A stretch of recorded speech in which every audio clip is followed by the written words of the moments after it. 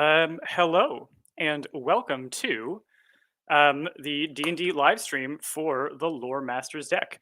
My name is Peter Chiykowski. I'm going to be your dungeon master today, and I'm really excited to share with you a little one-shot that we've prepared using Lore Masters deck, and with some special guests who will be joining us to do the storytelling.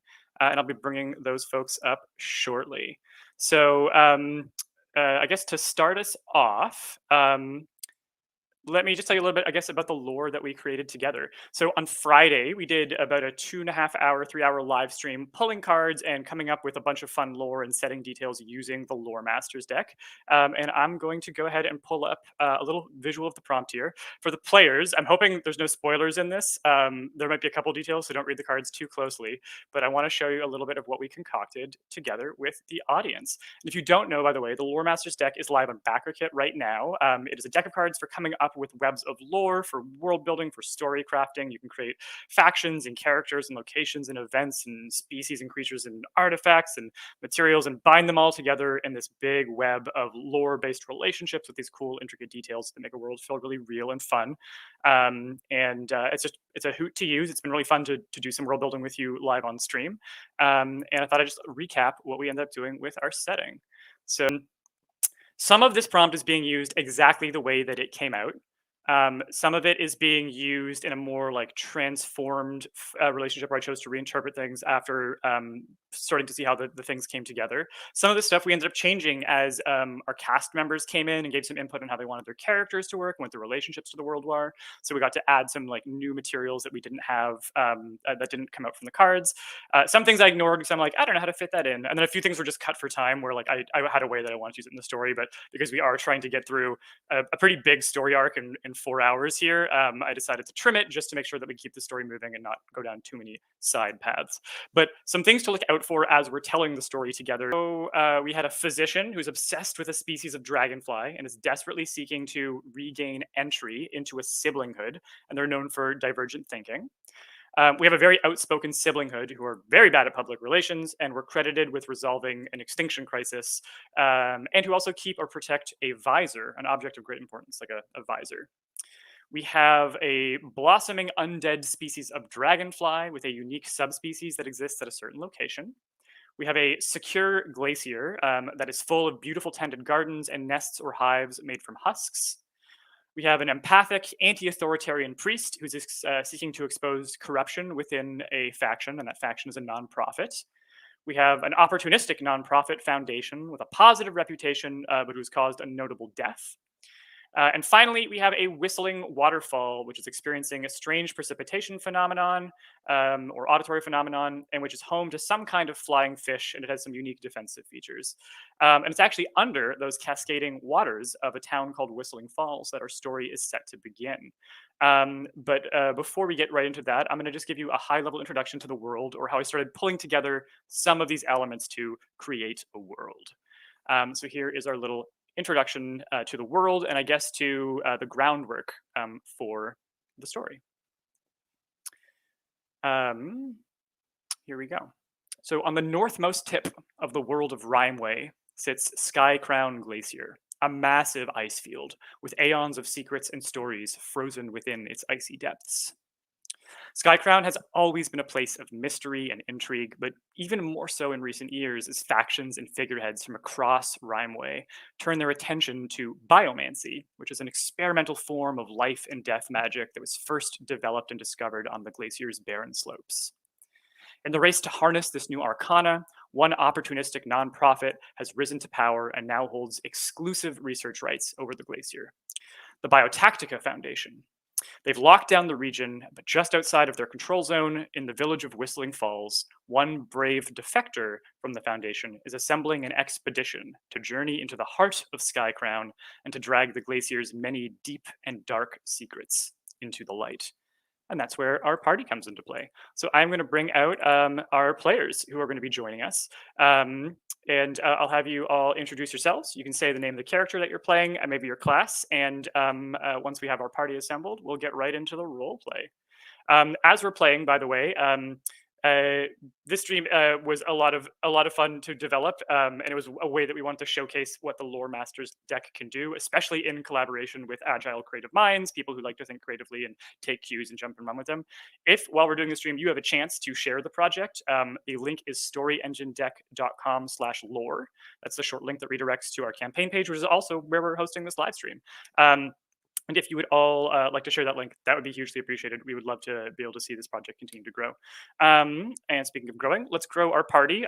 First, I'm going to invite in our guest, Alina Pete. Alina, can you tell the people who you are and who you're playing? Awesome. Hi, everybody. I am Alina Pete. They, them. I am a webcomic artist and writer who does a variety of different projects. You might know me from my log-running webcomic, WereGeek, which is at weregeek.com. Lately, I've been doing a bunch of different streams, which you can check out over on my channel at twitch.tv/weregeekcomics. I also do some live drawing over there, and it is a lot of fun. Looking forward to the game today. You can also find me on most social media at Alina Pete, whichever ones are currently functioning. Yeah. It's not like any significant social platforms have been collapsing over the last week. Wonderful. Our next player is, I think, made me say not to introduce her as my wife, but this is my wife, Jasmine, who's going to be playing. And Jasmine, I'm going to bring you forward. Can you please tell the people who you are and who you're playing? Hi, I'm no wife. I am his Canadian girlfriend, and he's paid me very well. You can't find me anywhere. I've made sure of it. But I am the silhouette in the window of the woman kissing a dog on the lips. That's definitely me. And, There's been a running joke for, I travel a lot to conventions and I have a lot of friends in different cities across Canada and the States, and a little bit in the UK too, who I see once a year for conventions, and I keep talking about Jasmine and almost none of them have met her. And she's not on social media because it's a much healthier way to live to not be online all the time. So this is one of her rare public appearances, but we started playing D&D together a year ago, or actually less than a year ago. I've really enjoyed role-playing with her, and I thought it'd be so much fun to have her as part of this party. In lieu of a plug, Jasmine has asked if we can just a shout out to the Basset Hound Rescue of Ontario that rescues and rehomes Basset Hounds in Ontario at bassetrescue.ca. Or any local shelter. Love it. All right. Next up, we are going to bring up Jordan Shiveley. Hey, Jordan, can you tell the people who you are and who you're playing? Oh, I think you're muted. Hi, my name is Jordan Shiveley. I write things on the internet, weird things mostly, but I don't find them that weird. You can find me on Twitter, totally not dying website, at Hottest Singles. And I also make t-shirts through Void Merch and do a bunch of other writing for places like Nightmare Magazine, Neon Hemlock, Pathfinder, other games too.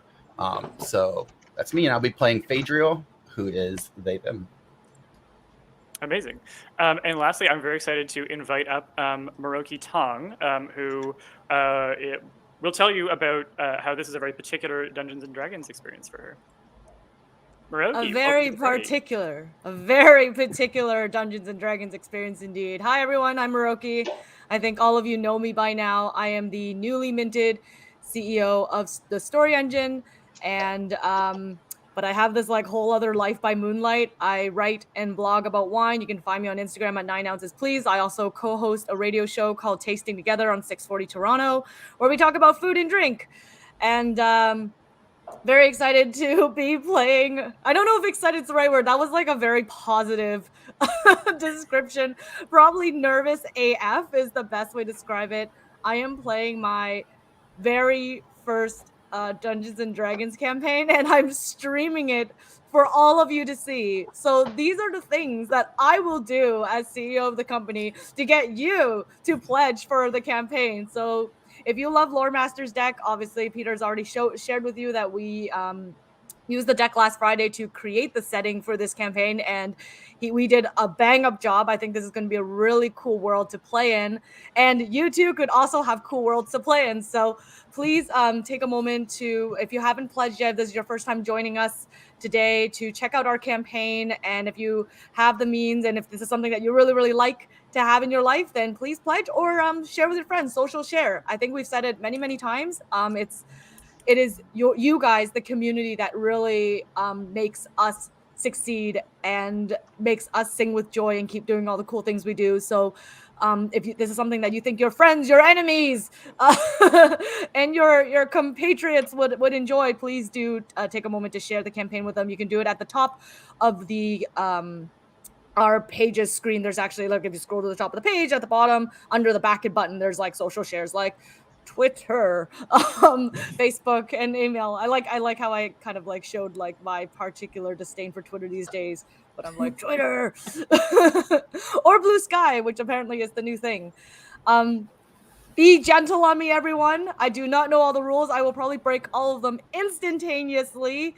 But I've been told by all these wonderful folks around me today that is apparently what D&D's all about. So ready to kind of break all the rules and make mistakes. What are those? Rest in peace, the comments now.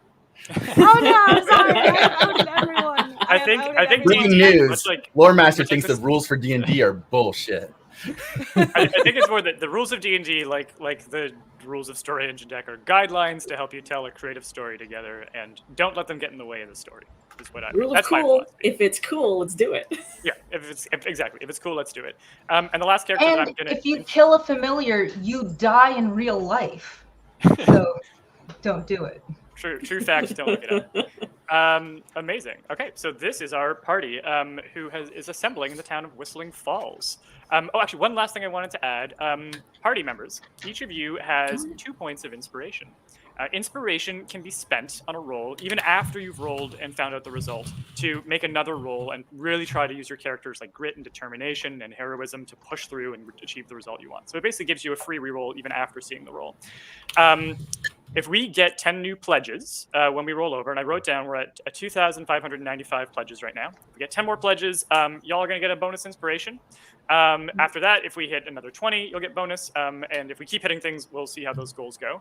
But extra incentive, if you'd like to help share the link and introduce new people to it, if you bring new people onto the campaign, our players will get a little extra boost to help them along their mission. Keep them coming in. We do have a quick question, Peter, and I think this is actually worth answering from Richard. Are the characters created using any decks or just the setting adventure? Well, Richard, one, if you really feel like joining us for another 3 hours after this live, you should totally check out our previous live where we built the setting together. But the short answer is a couple of the characters did come inspired via the Lore Master's deck, and then a couple of them were created just sort of using inspo from the setting, as you will. And with that, we are going to begin to descend into the world of Rimeway and to the very edge of Skycrown Glacier. So imagine, if you will, the town of Whistling Falls, a large, looming glacial cliff of ice with a small town nestled in its deep blue shadows. For centuries, Whistling Falls has drawn tourists, poets, and painters in love with the unique silhouette that it makes. You see, over centuries of freeze and thaw cycles, a meandering stream of the glacial's gradual meltwater has carved forking channels of ice hoodoos up on the top of the cliff, which descend down toward the town. Through these hoodoos, the winds blow and produce a haunting, otherworldly whistle from which the town gets its name, although you might notice that as you approach the falls today, it's producing less of a whistle and more of a ghostly hum, sort of a different tone. The falls are home to a species of what are called jelly floats. They're these sort of frost-covered jellyfish-type creatures that drift through the damp air of the falls, almost like tendrilled bubbles that were frozen as soon as they were blown into being. Strange, gentle, delicate, and ethereal creatures. Under their drifting shadows, a party has assembled. You all have come to this place on the threshold of Skycrown Glacier to meet with one woman. Her name is Candica Woolen. She's a cleric by training, and she used to work for Biotaktica, but she left a couple years ago under something of a cloud and has since been investigating the nonprofit. She's a human woman with fair, freckled skin, brown eyes, and brown hair pulled up into a bun. She's dressed in a heavy winter coat, and at her side stands a dwarven woman. Alina, could you please describe your character? Yeah, Karga is a dwarf. She is relatively like wind-chapped skin, Looks like she's spent a lot of time out in the elements. Her hair is brownish and very curly that's been pulled back into a very serviceable bun. But she likes to wear brightly colored scarves with very intricate weavings on them that seem some sort of marking of clan or status or something. She's very rarely seen without them. Overall, looks very, very sturdy, no nonsense kind of person. Wonderful. So Karga is standing at the side of Candica, and now sort of approaching up from down below the falls to join the group is an elven woman bearing a halberd. Jasmine, do you think you could describe your character? Mm-hmm. So we've caught Amaryl in her mid 200s crisis. She's just left, or Biotaktica has put her on admin leave about a year-ish ago for rage issues. And she's perfectly fine with that because she does not want to be there anymore. And in that 1.5 years, she's shaved the sides of her head, taken time to herself, walked past a halberd store or a weaponry armory, and similar to like when you walk past Long and McQuaid or Fantasy Long and McQuaid and see like a Stradivarius violin, she saw this beautiful scrollwork halberd, picked it out, and has been training with it ever since. So she's losing her bard levels, losing her religion, and picked up some barbarian in the time. But like her gear is still like that of like I'm on a yoga retreat to find myself. So it's a clean and fashionable, but she is like, she knows how to use the halberd now. And manner of dress is definitely an important sort of signpost here on Skycrown Glacier. Skycrown Glacier for the past about 400 years has become a more diverse area. Originally, it was a place where exclusively dwarves lived, and they've tended these lands for a very long time, considered stewards of the land. Maybe 400 years ago, we started to have groups from other parts of the world of Rimeway start to move in, and there's a very peaceful coexistence with respect for the dwarves as the original caretakers of the land, and all decisions passing through a combination of a group council as well as a dwarven council. And a lot of the traditional manners of dress here up in the far north are not necessarily what you'd expect. A lot of the time, you know, in media, we see these frozen lands and everyone's in these sort of very like drab colors or Arctic camo. Here, people dress very, very vibrantly. There's sort of a celebration of life amidst a landscape that can sometimes be very difficult to live in. So you'll see a lot of people wearing furs that are decorated with additional layers of like bright red and green and blue scarves, sometimes some intricate patterns on them. And one of the ways you can tell if someone has been local for a long time or is becoming local or is definitely not from here is from how they dress to stay warm. And certainly I would say that Amaryl is dressed in, you know, fantasy arcterics or arcane terics, and has much more of this like new, this was bought fresh for this trip kind of energy. Now coming up behind is actually a pair of people who have been traveling together for a while. You might have the sense that the road has made them weary of both travel and perhaps of each other's company. First, I'm going to have Jordan, you introduce Phaedriel, please.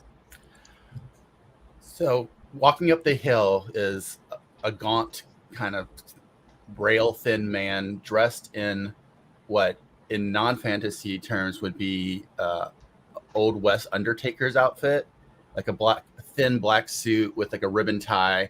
And he doesn't seem to be wearing any sort of weather equipment, but you do see that there is like frost that's gathered around his like his collar and maybe in his hair, but it just he doesn't seem to be noticing it. If you had seen Phaedriel unawares, you might see him reading and jotting down in a small black book that he is always like writing in and sometimes whispering into, and his hands would be covered with like a black tar-like substance, and that might worry you. But then when he closes the book, all that substance slithers back into the book he's been writing in, and that might worry you even more.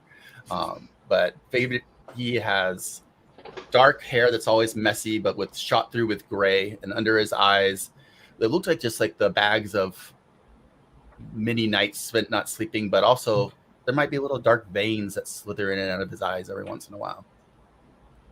What a absolutely savory character. Just can't wait to meet them. And traveling at their side is Miroki. Could you please introduce Nam? So, if our DM is talking about how everyone at Skycrown is wearing bright colors, clearly Phaedriel and Nam are the polar opposites of that, and which may highlight the fact that they are not of the area. Despite Phaedriel being much taller than her 4'10" or 11-ish frame, she'll say 4'11" because it makes her 1 inch taller. She's keeping pace with him, walking at a rather rapid pace. She has a rather dour expression. You don't know if that's her resting permanent bitch face or maybe a week of traveling with Phaedriel has worn her patience down to the very last iota. Despite her height and size, she is quite sturdy. Her skin is like sea ice with dark blue hair, and her eyes are extremely white. As described by our DM, the heart of a whiteout blizzard. I like these terms. She is a tiefling, a frost tiefling. So instead of your typical devil horns, she has these kind of twisted antler-like things because little did you know, deer are sort of evil. Did you know that, that even though deers are herbivores, they eat meat, so they occasionally eat rabbits. And if anyone who eats rabbits are inherently evilish. Part of Sandy. Real world. She's part of the Siblinghood of the Closed Eye, which has been recently rebranded to Siblinghood of Seers because apparently no one understood what Closed Eye meant. They have a terrible PR system in place. They're doing their best to rebrand. It really doesn't help that she is continuously has resting bitch face because no one really wants to listen to her, coupled by the fact that she's quite small. And eventually when you hear her speak, you'll also understand why no one really likes listening to her so much. But we shall go back to the story and you'll learn more about that as time goes on. And speaking of the Siblinghood, the Siblinghood of Seers or Siblinghood of the Closed Eyes, they were formerly known, is something that's probably known to all of you, and you might even recognize, if not Nam, then perhaps some of her equipment, or it was issued by the Siblinghood. You might notice this. Siblinghood is well known to everybody. To do a shorthand, a real-world shorthand, maybe a little bit like Extinction Rebellion, in that they're very good at being very loud about some things that really matter. And in fact, what they do is as seers, they're able to predict the future, and they have a particular object known as the Visor of the Closed Eye, or the Visor of the Unseeing Eye, which when the user wears it, it shows them a vision of their most probable future death. Which is not to say a death that is set in stone, but a death that is set in sand that could happen, or set in snow, let's say, to be thematic. You're all gonna die. That might be changed, but they have a habit of when they start to use this to see the future and to predict events that could hurt a lot of people. The way that they come out and say it is sometimes very alarming, and they have trouble getting people on board. And they're still figuring out how do we get that message out? How do we get people to take this seriously? Because it is really serious. Yeah, so this is a thing that you probably would have known them for. The one big PR win that they had was 20 years ago. There was going to be a species level extinction event. There was a fungal parasite that had spread into a species of insect called a dragonfletch, which is a dragonfly-like creature. And they managed to intervene ahead of time and this is how biomancy was born in the world. There were some seers that went up to Skycrown Glacier with a population of dragonfletches, did biomancy on them to change the living code inside their bodies, and to give them some undead properties that help them survive the fungus, survive in the cold, and to live up here in kind of a frozen stasis with very slow metabolisms. At least that's how the story publicly goes, was that it was the Siblinghood that figured this out, although there may be members of our party who you will find out have contentions with this, how this narrative is told. But for now, that's certainly what all of you would know about the Siblinghood of Seers and this representative Nam who's come here. But as you approach the cliff, Kandika greets you and says, welcome, y'all. I really appreciate y'all coming on close notice. I'm Kandika, Kandika Woolen. You can call me Candy. Karga, let's say we bring him inside the caves here, somewhere a little more private, and maybe we can have a conversation about what the heck is going on here. I'll head over towards Phaedriel, reach out an arm to clasp arms and go, "Bone Collector, you great shambling mound. Good to see you back." Phaedriel reaches out and he can tell he knows what he's supposed to do, so he positions his hand around the arm, but it's very much like he's remembering something that a person is supposed to do in this situation, and goes, "Yes, I always love these places you take us, nice places."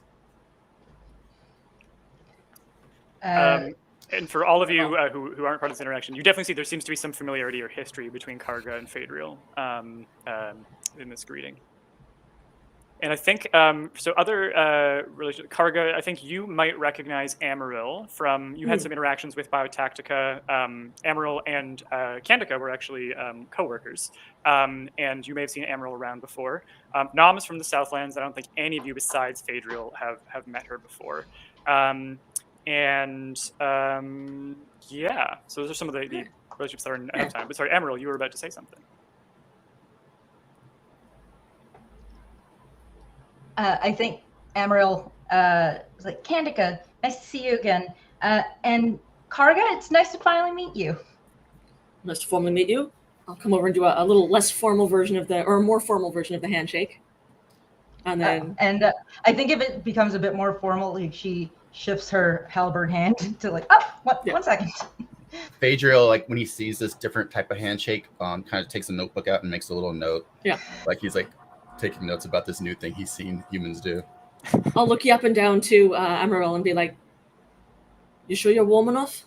We're going up on the deep glacier. The winds up there will be very cold." Oh yeah. This is Arctic fox.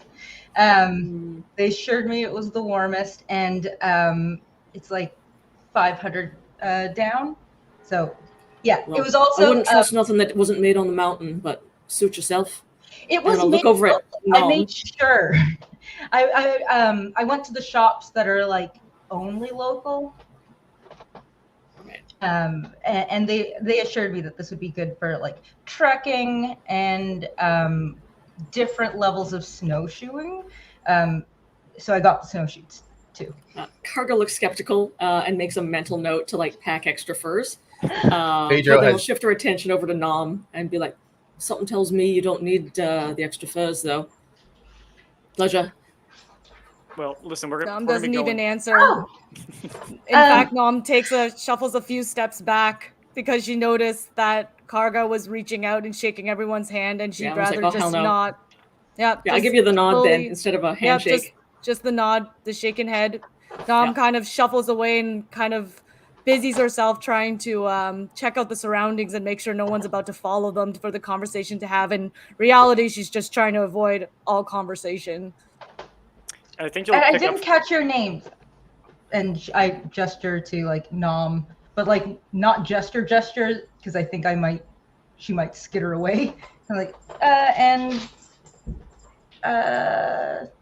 So Nom doesn't even bother turning around to address Amaril, as she's just like, "Nom," and continues to shuffle further away from the group. And Phaedriel's like, "You might think that's a monosyllabic mistake on her part, but that is actually her name."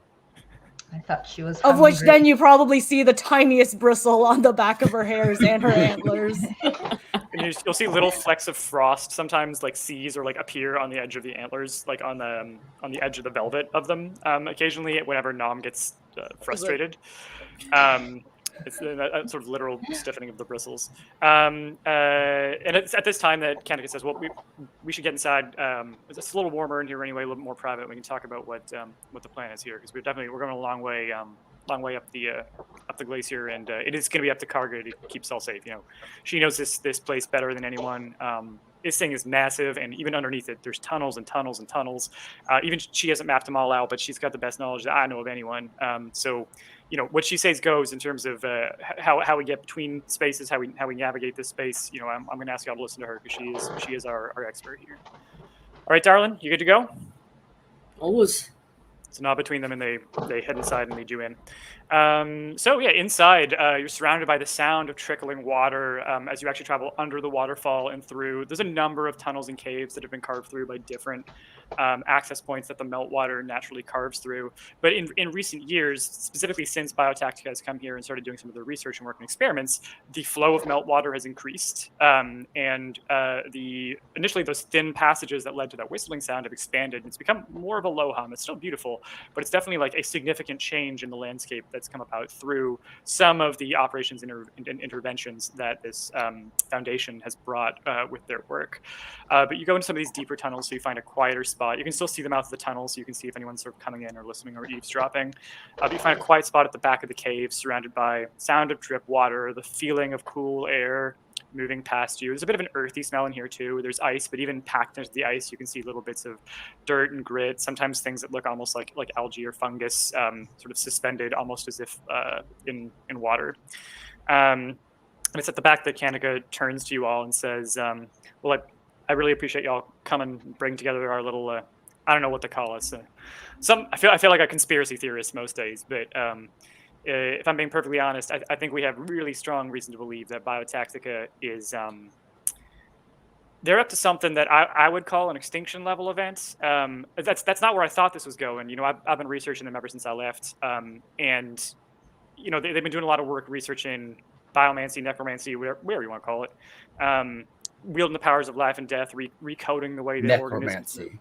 Necromancy. Yeah. So Phaedriel, you know, I never met you when you came in to consult. I know that you've come to Biotaktica a number of times to lend your expertise, and especially when I myself, I hate the dragon fletches. They freak me out, absolutely freak me out. But Phaedriel, I know that you're somewhat of an expert on them, and unfortunately, it seems like they have a very big part to do with whatever plot is coming together here. They've been doing a lot of research on the dragon fletches lately. A lot of research on the way that the flow of energy between states of life and death can be harnessed and used. And I know they've also been doing some research into some of the ancient sites on the glacier. And Amaryl here was kind enough to reach out. It seems like she's been in a bit of an exile from the company for a while now, but she came back to get in touch with me when she heard that I was on the outs with them to say that she found out information about well, there's a location that they've discovered, Amaryl. Would you feel comfortable speaking about some of what you discovered? Yeah, they're definitely at a level beyond what we thought they were doing. So Phaedriel, that's why you're familiar. I guess not.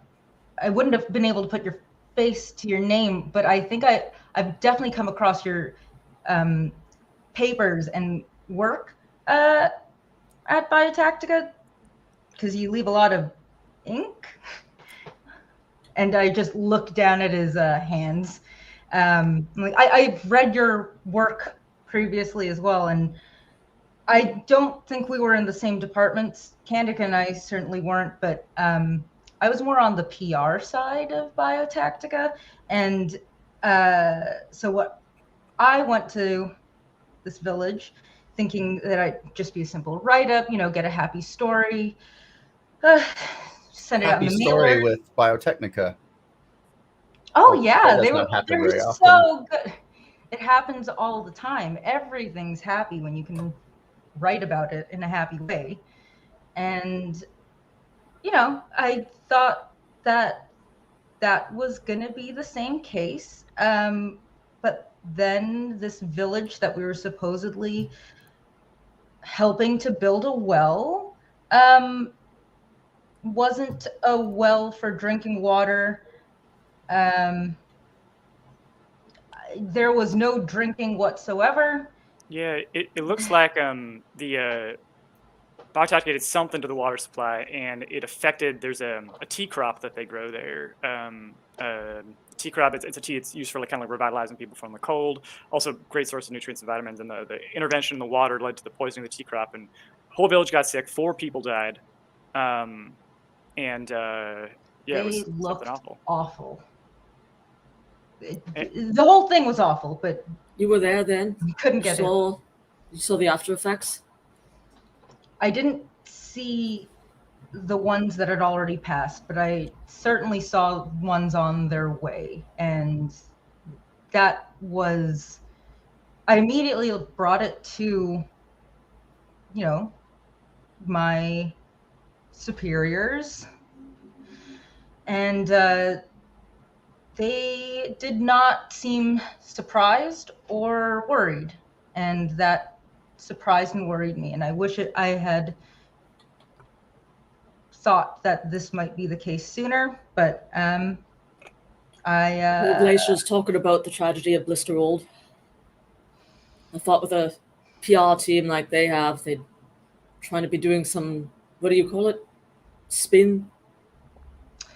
Yeah, and I didn't know I was supposed to be spinning it for them. They certainly thought that's where I would be on board.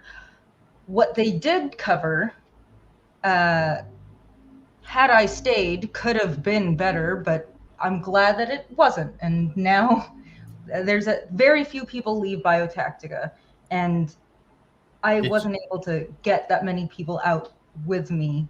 When you left, though, did you bring the bodies with you?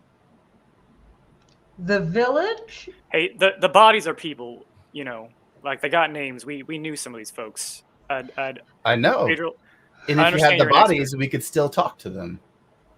Oh, I didn't know that. But no, I never saw the bodies. I just saw the sick and the very sick. And I guess if you didn't carry the bodies with you, then I can't really help you. You should always. None of it matters anyway. Bodies. We're all going to die anyway. Well, and that's the thing. So it was bad enough that Emerald got in touch about the issue with Blisterhold, and apparently they I also do not see what Blisterhold has to do with any of what we're doing. A tragic loss of resources, but it has a lot to do with Blisterhold is not. After seeing the back end of what Biotaktica has on, you know, the books, the future calendar, the calendar, Blisterhold was just a little testing ground. It's at the tip of the iceberg, we say in this area.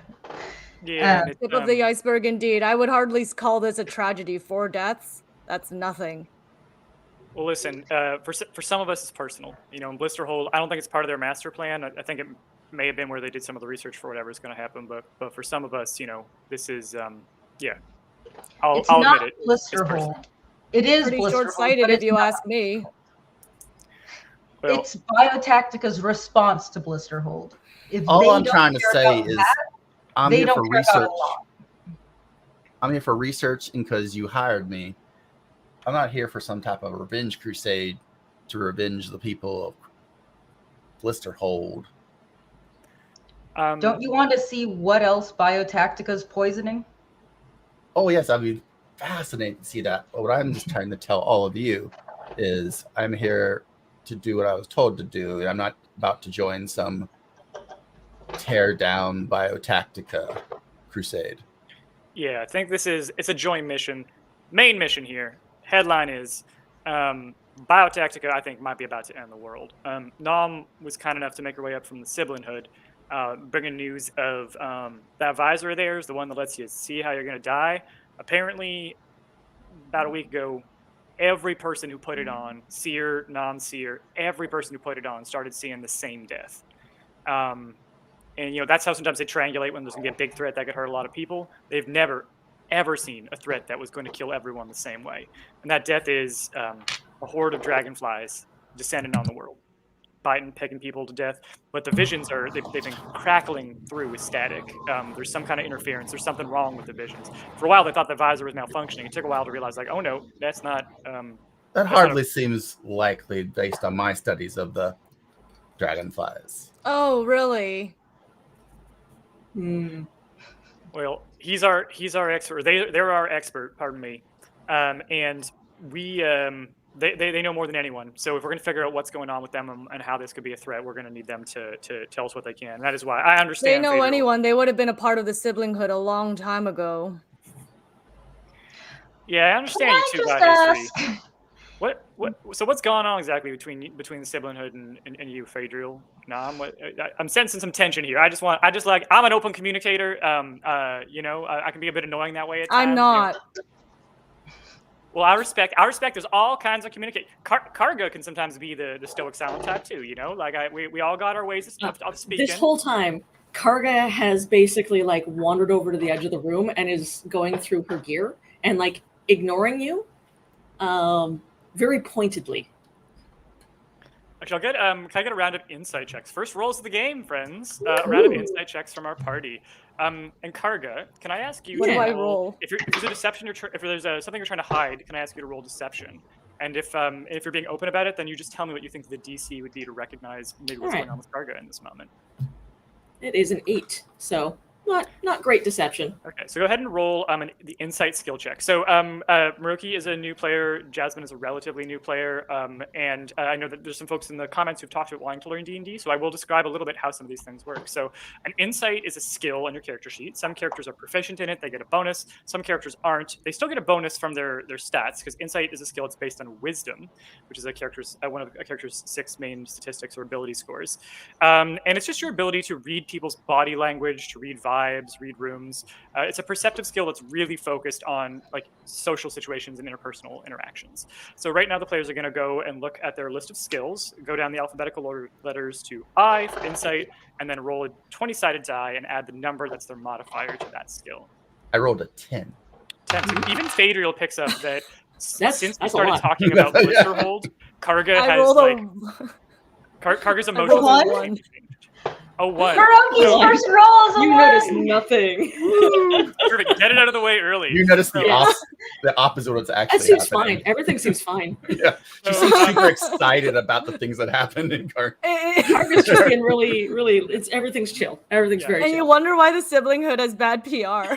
I think that for Nom, sorry, to explain to the audience for a second. So when you roll a 20-sided die, you add the number, you get an outcome. Generally speaking, when you roll a 10 or higher, it's like, that was okay, wasn't bad.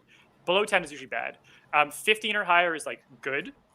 20 or higher is like really exceptional or great. 25 or higher is getting into like, these are the limits of what a humanoid person can achieve.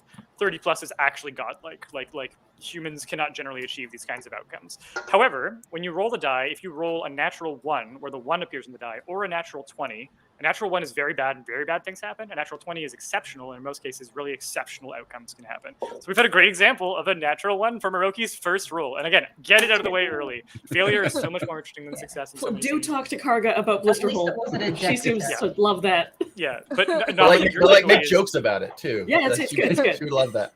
But Nom, you are someone who tends to try to keep herself busy so you don't have to interact with people. And some of that comes from not wanting to interact. Some of that comes with like, you are a very prepared person, right? Like you've been trained as a bodyguard to a certain extent. You have a lot of situational and combat awareness.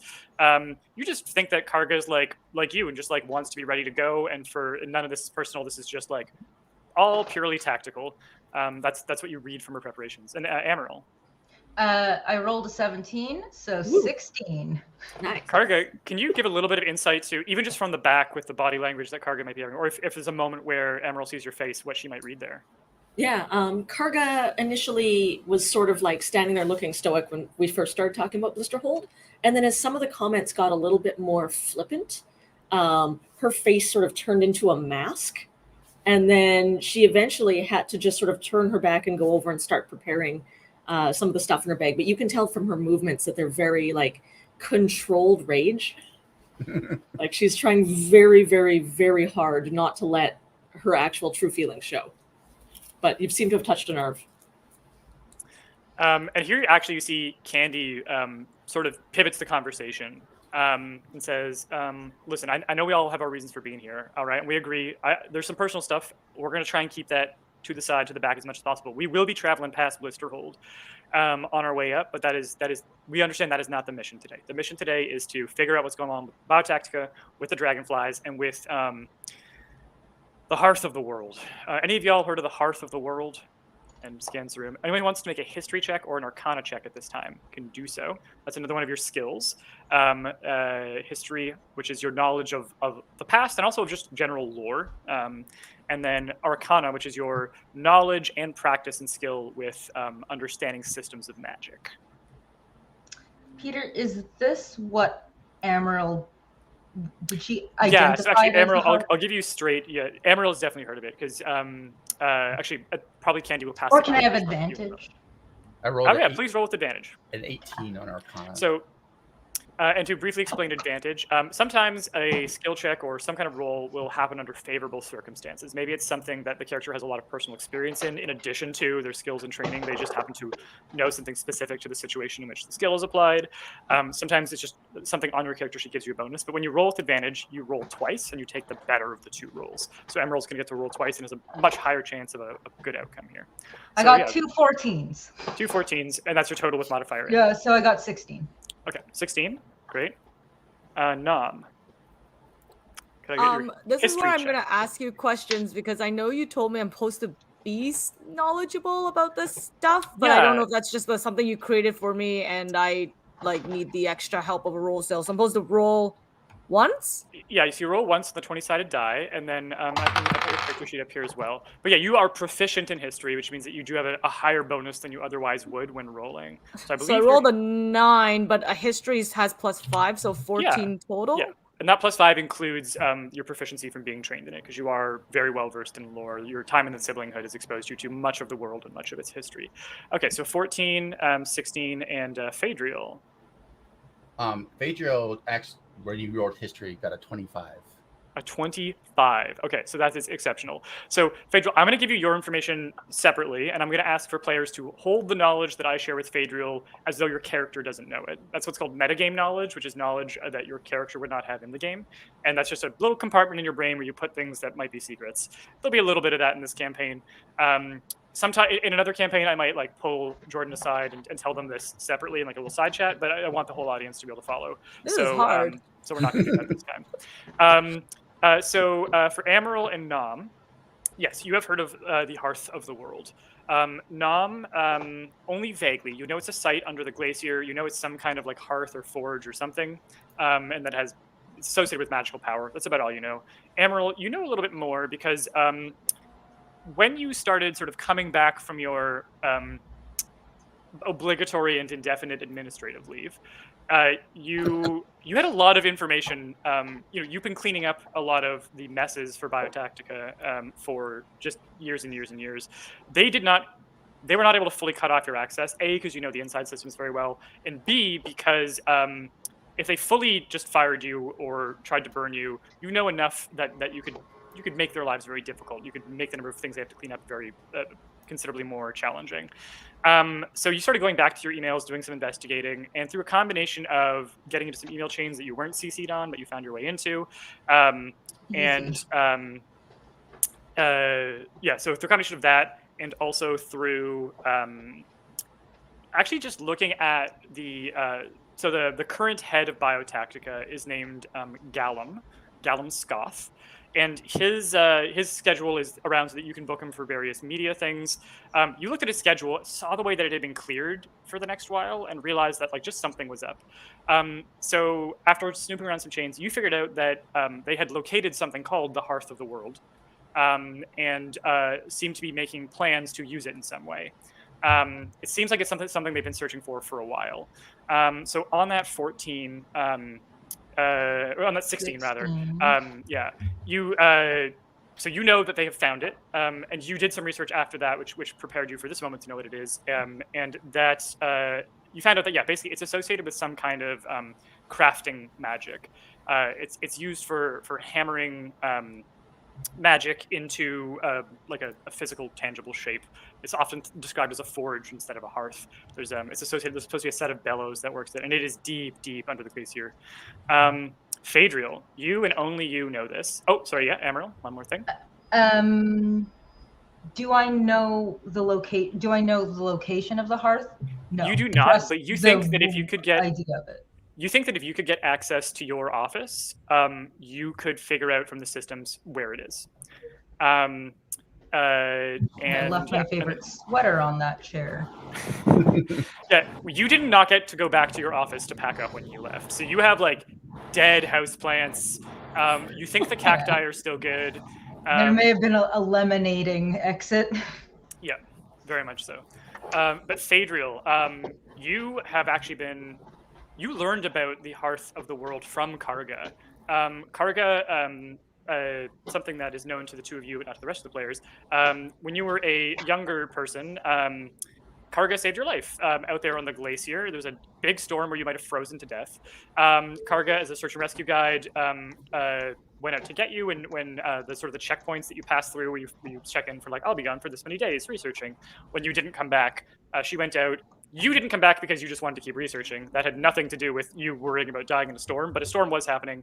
Karga saved your life. That's how you two met. And she at some point mentioned Hearth of the World, which is a lot of her ranging of the glacier has been trying to find this place because it is it's an ancient site. It's very important to the dwarves. They know they didn't build it, but it's part of their understanding of the world. And yeah, what's up? I think when Karga found me, I was just kind of sitting in the Flashback. ice, but like I was just watching like my whole arm was completely black with like frostbite, but I was just watching it recede and come back and recede and come back, just like with real curiosity, you know. I didn't say anything about it. I just was like, you'll want to follow me. Just like started heading down to the store. I was like, all right. And we cut back to present moment where Phaedriel, yeah, so on that walk back, Karga mentioned that this is the thing that she's been searching for. And I think probably Karga is like everywhere along the glacier. She's been very, like, she's called in Biotaktica, she's called in by a lot of the local towns. Whenever there's search and rescue, whenever there's like a guiding or an expedition, she's often part of it or aware of it. So you two have been, at the very least, peripheral presences in each other's lives in the time that you've spent on the glacier from all the research that you were doing independently before it became a controlled zone. And you were curious about the Hearth of the World, ended up doing a little bit of research on it. You found out that it's older than the dwarves, like much older than the dwarves. It's in a deep layer of the glacier, which itself is made of different layers of sheets from different aeons of history in here in Rimeway. And you realized in your research that the way that none of the research that's written is written in the common tongue. None of it's written in any living language. Researching some of these ancient dead languages, you were studying their. I prefer dead languages. Anyway, yeah. This somehow feel more native to you. And in this dead language, you're researching sort of some of the way that the verbs are understood or tensed, and the verb for craft is tied to the verb for wish. The thing that is crafted you think that people have been thinking of it as an object that gets crafted. You would almost think of it more like it's a wish or a willpower. That you can literally make a will manifest through what is forged in this hearth. But that's something that you and only you know. And so when Candy asks, so have y'all heard of the Hearth of the World? What does everyone say that they have? I think Amaryl does. She's does. like, oh yeah, definitely come across that.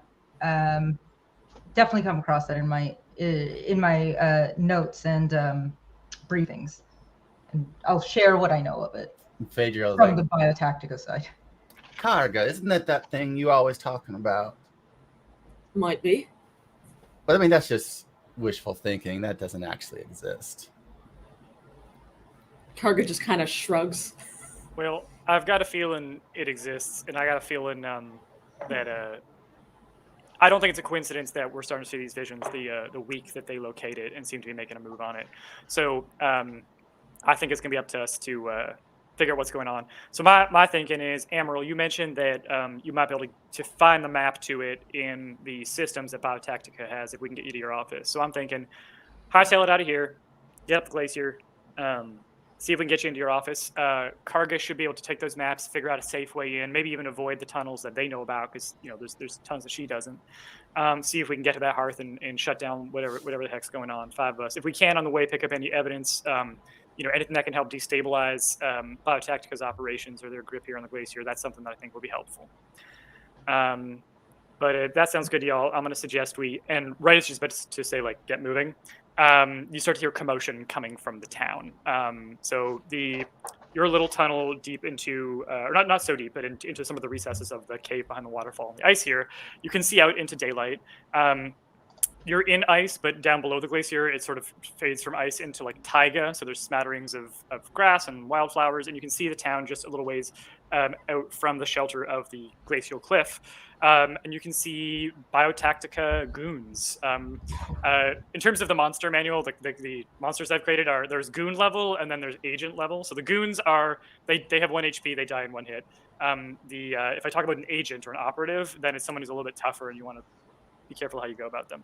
But you see that some goons and some enforcers have arrived in town. Amaryl, you spot his name is Mig Magner. He was your manager. He is the reason you were put on indefinite administrative leave. Fucking Mig. He was the definition of.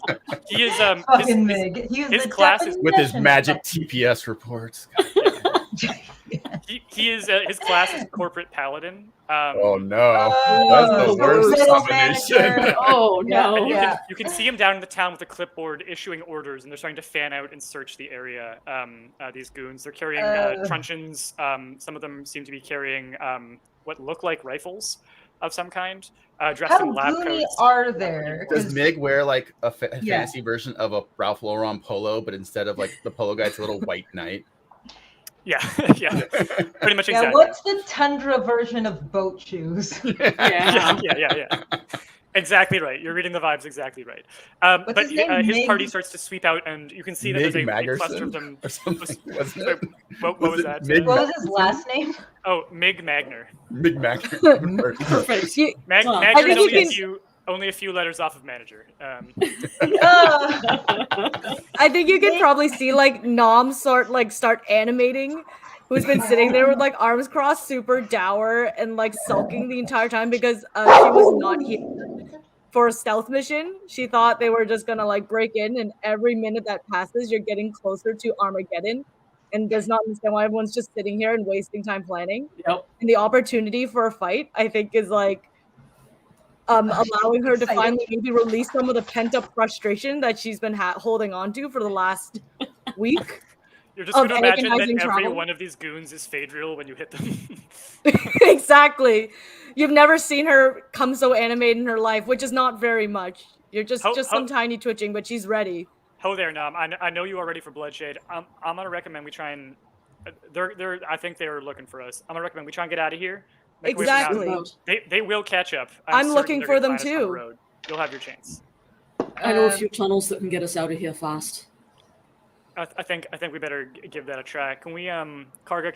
Can you show us the way through? Karga, can you please make a survival check? Survival I is still on the can. character sheet, which Karga is very proficient. And normally you might have advantage because this is very familiar space to you. Except that the terrain here has changed. The meltwater that's been coming through has widened some passages, just eroded and eradicated others. Usual signposts are a little bit different, so I'm not going to let you have advantage on this roll. That is fine because I rolled an 18 for a 23. Hey, brilliant.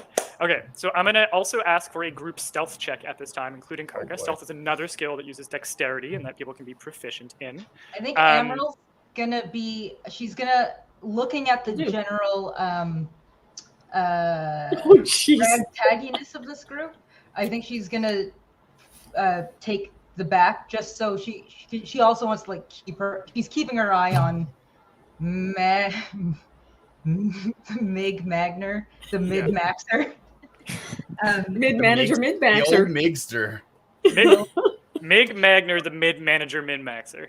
Yes. I thought that Amaryl was moving to the back to prevent Nom from possibly breaking away from the group and starting like a melee of her own.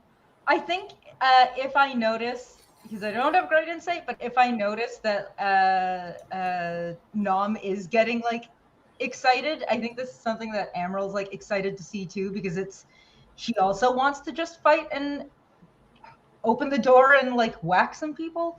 But she We'll also plenty of time for knows that later. Yeah. So she'll like just kind of, if the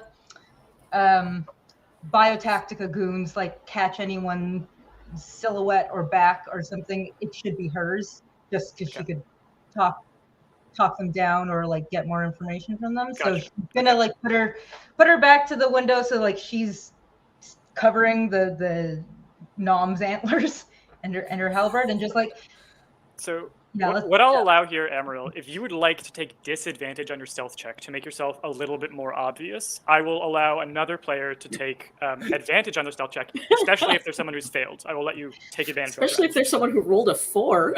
I'll take that. So I'll just say, like, it doesn't matter what you roll. We're freaking fucked here. well, it's a group check, so I'll allow. you pass not or succeed allow. as a group. You'll allow it. Emerald is the judge So, of the game. I'll I get to- allow prefer it. that be the reason that stealth is I get disadvantage on stealth and not just the big, beautiful halberd that So I catches. will. Okay, so let's go ahead and I'll ask one by one. So Amaryl, can I have your disadvantage result for stealth?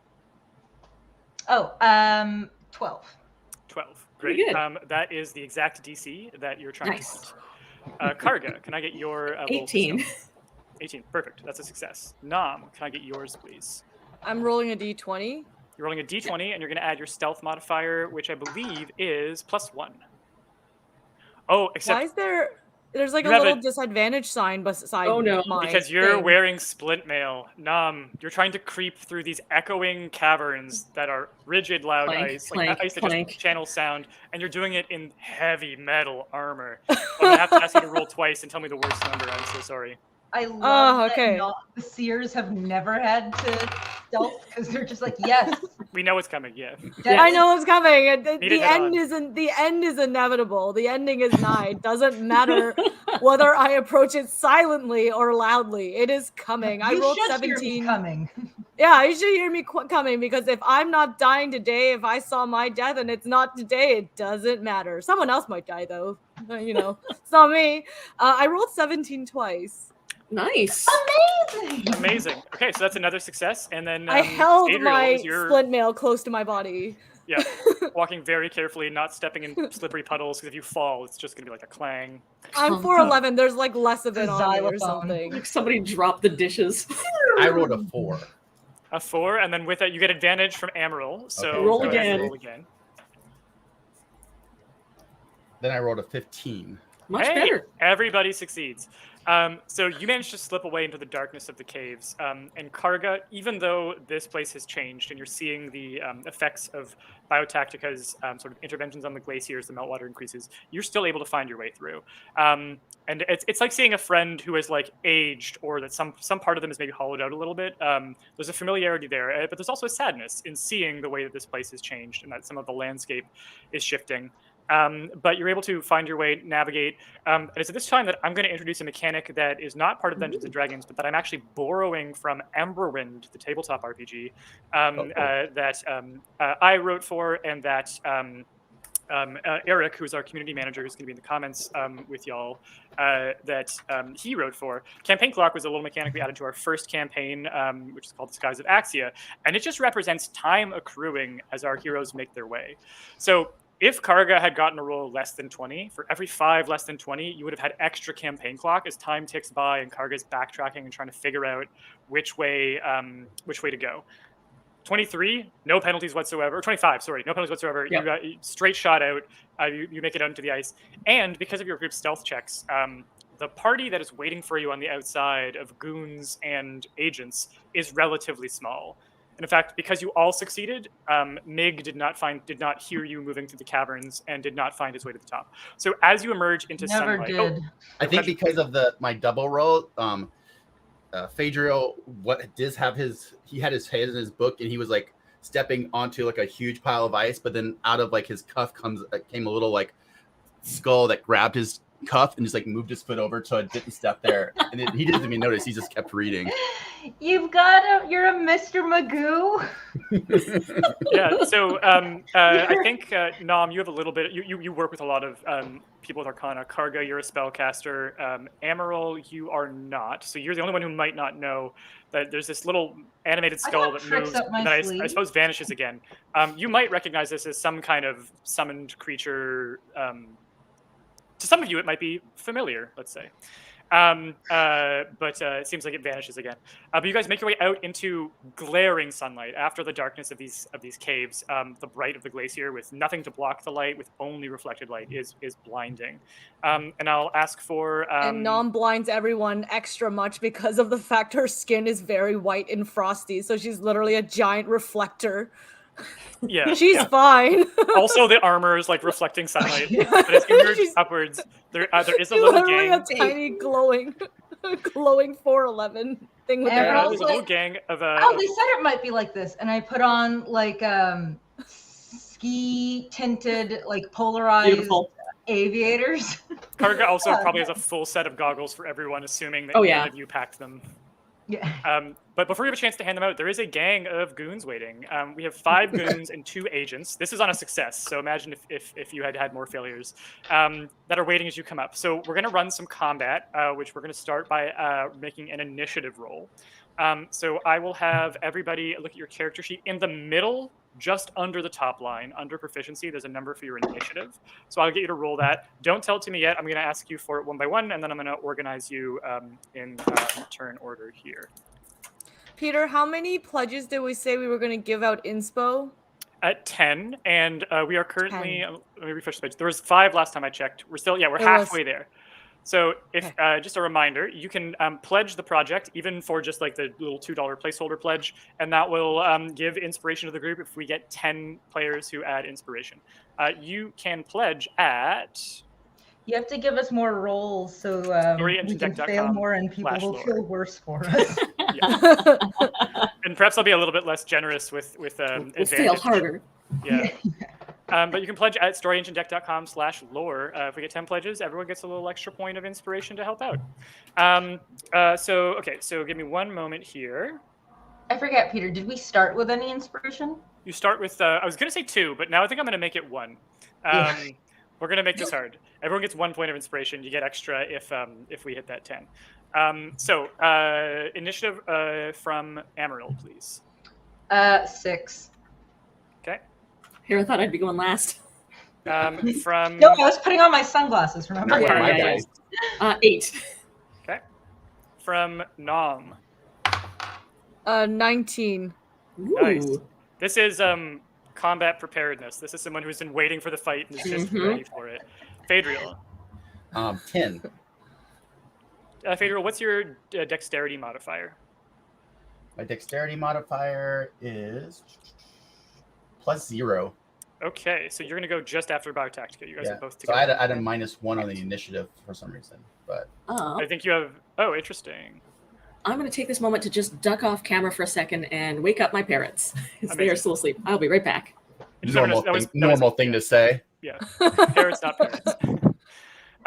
Awesome. Okay, and then Candica. I feel like all my dice rolls have like been exactly reflective of my character. It's like 1 for insight, just like absolutely terrible at PR and charisma, and like 19 for fighting because I'm just like I'm ready to kill. This is all even. And I want to introduce one more party member, the Dice Cam. I'm going to be doing some occasional rolls of great importance or pivotal moments for everyone to see, so we can all react together. This is not a particularly important role. It's Candica's initiative, Candy's initiative, but I wanted a chance to introduce the little dice tower here. So here we go. Candy acts on 5 with a modifier of +0. Great. I'm not last. A familiar. A familiar. Will survive very well on the glacier. I love the Pikachu cheeks. Yeah. Yeah. It's She's just Pikachu shy. cheeks. It's not Pikachu has cockatoo cheeks. Cockatiel? Cockatoo. I love him. Karga's an animorph and transforms into a parrot at will. Nom, you actually get to start us off here in combat. Yay. On your turn, She's just a quick extremely recap. Excited. We're going to be making combat. We're going to be doing Theater of the Mind, no battle map, and we are going to be probably doing things a little bit fast and dirty to keep the story moving. So, but as a quick summary, on someone's turn in combat, they can do 4 things. They can take their action, which is like attack or help someone cast a spell. It's a big significant thing.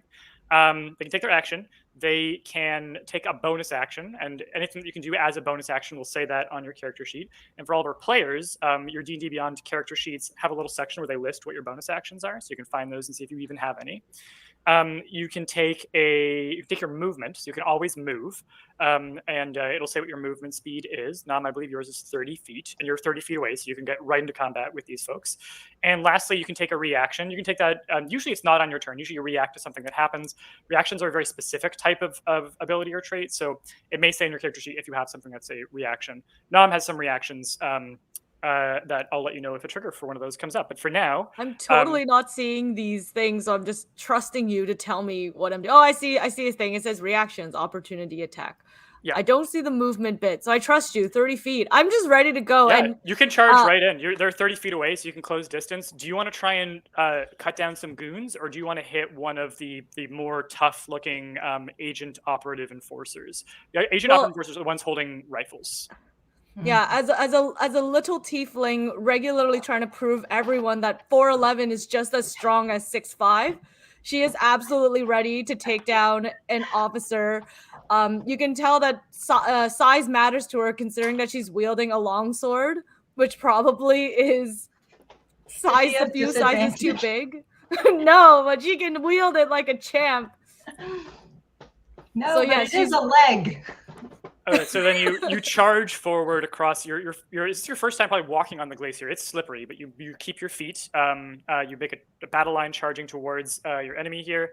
Close that distance, 30 feet, something you can do in one turn. And would you like to attack? What would you like to do for your action? I would love to attack. Let's smash that A Amazing. button on my N64 controller. Yeah, all right, let's mash B, friends. Go ahead and roll the attack roll. And you actually get 2 attacks because you're level 5. So you can roll twice and tell me what the numbers that results And are. they're D20s again. You can tell I'm Yeah. going to ask this Oh, every single time because I never know what to use. Okay. So D20 D20 and then add your twice. attack modifier, yeah. Okay. All right. I rolled a 10 and then I rolled a 15. Okay, and those are the numbers on the dice, correct? Those are the numbers on the dice. Yes. Okay, so we're going to add your attack modifier to that, which Nom with your long sword, that's +7 to hit. So you got you hit on both of those attacks. And are you cutting up some goons, or are you cutting up the No, I'm cutting up the officers. Amazing. Okay, so you're cutting up the officers. So This you're is the going to go most ahead excited you've ever seen Nom in your entire life. It's like literally watching like It's an just like- unanimated thing like spring to action, which The is actually statue has rather come to life. terrifying. And I have Yes. one more question for you, Nom, before you roll damage. Is Nom, so your longsword can be wielded with 2 hands, where it does a little bit extra damage, or you can have the shield out with the sword, which increases your defense. Do you think that Nom has her shield out in this moment, or is she charging 2-handed and just like giving her? I think she's charging 2-handed at the moment. She might not be Amazing. thinking straight. It's been a week of stress, and she needs some pinatas All right. to hit. This is how Amaryl started working out her feelings with something similar. So beautiful. Charge forward, longsword raised. You see it catches the light, and there's almost a magical glimmer on it as she charges forward heroically and cuts into the officer. So you're going to go ahead and roll your damage twice, and you're going to use. You see how it says 1d8 + 4 or 1d10 + 4? You're going to roll the 1d10 + 4 for damage. 1d10 plus. Yeah. Oh. The 10-sided die looks like this. It has a 0 on it. The 0 is actually. Yes, a I need 10. help. I need help on things like They this. look like the gemstones. Like this? Is it this thing? I think that's the one. Yeah, that's the one. That's So the you're one? gonna roll that. No. And That's a remember, two. Yeah, if there's you a roll 0 one- on it. Oh. There's a 0 on it. Yeah, there you go. Yeah, that's the one. The 0 is I can also count 1, 2, 3, 4, 5. There's 5 sides, 5 sides. Okay, this is the 10. So go ahead and All roll right. that twice. And you have a special ability where you can re-roll your damage roll if you don't like it. You have to take the second roll even if it's worse. So if you roll really low, like a 1 or a 2, you might choose to re-roll. But what's your first Yeah, roll? I rolled a 4 and a 1, so I think I'm gonna have to do this again. Yeah, so why don't you, I'd say keep the 4 and then re-roll the 1. Okay. I rolled a 0. That's That's a 10! That's a 10! On a Hey, solid! that's That's damage! a 10. Oh Yeah. yay! Yay, you won Awesome. this. Max damage. Amazing. Okay, so you did 14 damage with your mod, so that you did 10 damage plus 4 for your strength and the fact that this is a magic longsword. And then you rolled a 4 plus 4 for 8 damage, is a total of 22 damage. So Nom charges in, carves 2 bloody swaths into the like bright white lab coat that this officer's wearing. Ah! You see him like recoil in pain and try and turn and level the rifle at you. But you can see panic setting in as they thought that they were the wolves hunting the sheep, and they see that these are As they no stare sheep being into found. my white voidless eyes. of All right, so fury. Nom, you finish your turn. You are now alone in front of a group of, I think I said 5 and 2. So 5 goons, 2 enforcers, and all of them take their turn now with you as the target right in front of them. So you Of see just course. a cloud of goons pull truncheons and just start descending on Nom, trying to just to absolutely. Oh, no. attack her. So your AC And then is she 19 or yells 13. from below, I'm 4'11! So I'm going to go ahead and roll these. I won't do this in front because I need to roll a batch of them and I have some extra dice. But here we go. Your AC is currently 17, not 19, because you're not using your shield. So that's 1 hit, 2 hits. That's surprising. The goons score 3 hits on you. And then the enforcers. So the enforcers take their gun, whip it around, and you see the butt of the gun start to like charges up with an electrical power, and they swing it at you. These ones I'll roll in front of the board. Thoughts I killed them. Not dead. Cut bloody swaths through. They're like well under half their hit points. They are going down fast, but still up, unfortunately. So I'm gonna roll these both on dice cam here, and I'm actually gonna make dice cam nice and big. How do we do that? Have you described, Peter, what the goons and what Biotaktica looks like what their outfits look like? So they're wearing white lab coats. They carry these. Oh, lame. Yeah, very much so. White lab coat uniforms. The goons have like the kind of like riot cop padding, like extra padding around the thighs, on the shoulders, some light pauldrons, but they're meant to be relatively like light for getting around, and this is not heavy armor. This is just so video game like N64 goon, where like I'm a scientist. Even outside when I'm fighting, I'm scientist. These are straight. I'm scientist. Yeah, Scientists wear lab coats all the time. These are Umbrella Corporation Resident Evil employees. These are goons. Good. These are they are meant to be mowed down. I'm going to roll these 2 rolls. So Miroki, currently your armor class is 17, and they are rolling to attack you with an effect that could do some. I thought I had 19. You have 19 when you have your shield out, but you've chosen to leave the shield behind for that extra damage. Oh dang! So this is the give and take. This is the dice give. There's so much happening. What he was fishing for. Here we go. So their bonus on this, their bonus to hit is +4. So they need to hit a 13 on the die. If the die shows a 13 or higher, then they get you. 12 or lower, then they don't. 7, that's a miss. Yeah. Oh, here's the one I was looking for. Hold on, sorry. I don't know why it's having this makes the dice go big. And then again on the second attack, 7. That's a miss. All right, so you see. So dumb. Well done, Nom. You see Nom charges in alone at this horde of people, cutting into the leader, leaving big bloody rents in their coat. The entire group descends. Some of the goons do manage to like pang into her armor and score a hit, but the two operatives, who clearly she was saving her attention and focus on, go to surround her, swing the butts of their rifles, which are charged up with that electrical power, almost like a stun gun. And you see her like dodge out of the way as she starts to rethink the decision to hold the shield back. But then again, you can do more with the longsword if you're just cutting down full, and you get 2 attacks, so you get that bonus damage on both those attacks. So it's always fun to see how you'll make that decision, and avoids getting stunned by these stun gun butts to these rifles. But you are going to take a little bit of damage from our goons here. So let me just roll that for you real quick. I already know how I'm going to die, and it's not by these goons. Yeah, so, you're going to record 15 points of damage on your character sheet from 3 whacks of the shite. Now, Nom, you have an ability that you can use in reaction to being hit and taking damage called. Normally it's called Hellish Rebuke, but yours is going to be Frigid Rebuke because you're a frost tiefling. But anytime you get hit, you can choose to immediately lash back at the person that hit you. Let me just check so that you have the information and know how often you can do this, because if you can only do it once, you might want to save it for later. So let me just check your character sheet. It doesn't have like a tick box thing. I don't know if that's the. I think it would be. Oh no, under bonus your actions. description. I think when Nom charged off, Phaedriel kind of looks up from his book, a little like, what? And he looks at everyone like, so that just happened. So you can only do it once per day, basically. So you may want to save it. You may choose to save it for later. It might be wasted. These are just goons. Yeah. They're just goons. Okay, but that's your turn. That's Biotactica's turn, and the action goes to Phaedriel. How much damage do they do to Nom? 15 damage to Nom. Oof. I'll So, record so that. they're here. all Not clustered 1 around Nom HP, then. Peter? Yeah, they're all in a tight area. Yeah. Oh, I should probably like add that so I can count it to my character Yeah, sheet. near the top right of your character sheet, you can record Yeah. damage with the damage button. I did it. I feel like I'm playing a Pokemon game now. All right, That's Phaedriel, you're the up. fun of it. Correct. It's all just Pokemon.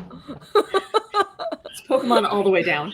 Phaedriel, after watching Nom run in, slash someone, and then get like pounded, kind of like doesn't put He his did book more away. damage to 7 people than Yeah. 7 people did to her in one turn. Yes. So To be It's fair. pretty good. He kind of leans against the wall and starts flipping through his book, and then looks up, flips back to another page, and then the book kind of seems to open and start quivering on his hand and kind of like floating above it. And out of the page, what was probably was an illustration now kind of stands up, and the ink of it is like writhing in and out. It's like slithering, but forming and reforming like a drawing of like a well. And he takes up off his belt a bell and holds it above it, and then the well like goes up inside of the bell, like smoke in a draft. And he looks at them and he casts Wither and Bloom. Oh, amazing choice. Wow, amazing choice for the situation. All right, let's You're put the all of most these- fucked up Dr. Seuss. I call up the bell calls the well. I'm gonna get that on my next book. So I'm clicking cast, but I don't see it doing it in the thing. I'm not 100% Wait, sure nope, how Beyond just 20 do it? does it, but let's take a look at how we do this with dice here. So you invoke both death and life in a 10-foot radius sphere. I centered may have on a cast point. it 3 times in a row or something. Okay, yeah, because it may be all using my up your spells spells. disappeared. It may be using up slots to do that, yeah. You can, if you give yourself a long rest right now, that'll reset your character sheet, and then you can just click it once. So you can hit everybody. You can hit every single one of these goons. Each creature in that area makes a Constitution saving throw. I'm taking 2d6 necrotic damage on a failed save. So I've got your spell save DC here in front of me. That is a 15. So they're all going to make a bunch of Constitution saves. What does Wither and Bloom look like? I was So- gonna wait to see if I succeeded, and then I was gonna describe it. Oh, okay.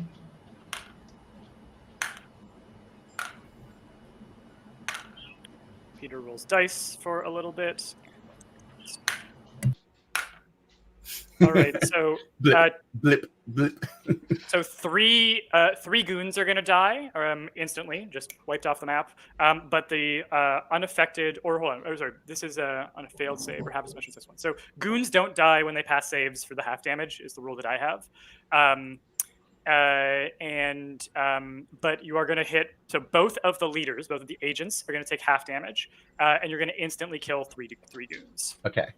Give me a description. So above this group of, I don't know, having almost like a cartoon puffball fight, a spectral well shows up, but it's upside down, and out of it starts dripping like this black tar-like substance, and then through that slither a bunch of like disgustingly color of raw meat tongues that slither down, and then for the ones that it kills immediately, the tongue kind of like goes down their throat and then starts pulling them up into the well, and then they get yanked up into the well, and then the other ones, the tongue kind of like slithers around the 2 officers, and by their ears seems to pull out a dark mist that it then is like lapping at.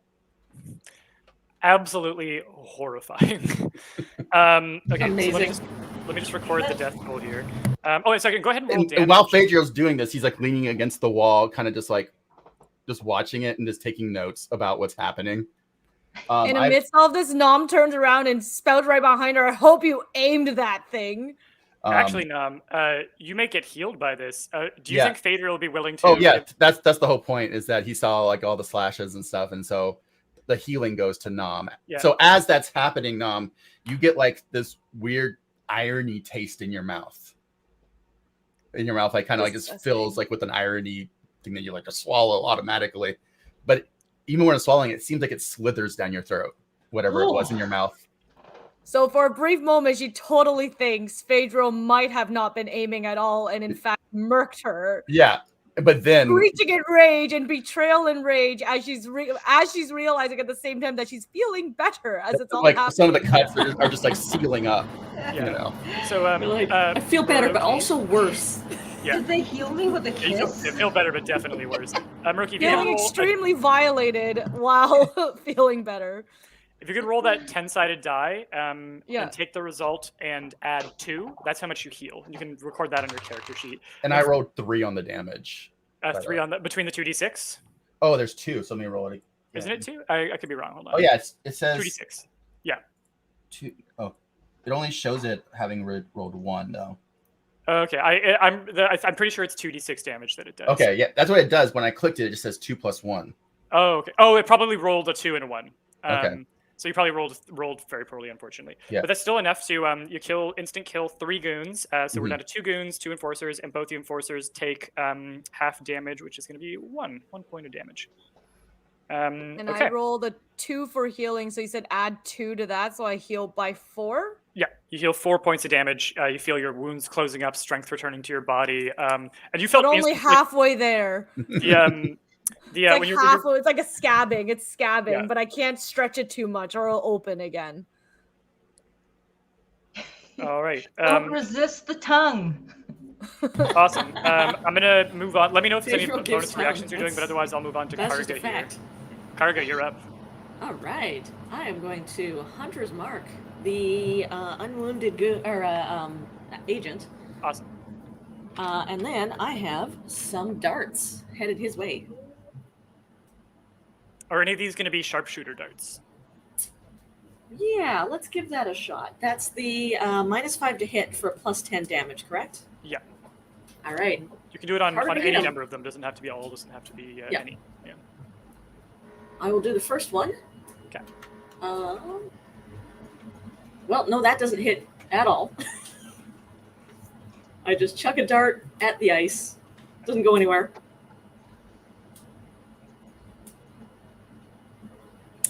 That will be a 15. So I rolled a dirty 20 -5.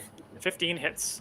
All Their right. white lab coats are just as white as the Arctic tundra. Oh, yeah. So that is, let's do some damage.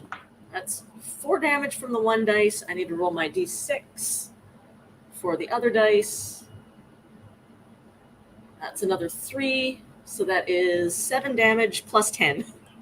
Amazing. Plus 10 is 17, and then plus 17. your dex, correct? Yes, which is plus 6. Okay. Wait. You have plus 6 from dex? Yeah. Okay, so that would be 23. Yeah. Okay. So this guy takes. You see, Karga, do you want to describe Yeah, your attack? Karga narrows her eyes as she sees all of the fighting happening, especially as they close in around Nom. And then she just very matter-of-factly flips open her vest, grabs out some of the darts that are on a bandolier, and like takes half a second to aim, and then just whips one, it whiffs, and then whips the other one. Like she grabs like three in between her fingers. She whips the first one, no, second one, aims a little bit more, boom, aims right for the eye. Yeah. You literally see it enter the eyeball, and the guy and it screams through the air with a noise like a cockatiel. Yeah, like a the cockatiel dart squeaking. that makes that noise. Yeah. The cocktail will also voice the screaming agent in pain. Good. And then, do you want to take a bonus action to do 2 weapon I have. fighting and whip out another dart? Let's do that. Amazing. I will not do the extra damage on this one. I just want to hit. Okay. Which is good because I only rolled a 5, so that's 11, which I don't Does not think hit. hits their AC. So yeah, I whip a bunch of darts. To go one connects, makes a strong hit, and I believe that's your turn. That Which is. is going to take us to Amaryl to finish off, or the Rad will finish with Candy, but I don't think she's going to do too much here. We'll have action focusing you guys. Amaryl. So it's 2 goons left. 2 goons, 2 agents. Yeah, and both agents are very badly wounded. I thought you said 2 Asians. I'm like, Peter, we're right here. So 2 goons, 2 agents. Everyone's pretty hurt. Everyone's very hurt. Yeah. Okay. So in all that, in that 18 seconds. So Amaryl had It's been 6 seconds on- so far. Of a totally Like 6 normal seconds? spell that happened. Totally like normal. we emerge. Amaryl's like, oh yeah, my sunglasses. Puts them on.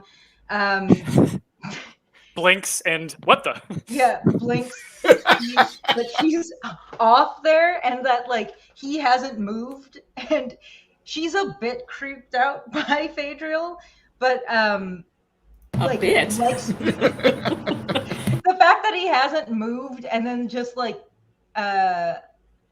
tongues are coming out in the front, like she's interested in like what's going on here now.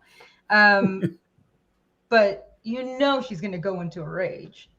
So when she sees that it's agents and goons and like, oh god, these guys again. Is this Magerson? No, No. Okay. you guys stealthily I was about to avoided say, Mig. yeah. Yeah, but you know when you like walk into an office building and you can just tell people's like status of like those are all like they're all coordinators. Like, oh god. So she goes into a rage, and her rage at seeing them is just like, it's not an anger Hulk. It's like that quiet seething and that really like, yeah, Office worker rage. Office worker rage of like really loudly clicking your mouse. And so that builds up inside her. And I believe we play with Pokemon rules, correct? In this icy tundra. So she goes into a rage. They're all still like 30 feet away? Yeah, 30 feet. So I have a 10-foot aura. So I'm going to get to 20 feet, following Nom, and who I'm really excited to see fight. And my Pokemon rules rage is, I think fire hurts ice. So she's got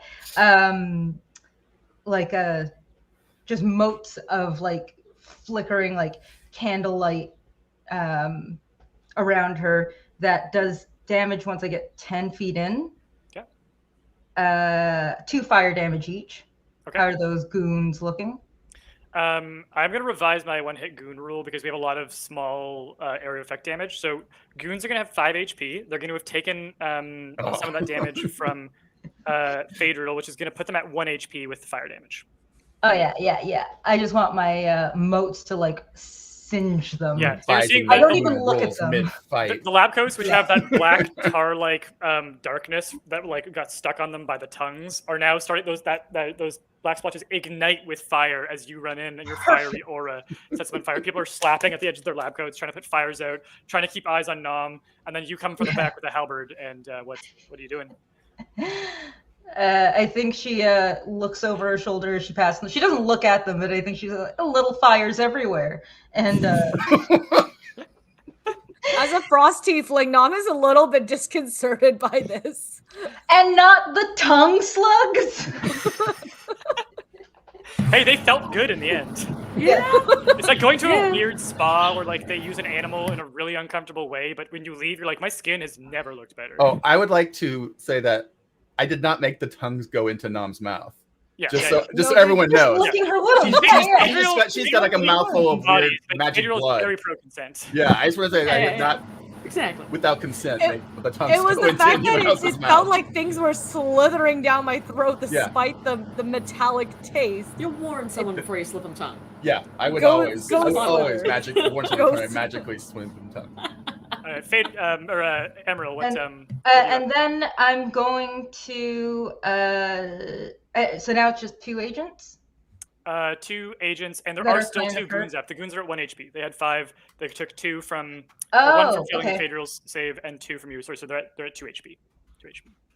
Okay, so then I'm going to, with my 10-foot reach halberd, try and hit whichever one's closest or whichever one looks the most hurt of the. They both look like literally to the hit points equally hurt. So take your pick. They're both very badly damaged. Okay. Can I? I'll hit the one on the right. Okay. So, One is slightly more hurt, so I'll have you hit that one. Yeah. Can I hit the? Actually, I'll hit the one that's less hurt. Okay, sure. Mother tit. 13. 13 does not hit. However, you have 2. Yeah, I know. Okay. Keep on swinging. The Wait, fancy why do I have halberd, two- the why do I beautiful have 3 scroll work. attacks? Sorry? Why do I have 3? I have 2 attacks. You also have the butt of the halberd, I believe, because you're a Yeah, polearm but master. I don't have 2 attacks because I'm not 5 levels in Bard. Or Oh, in right. Yes. Barbarian. Yeah. Oh, You the sacrificed the cross-class level of curse in a one-shot. Yeah, it was a choice. But However, you do have bardic inspirations to give out. oh, I know. I've never been a bard. Not giving them yet. You decide to freestyle rap every time you do a spell, right? So, Yeah. Okay, cool. So yeah, that's I mean, who another doesn't? that's how you fight, another right? interest that she took in the up in the rules. last 2 years. Yeah. So she has been she whiffs because she like has been working. She's been practicing with like dummies who don't move. Whiffs on the first one, and then I'll bonus or I'll. Oh, did I already use my bonus action I don't think you did. No. to go into a rage? It's not a. Oh, bonus I think you're right. You're right. You did. So next turn you can get swing with the butt. Well, Thanks for keeping on it. Never tell on yourself in D&D. We appreciate honesty here. I have a Um, beautiful candlelit aura that didn't kill anyone, and it just like makes my halberd look really pretty. Is it actually like floating candles like around your head or something? No, but it's like I think the motes of like maybe dragonflies, but like the motes of when you see dots Power. of light, Okay, or like cool. when a campfire goes out and some just like fly into the. Oh, so there's like sparks kind of like flying around you. Yeah, and I think she has it like cinders. Like, oh, cool. Yeah, That's new. And I read about that. Amazing. Yeah. We're down to 4 standing. Candy is going to give Karga the help action on her turn. And that's going to bring us to the top of the round. That's 1 full round of combat. I know we have had some new folks join the stream, so we're going to do a really quick reintroduction of who our characters are and what classes you are all playing. Starting with Amaryl, do you want to just say what your roughly what your class levels are and style of fight? Oh, yeah. So Amaryl is a high elf, bard, bard, now barbarian. So, yeah, mostly barbarian with a tinge of PR bitch. And Karga? Karga is a mountain dwarf ranger. Awesome. And Nom? Nom is a frost tiefling with an extremely poor disposition. and a fighter. And a fighter. And to be clear, we and a lot of pent-up pint-sized rage. a lot of anger between Nom and Amaryl. And Frost Tiefling is something that we made up for this stream to flavor it with the setting. And then Phaedriel. Phaedriel is a human necromancer, level 5, and I'm shocked. Yeah. I didn't know. We thought the bone collectors. Yeah. Oh. And he is like a tall, rail-thin man who dresses in like in a simple black suit and a black bow tie with the kind of the ribbon style, and has gray shot through his shaggy hair. Yeah, just to recap, so this is this is Phaedriel, this is Nom, this is Amaryl, and Karga. Jaunty smile. Amazing. Okay, so back at the top of the round, it comes back to Nom again. Nom, the person that you cut before is now also a little bit on fire and has black splotches going on their lab coat and is starting to look panicked. You have a feeling they're about to try and bolt and run, which if they get away could mean that your location has been sort of plotted. So this is a... There's so many different types of damage to one person. Yeah. Their emotional state. Their emotional state must just be like, what the fuck? So, Nom, what would you like to do on your turn? Nom absolutely will take no prisoners. And so I will roll, and I'm rolling what, the 10 again? You are rolling with a so that you're gonna roll to hit first with your greatsword. So you're gonna roll with the +7 to hit. Wait, I roll roll the big D20. So you're gonna roll the 20-sided die to try and hit. The big roll one. the 20. Yeah. So Okay, first you roll roll the what's called the 20. attack roll, which is to see if you hit, and then you roll the damage roll, which is the effect of the hit. Okay, I roll the 7. 7 + 7 is 14, which unfortunately does not hit one of the agents. No! I know. It glances off the hologram. It is almost here. like Nam is tiring from wielding a sword that is almost her entire size. But you and chose Even it. when so. using both hands. You do get another attack if you'd like to. In my I mind, would it's a absolutely Buster use sword in another my attack. mind. But Nam will not give But she up needs because +2 wrists. Nam will never give up, especially since she initiated the fight. She is absolutely going to see it through, and she will prove to everyone that she is numero uno of strength in the group, and that that being short, that being short is not a disadvantage, despite the damage she has incurred this entire time. If she ever like does yoga and stretches and gets like 1 more inch, she's probably gonna be like super chill at 5 feet, right?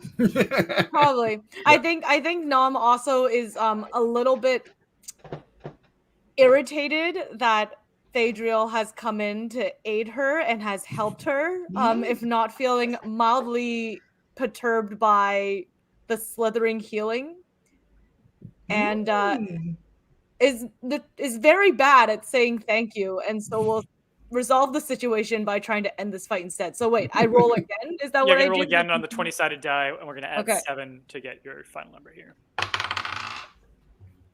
Ah! I rolled a 5. She is 5. definitely Alright. tiring. She is Do you tiring. want to use, you have a unique feature of the fighter class called an action surge. This is something that recharges as long as you take a short rest, which is going to cost you 1 campaign clock if you do it later, which means taking like a bit of a break to breathe. It can be much later. You can do it whenever it's strategic for you. But if you want, you can take an action surge, stop these people from getting away by taking a full another round of attacks right now, basically.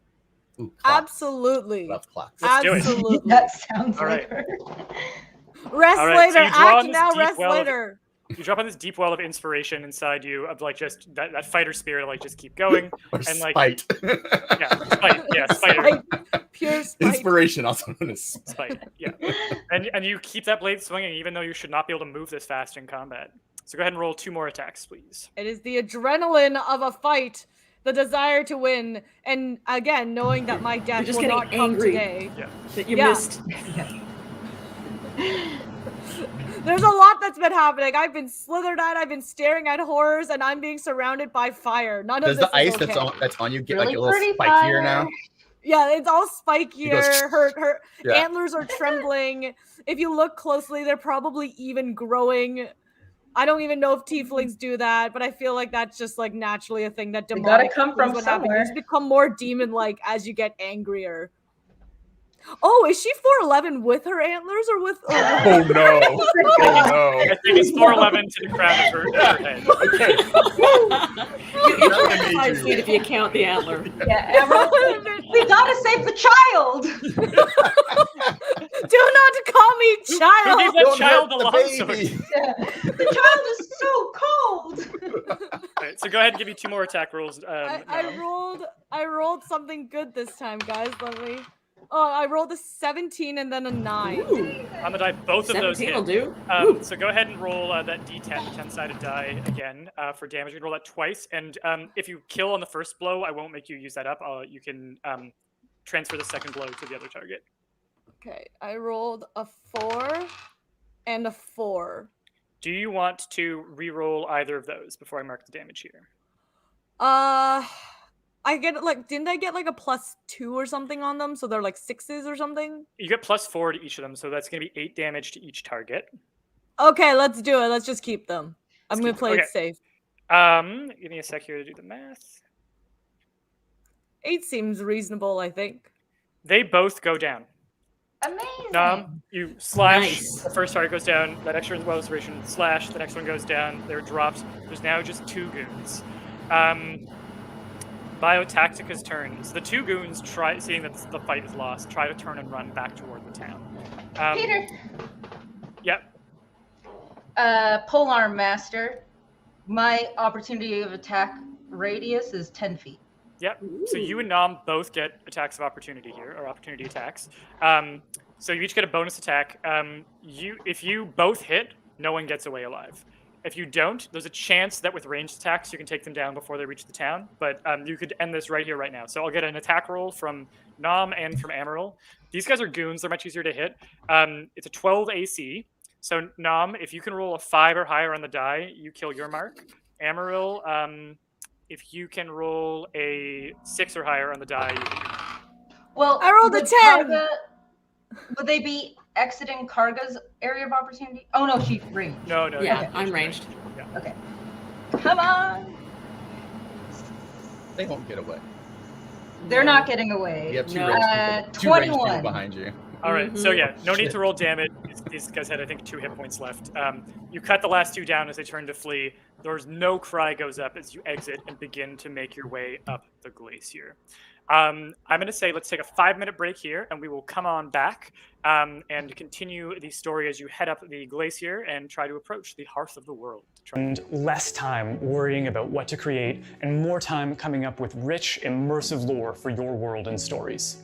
Hi, I'm Peter Chiykowski, creator of the Story Engine deck in Deck of Worlds, and I'm here to tell you about a new standalone deck that I've created to help writers, world builders, game masters, and artists come up with original, interconnected lore for their settings. With Lore Master's deck, you can start with a single element of lore and weave it into an intricate web of factions, figures, events, locations, objects, materials, creatures, and more. For example, you might start with a single faction, a guild. They are keepers of prophecies and predictions, and they're headquartered in a sanctum.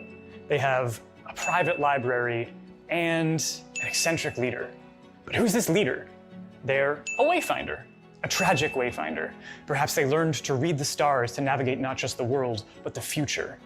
They travel with a pet, a bear. They love music, and they're trying to cause an apocalyptic event. But what kind of event?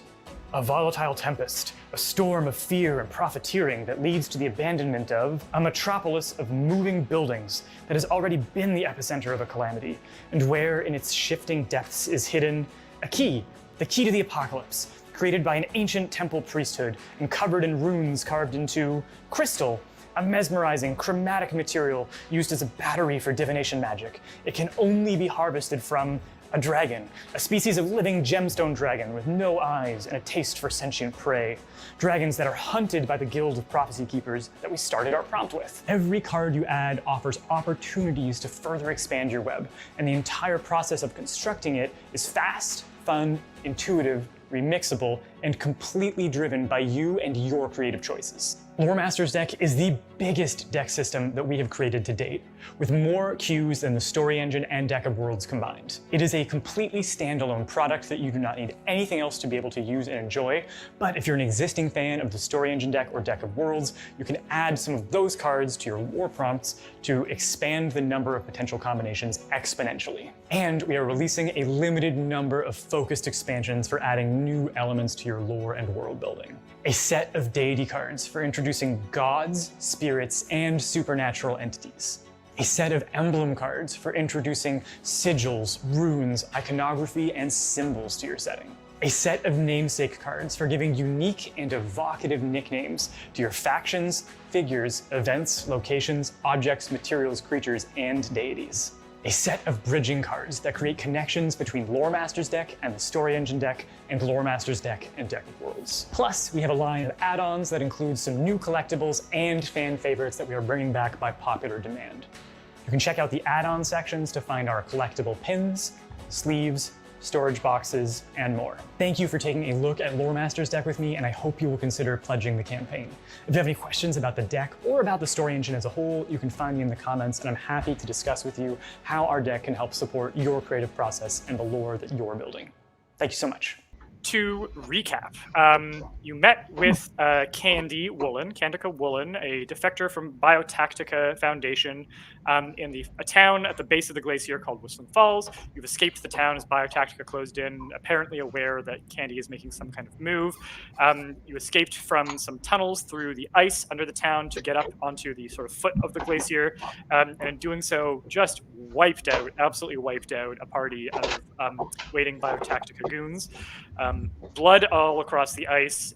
There's the smell of smoke in the air from some of their clothing having caught fire from Amaryl's aura. There's still a lingering smell of like pennies and copper from Phaedriel's enchantments as they all As Some the of it corpses is start to splattered across Nom's face and skin, Yeah. which looks extra stark given that her skin is completely white. Yeah, just an absolute stark blood effect. And Candy immediately says, "All right, I think we got to go before more of them come. Let's go, y'all." And you start to make your way up the glacier. Yes, Emerald. Can I, Emerald's, she won't tell us because she does want everyone to like get to the office, and she's like, no, I got my credentials. Can we quickly, but she does want to quickly see if everyone else is holding their key cards in their lab coats in case we need to, Yeah, give all get me in an faster. investigation check, please. And I think while she's doing this, Phaedriel kind of like walks over and is kind of looking amongst them, and he squats down next to one and kind of picks up one of the hands and kind of shakes it, and then pulls out of his pocket a pair of like black iron shears and starts just casually cutting the fingers off, and then putting them. But then he's like sorting them on the ground and putting them into a bag. Karga like gives you a smack on the shoulder, like, "What the hell are you doing?" But doesn't say anything, and then goes over and just reflects he your goes, darts. "What? He's just not gonna leave good fingers here." And You Nom, and your after connection. her like extreme outrage, has already seemed to have like closed back right up into her dour self with full arms crossed. You would think that nothing has ever happened, or that she had not acted out of character. Have it not be for like the blood stains that are clearly like splattered across her face and her clothes that she doesn't seem to be bothered or perturbed with wiping off.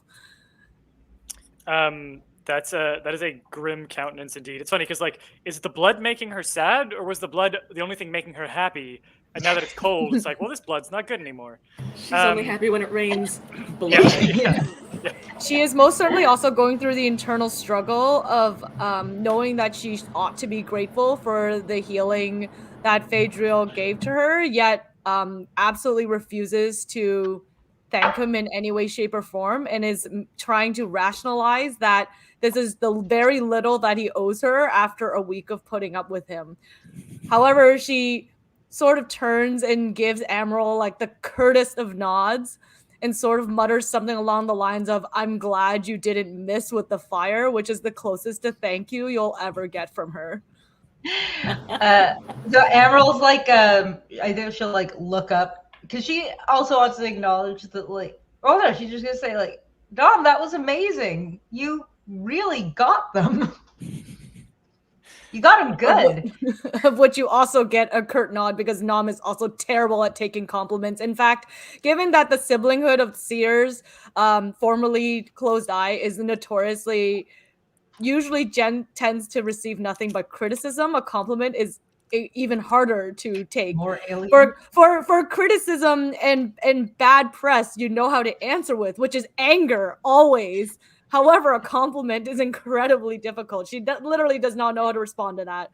So at most you get a blank stare and a gentle turn away as she sort of wipes her longsword off on the snow and the lab coats of the fallen bodies so that it would be nice and clean. Yet still Lab makes no coats move are to clean great her for wiping face. blood. And Yeah. Phaedriel, after finishing what he was doing, kind of walks over by Karga and leans against like one of the stalactite pillars, and it's like he's shaking the bag. He's like, "Did you want one?" No, you can keep them. I don't go in much for fingers. So, Emerald, you go ahead and give me that investigation check. And Yeah, it's just a 12. just a 12. Okay. So on a 12, you find one of the it's a slightly dented access badge. Person fell on it, but you do find an extra access badge. You still have yours. You actually don't know if it still works. That's one of the things why. we're aware of is that Biotaktica, because they silo information so much because they're afraid of things getting out, a lot of departments don't internally know things that other departments have going on. So your badge might still work. There's a chance that because they don't want people to know that, like, you know, they haven't told people about you. So you will find out with a live luck check if your badge still works when we get to the facility. Speaking of which, Karga, you start to leave the group up the glacier. I'm going to say, as you're making your way across this vast expanse of just blindingly bright light, some parts of the glacier are a little bit more snow-topped. Some parts are actual ice, and you can see like crystalline depths below you. But the going is hard. There is like a very, very strong wind sweeping up over the glacier. Karga is finding ways to keep you down in like gullies and avoid the most of it. But this is physically taxing. You're losing body heat with every step. So I'm going to ask everybody in the group to please give me a Constitution saving throw, including Karga. And then Karga, you're also going to make a survival check for the group. Yeah, for the DC is 10 to avoid any penalties, and then for 15 or 20 for every increment of 5 higher, Karga, that you make on your survival check, you can negate a failed Constitution save. Nice. I am 13 on my Constitution check, and survival is... The DC is 12, so that's great. 17. Okay. 17 survival. So we can negate 1 failed Constitution save here. So the Constitution, a saving throw, by the way, in Dungeons and Dragons is when something bad is happening to you that you don't want to have happen to you. Sometimes one of your 6 ability scores will be part of a roll that you make to figure out if you can, like, through your toughness or your agility or your mental creativity, can throw off the effects of something. In this case, it's the effects of cold, which would affect your Constitution, which is like your reserves of fortitude. So in this case, what you're rolling against is the effect of the cold. So on your character sheet, you're going to find that at the top of the character sheet, you'll see your ability scores. On the left below those, you will see your saving throws. That's where we'll roll the Constitution saving throw. So Karga passes. Amaryl? 18.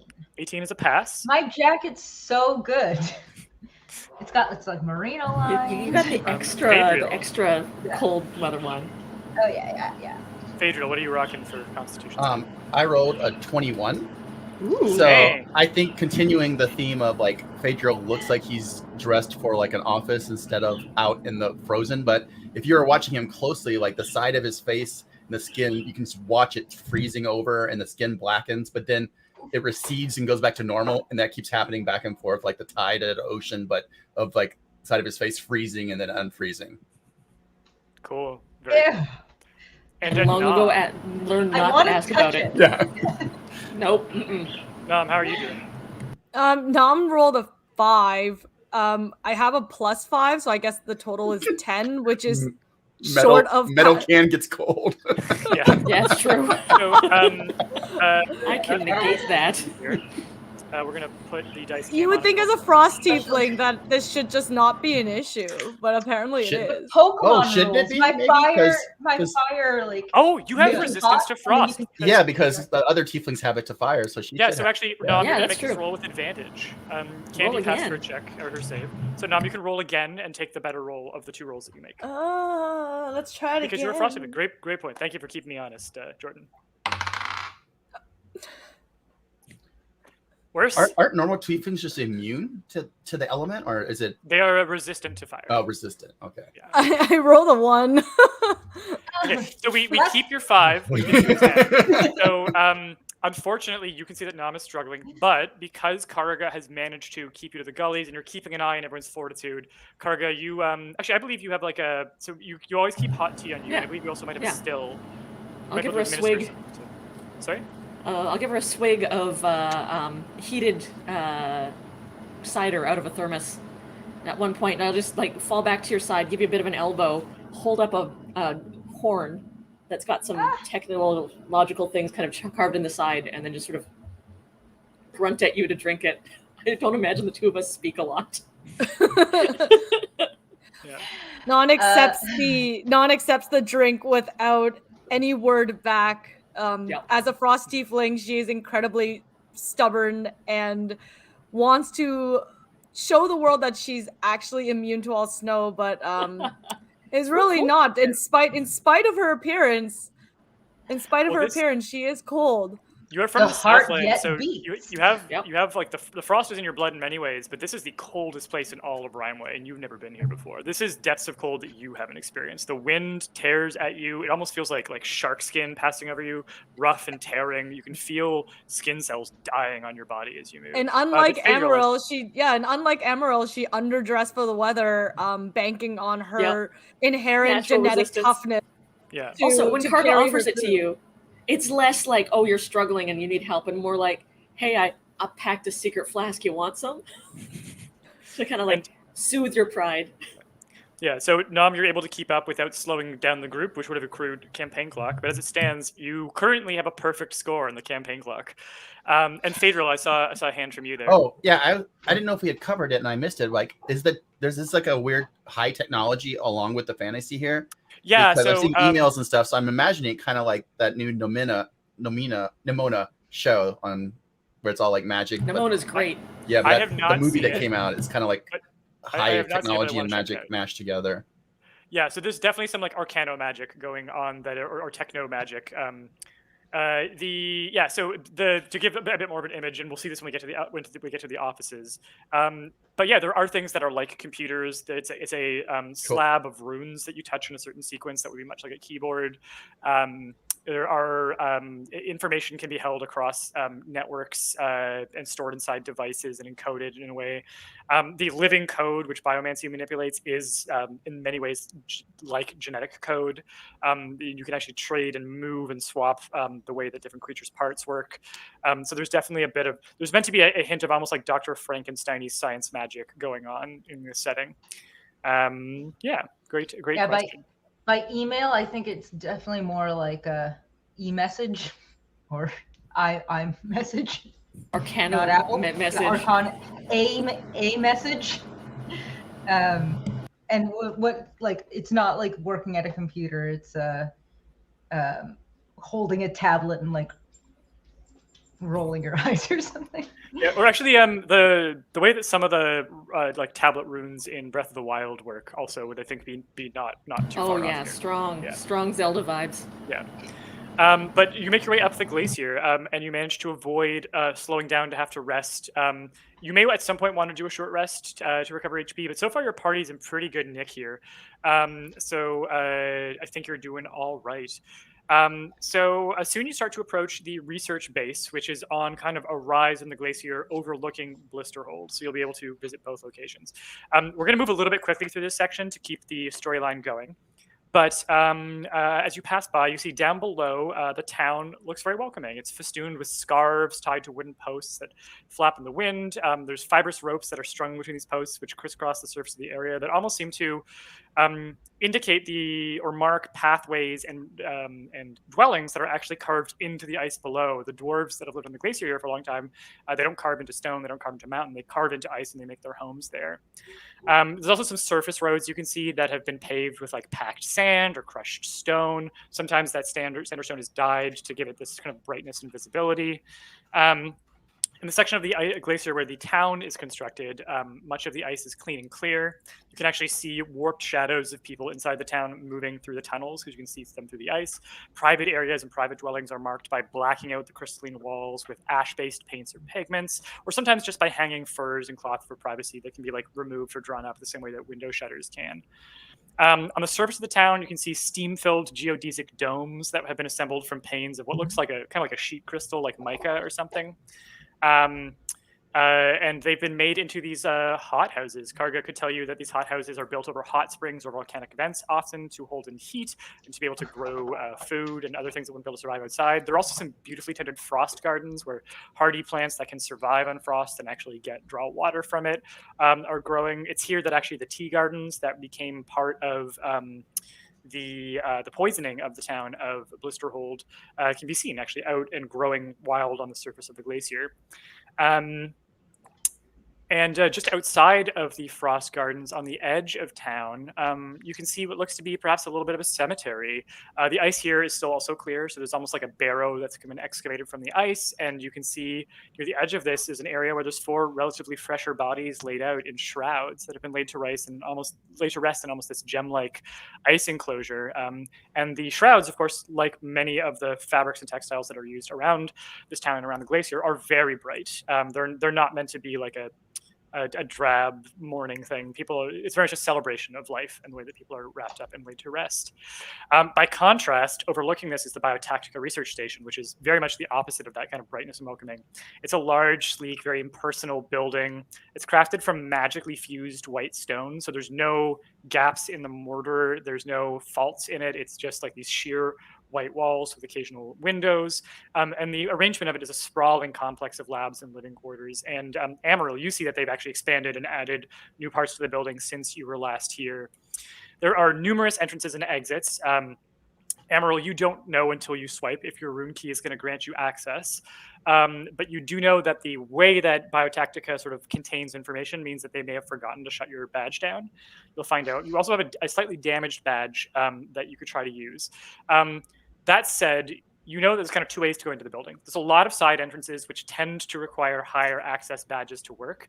If they have shut down or just reduced the permissions on your badge, then you won't be able to get in those. The main door tends to be easier to get through. There's somebody who's working it that you might be able to like socially bluff your way through, but you'll definitely be like visibly noticed if you go up to that door. So my question for the group is, do you want to try and enter secretly through a side entrance or try and bluff your way through the front? Phaedriel is known around here. There's no reason that he wouldn't be showing up. Karga still has routinely done work for Biotaktica, so it is not a problem for her to go in. Nam, you have no relationship with them, but there's no reason that they would know that you are here to do harm. So you might be able to get in on if someone can make a convincing reason why you should be allowed to enter. However, Candy is very much persona non grata around here. She left under a dark cloud. She actually takes a moment to say, if we're going in, I think I should probably keep my face out of the group. Darling, and she turns to Karga and says, I'm gonna go down and visit Tag, who's your sister. I'm gonna go down and visit Tag for a moment. Why don't you get Karga done? takes her hand and like pats it and goes, "You watch over." I will. I'll see y'all soon. Come down and get me when you're done, or if I see you hightailing out of here, I'll make sure to get up with you. I'm actually going to see if I can round up a snowmogo. Snowmogo is what they call snowmobiles, basically, to get us up the rest of the way. Amazing. Well, and we will resume our adventure here in the world of Rimeway, which was created with the Lore Masters deck. Thank you all for doing the work that I should be doing of plugging the thing. I'm so focused on like we can go a little over time. I can cram as much story as I can, and that's unfortunately. We got so much story. So much story. And so easily generated. Yeah, just so much lore. Yeah. It's almost like you're like a master of this. Very much so. You are all too kind. But to come back to the story for a moment here. So Candy takes her leave, goes down towards the town, leaving the four of you to decide how you want to enter the building. The main choice that you're looking at here is go through the main door, which will be a social challenge to get past the guard. You may not even need to swipe your badge if you do succeed enough, or try a side door, try swiping your badge. It's going to be a luck check, and then you may be able to do some Arcano stuff to fit with the system if you want. I want to help you move away from the crux of this being, does my key card work? I wanted something to roll in this so that I was guaranteed to have a big dramatic roll, and I stacked the deck in my favor. Yeah, the deck. Lore deck. The Lore Master's deck stacked in my favor. I think Amaryl's going to, before we get into any like actual property lines where she thinks they'd be noticed, I think she'd say like, so I get the sense that like we're not weird one-on-one, but I think me with other people will look weird. So maybe I go front way. My key card should still work because they are still paying me. I am still an employee. But I'm gonna give the found key card to the group, and just in case they want to try stealthing. Do you know what this guy's name was? Hold up the key card that we got from the agent. There are not names printed on the access badges. Was it an agent or a goon that we got? Because I was hoping for an agent. You found one on a goon. I decided the 12 was goon. You little dickly. Don't use our bedroom language on stream, though.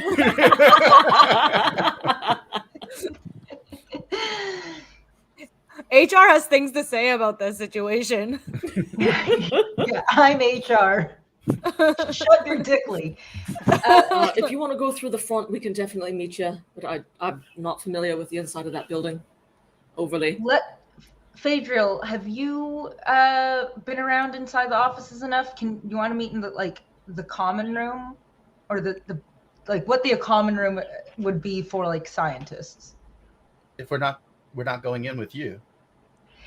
I feel like it would raise more questions if I came in with other people, because I've got other like business I could pretend to be having? Mechanically, you will not be disadvantaged by bringing the party with you. If you decide to bring people in, is what I'll say. Socially? That's mostly to keep the party together for scenes, but this will be Yeah. a short scene, so if you want to do it solo, that's not an issue either.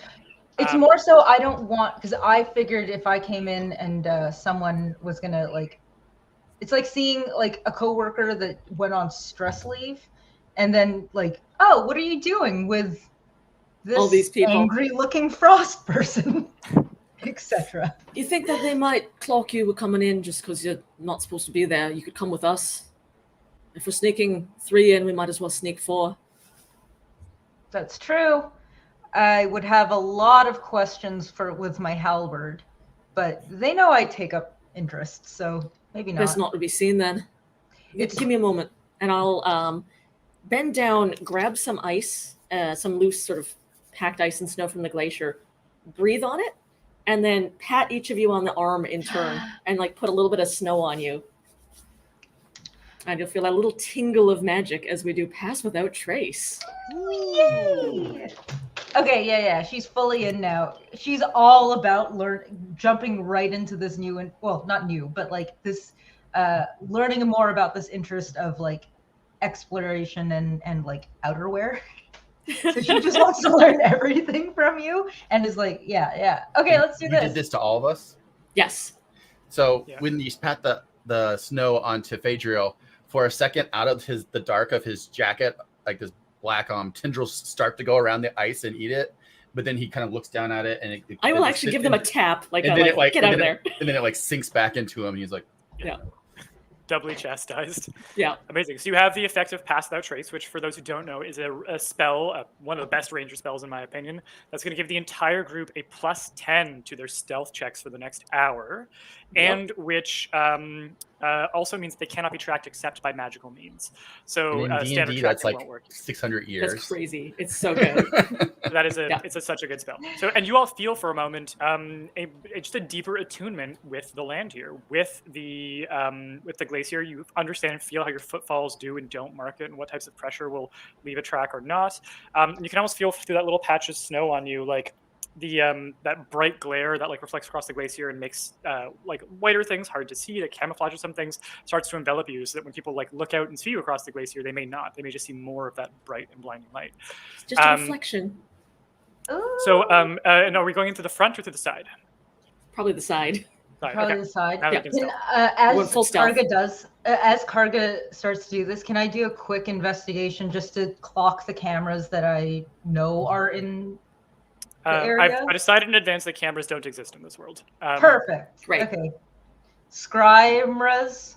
Yeah. There's no scrying exists, but there's no like continuous scrying system that is active that you have to worry about.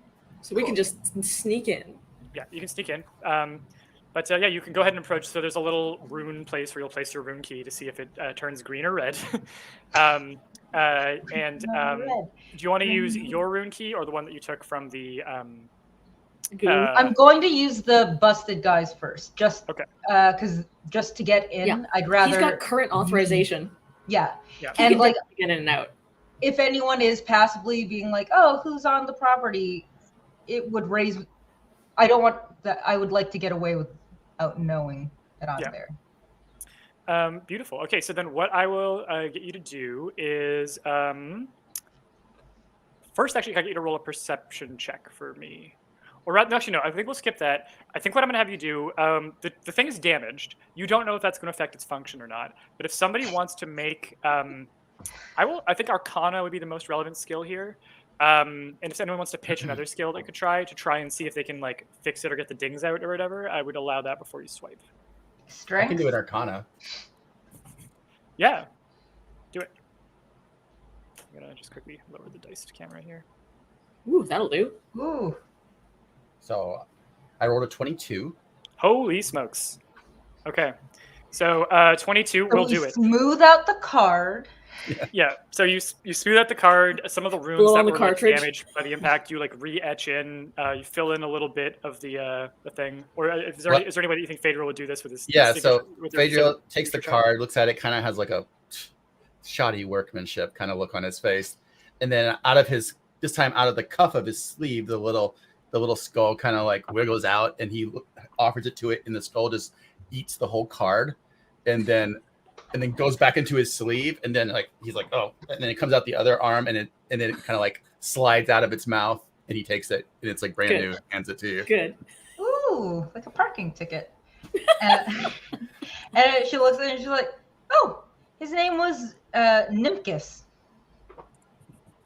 And I test it.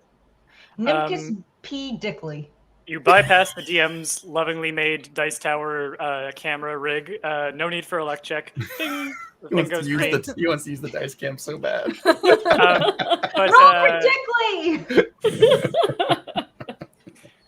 very, very quick aside. We've been listening to the D&D court episodes of Not Another Dungeons & Dragons podcast, where they basically debate as if they are court justices how a ruling should or should not have been done when someone writes in with a like, here's how my DM handled this situation. I object. How should it go? So my hell. Okay, cool. It's a really great premise. It's a lot of fun. I love it. I absolutely love it. I love arguing about rules. I could do it for days. And there was one recently where two siblings who were playing, one of them kept yelling like, yeah, F you, DM, but like not saying it, like, I'm just not swearing. doing But, like, that. whenever they hit like, suck it, DM. And I was like, oh, who would ever do that? And now I'm finding out that my wife would do it live. On my own crowdfunding campaign, nonetheless. Anyway, resuming the story here. So yeah, Ding, you're in. Let me get a group stealth check as you make your way through the halls. One thing you do notice right off the bat, this place is empty, much emptier than it should be.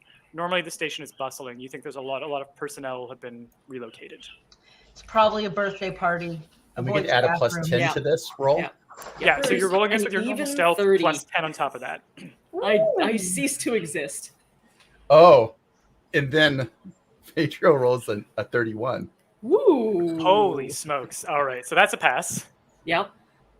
Amaryl. I'm just a 16. That's a 26. No. Oh, that's with the plus Oh. 10. Oh, owie.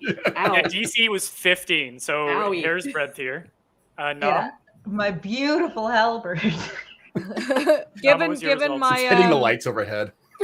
given that I am a walking tambourine.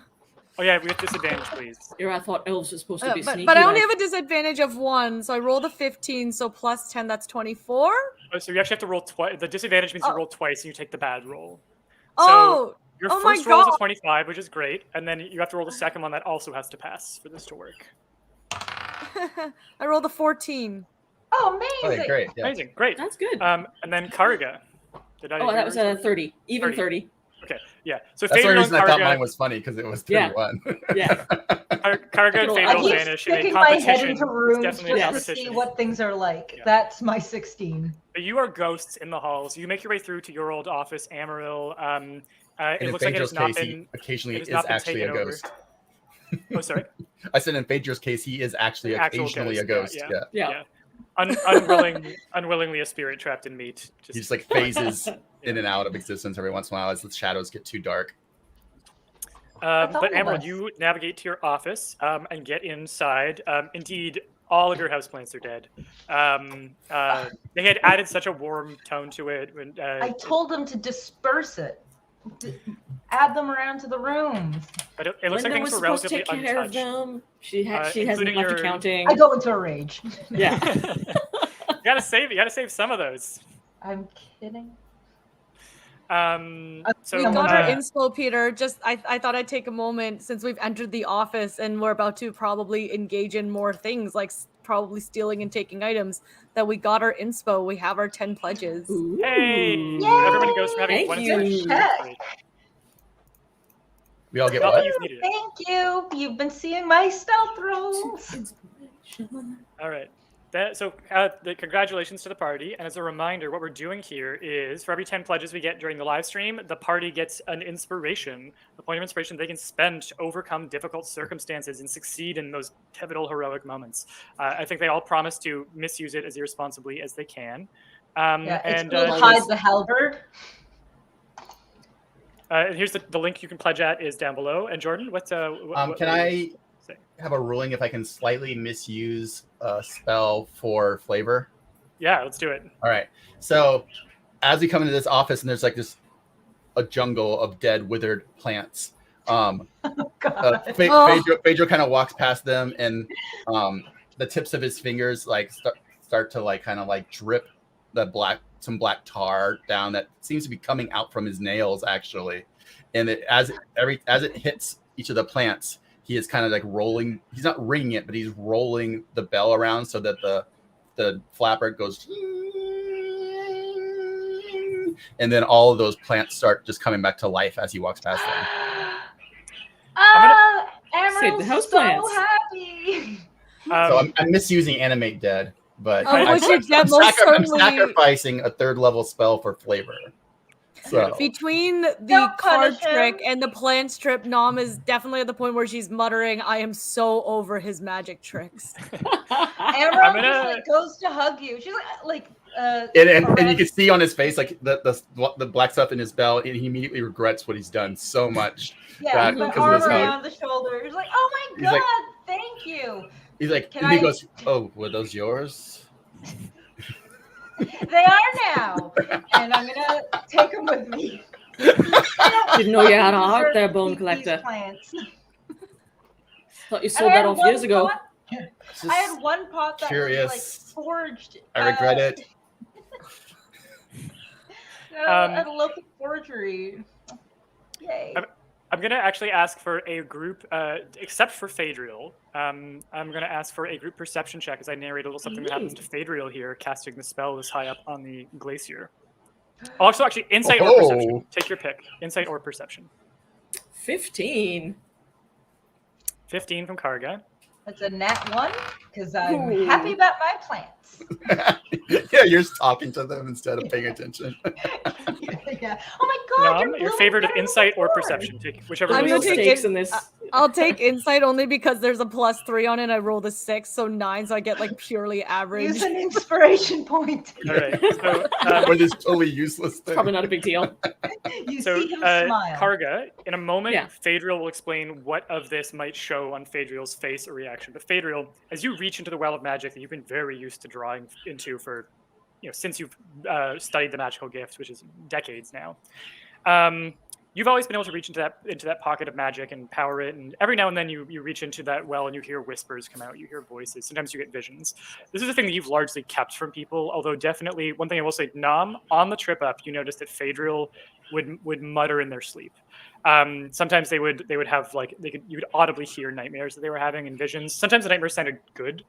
Like it was like a very no daddy kind of voice. But Phaedriel, suddenly that voice becomes so much louder than it ever has. Like it feels closer in some ways. And the magic that you're reaching into feels like you're not reaching as far to get it. And this is strange. This is very new for you. You as you reach into it, so the hum that you hear from the bell gets louder and louder, louder than you're used to, Phaedriel. None of you have context for how the spell is supposed to work. But you, Phaedriel, in your head, hear a voice that you've heard before, sounding closer and ever closer than before, saying, "Light the hearth, Phaedriel. Light the hearth, and I will come home." And for the first time, that voice is loud enough that you feel it in your body. It almost like shakes you. So I'd like actually a deception check from you to try to cover up, if you'd like to, feeling this almost orgasmic movement of the voice through your body. Like a necromancer orgasm. Yeah. Yeah. That's how they do it. There's a joke Yeah. I'm passing up. That's what ectoplasm is. All Sorry, the I stupid didn't Victorians. ectoplasm I didn't prematurely ectoplasm. So it's 21. Okay. So I become very good at hiding this. yeah. So there's maybe just a moment where as Phaedriel's doing the magic and the hum gets really loud for a second, you're like, is like they're going into a different place. Like clearly there's a bit of a trance thing going on. And then they come back and they're like, oh, okay, relatively normal. And Phaedriel completely just deadpans it if no one sees it, Yeah. And I would say probably at But this I will point, say Nom something you and probably all. couldn't hide is that his eyes just go completely black, but only for like a second, like another pair of eyelids has blinked and gone back. Yeah. That's probably the bit and- that Karga catches. Yeah, Yeah, that happens. It's And- like, and- Mhm. And And yeah, Nom, who has pure white eyes, probably just assumes that this is a normal thing that happens to people where their eyes just become all of one color at once. And And What? Phaedriel You does just- so many weird things You that just like blink your third eyelid. Whatever, not a big deal. out of all the normals that Phaedriel Everyone's is always got one. doing really weird stuff. Horrifying. Love it. Okay. So, Amaryl, I'm now going to have you make an investigation check as you access your rune board at your terminal here to try and get into the system. Ooh wee. The DC is going to be 15. If you fail, it takes a campaign clock to try again, basically, as you will get this. You do need this, in fact. You can't proceed without it, but it'll take as many tries as it takes to get it. Other party members, you can give yourself Bardic Inspiration. I'm not going to allow the help action here because no one else knows how to use the computer system. You can self-Bardic, I'm pretty sure. Can you not? Not in the Catholic Church. But in the Orange Catholic Church, you Yeah. can. You cannot inspire yourself. My bad. My bad. Nope. All right. I You're know. on your own here, Amaryl. You can Just use someone inspiration, else. But I however. can't use inspiration, which I will Yeah. do because I rolled a 2. Ooh, no. That's 1 point of Good inspiration. vibes. from- Plant. Good vibes. Frickin' nat 20.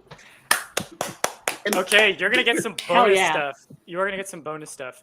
Amaryl, you're in the system. You're back. You are again in navigating the corporate system like it's a home you've lived in all your life. What role was this for again?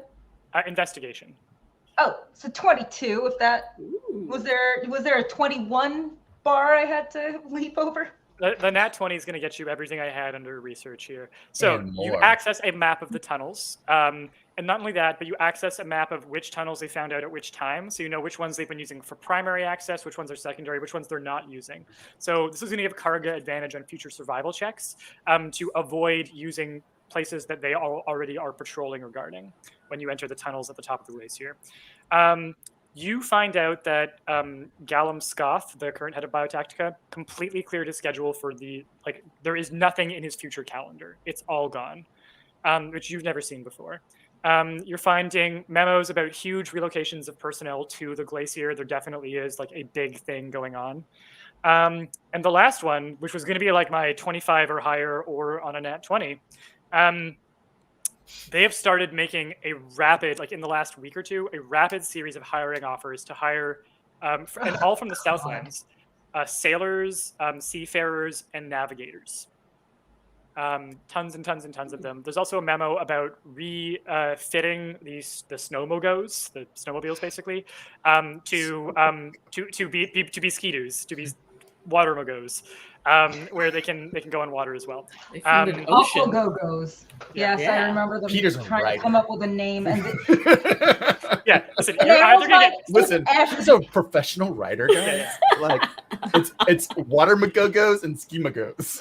yeah. To be fair, those do sound like 80s toys. Yeah.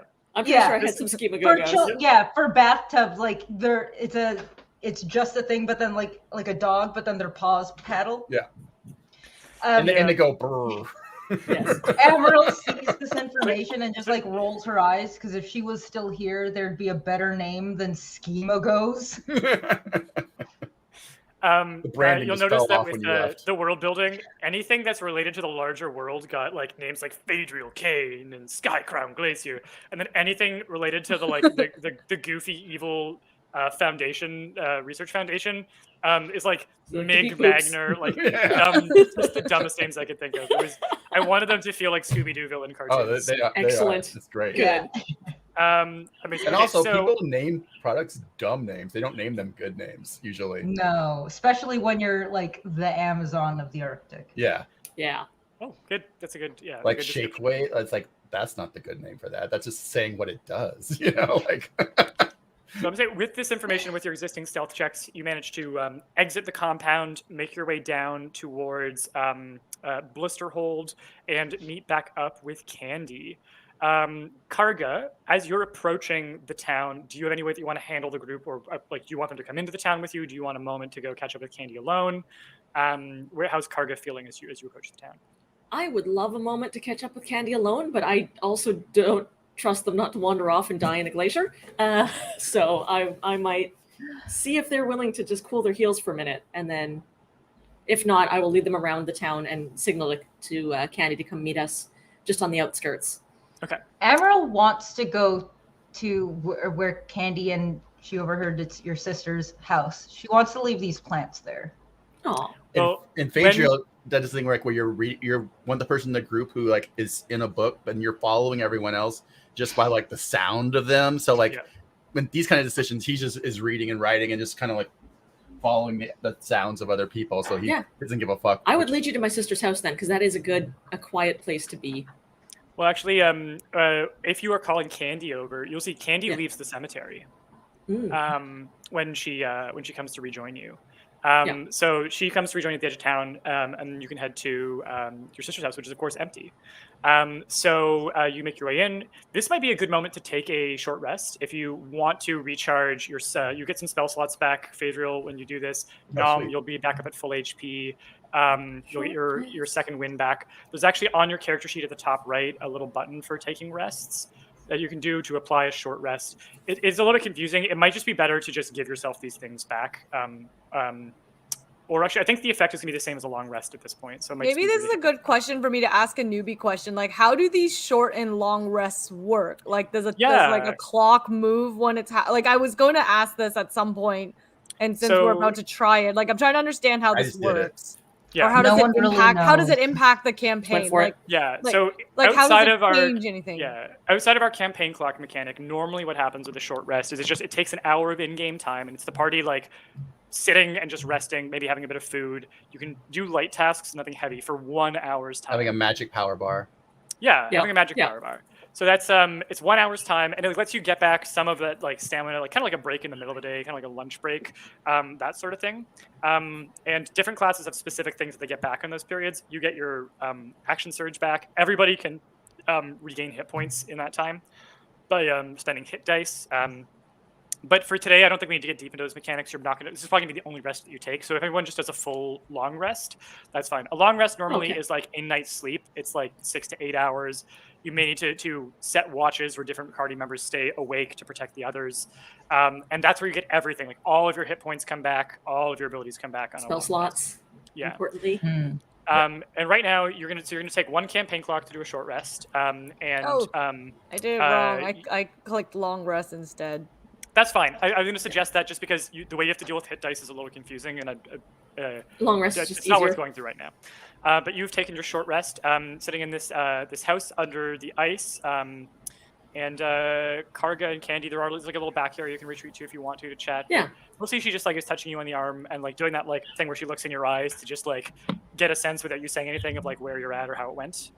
Yeah, and I'll without saying anything be like, it went well, but I'm not doing great. Yeah, I can understand this. Yeah. I'm not either, to be honest. And if Amarillo is like setting the plants around, Phaedriel kind of like walks over and points to one. He's like, "That one's name is Leonard." That's a great name for him. Look at his. Great, Leonard. This is your home now. I was able to. So sorry. They all say their names when they scream when they come back. Oh, it's worse when you find out more. Good.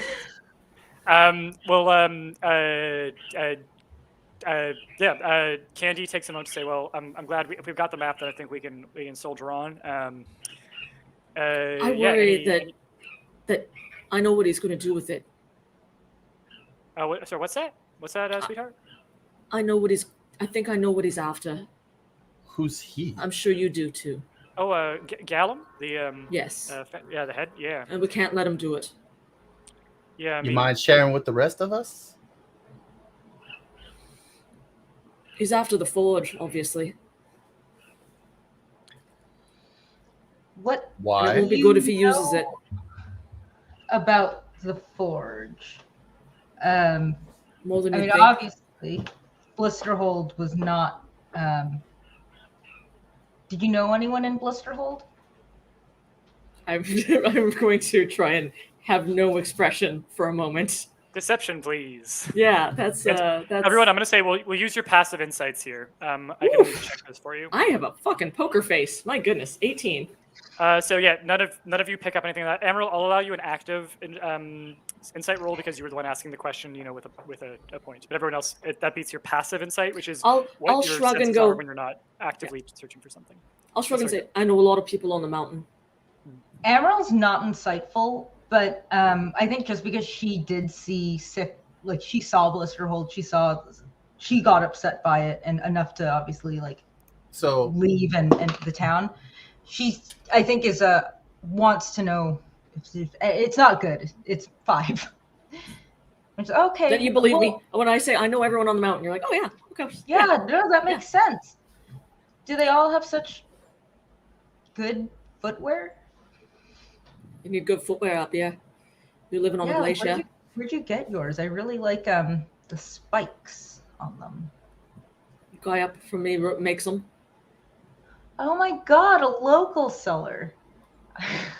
This is probably one of those moments where Nom is probably about to lose her temper and she might just start getting snappish. She's already rested. She understood that resting was necessary to gain her This was hit restful. points back. This was very restful. It's like this was restful. I don't know why we care so much about these people dying. I don't think we need to know anything about the Forge. We know that a cataclysm is happening. Everyone's going to die. Actually, we don't I don't understand why that. we're waiting. Why are we playing with these useless plants? You think the Forge isn't involved with this cataclysm? Because I'm thinking it is. Well, then we should just go to the Forge instead of talk about the Forge. I think Amaryl's going to be putting her plants down and just noticing that Nom's more prickly and Nom. In fact, Nom slaps a plant when she's saying, I hate these useless plants, and I do not understand why we're even still wasting time with these trivial conversations and these trivial times. I agree. Nom, why do you care about a cataclysm at all if you don't care about the little things?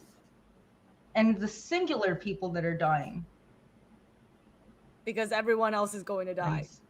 Everyone. Why does that matter? If everyone's going to die, I'm just saying we all have a reason to care and we all want to avoid the cataclysm.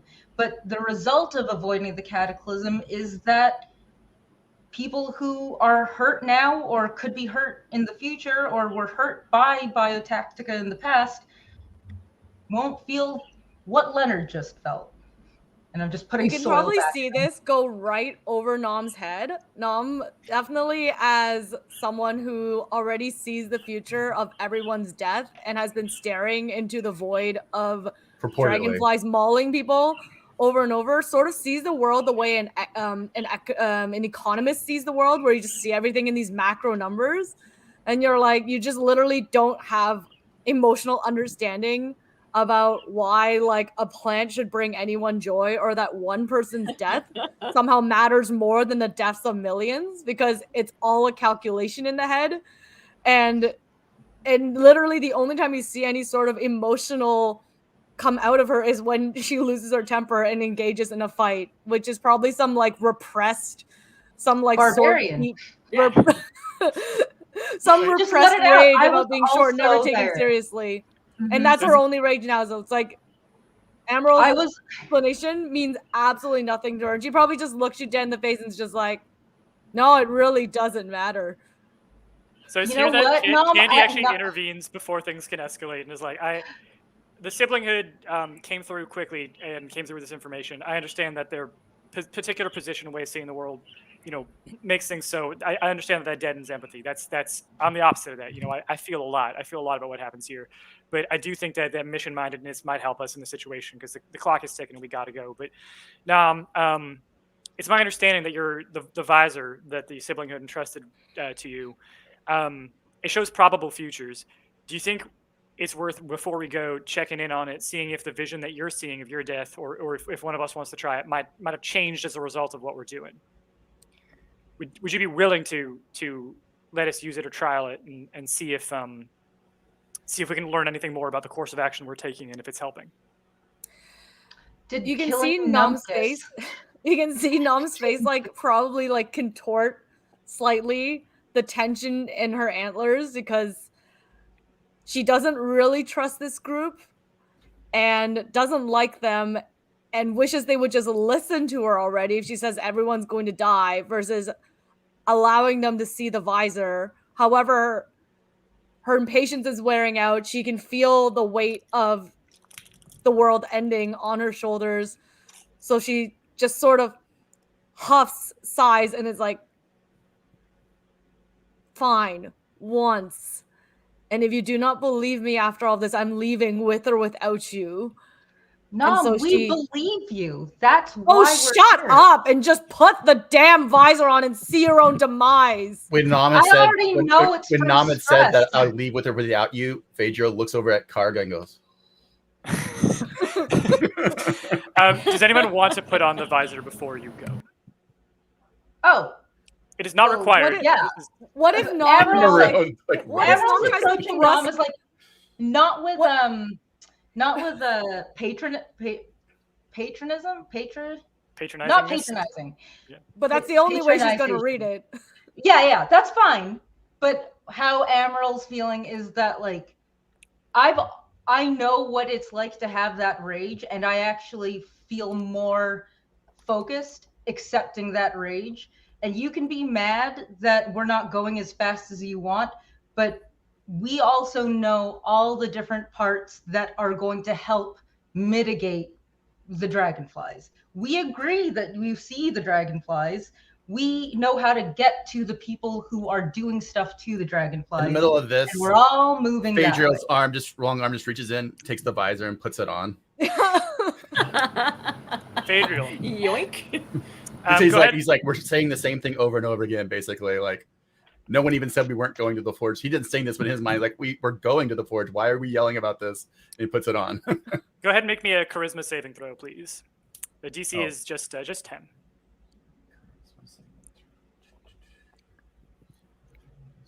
Yeah, Amaryl has that zen, like, I've also done this path.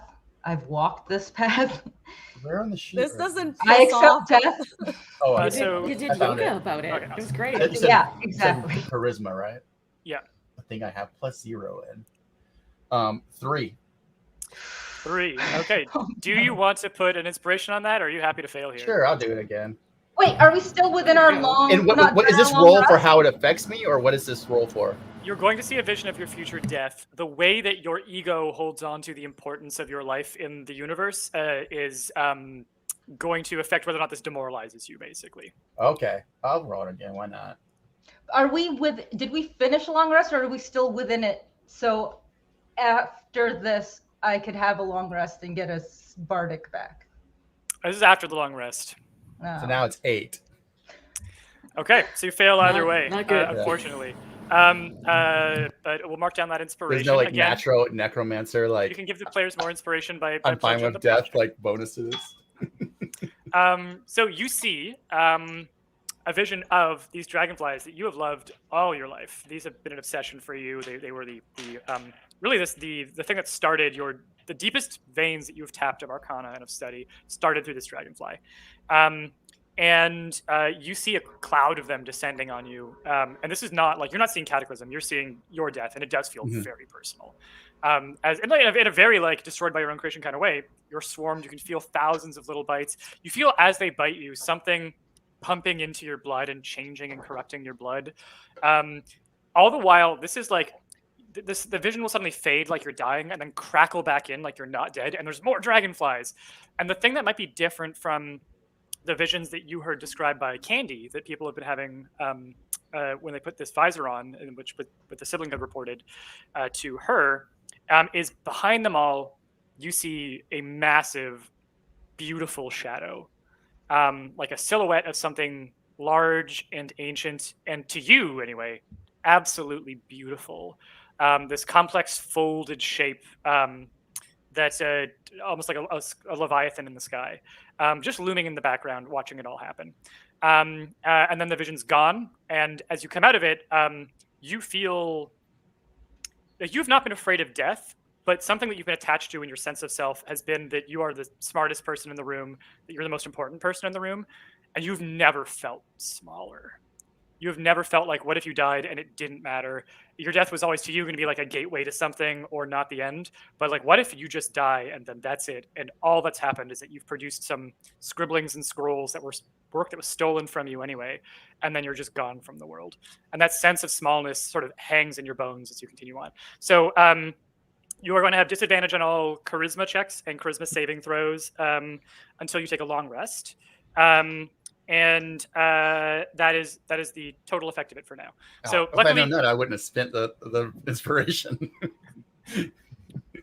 Is there But- any way for me to notice this? Like, actually notice how poorly he's receiving this news? But Yes. also, while this visor's on his face, the little skull had come out and was holding his notebook like right by his hand, and he was like writing down stuff, but without not even looking, because the skull's holding it there. Like they've practiced doing this before.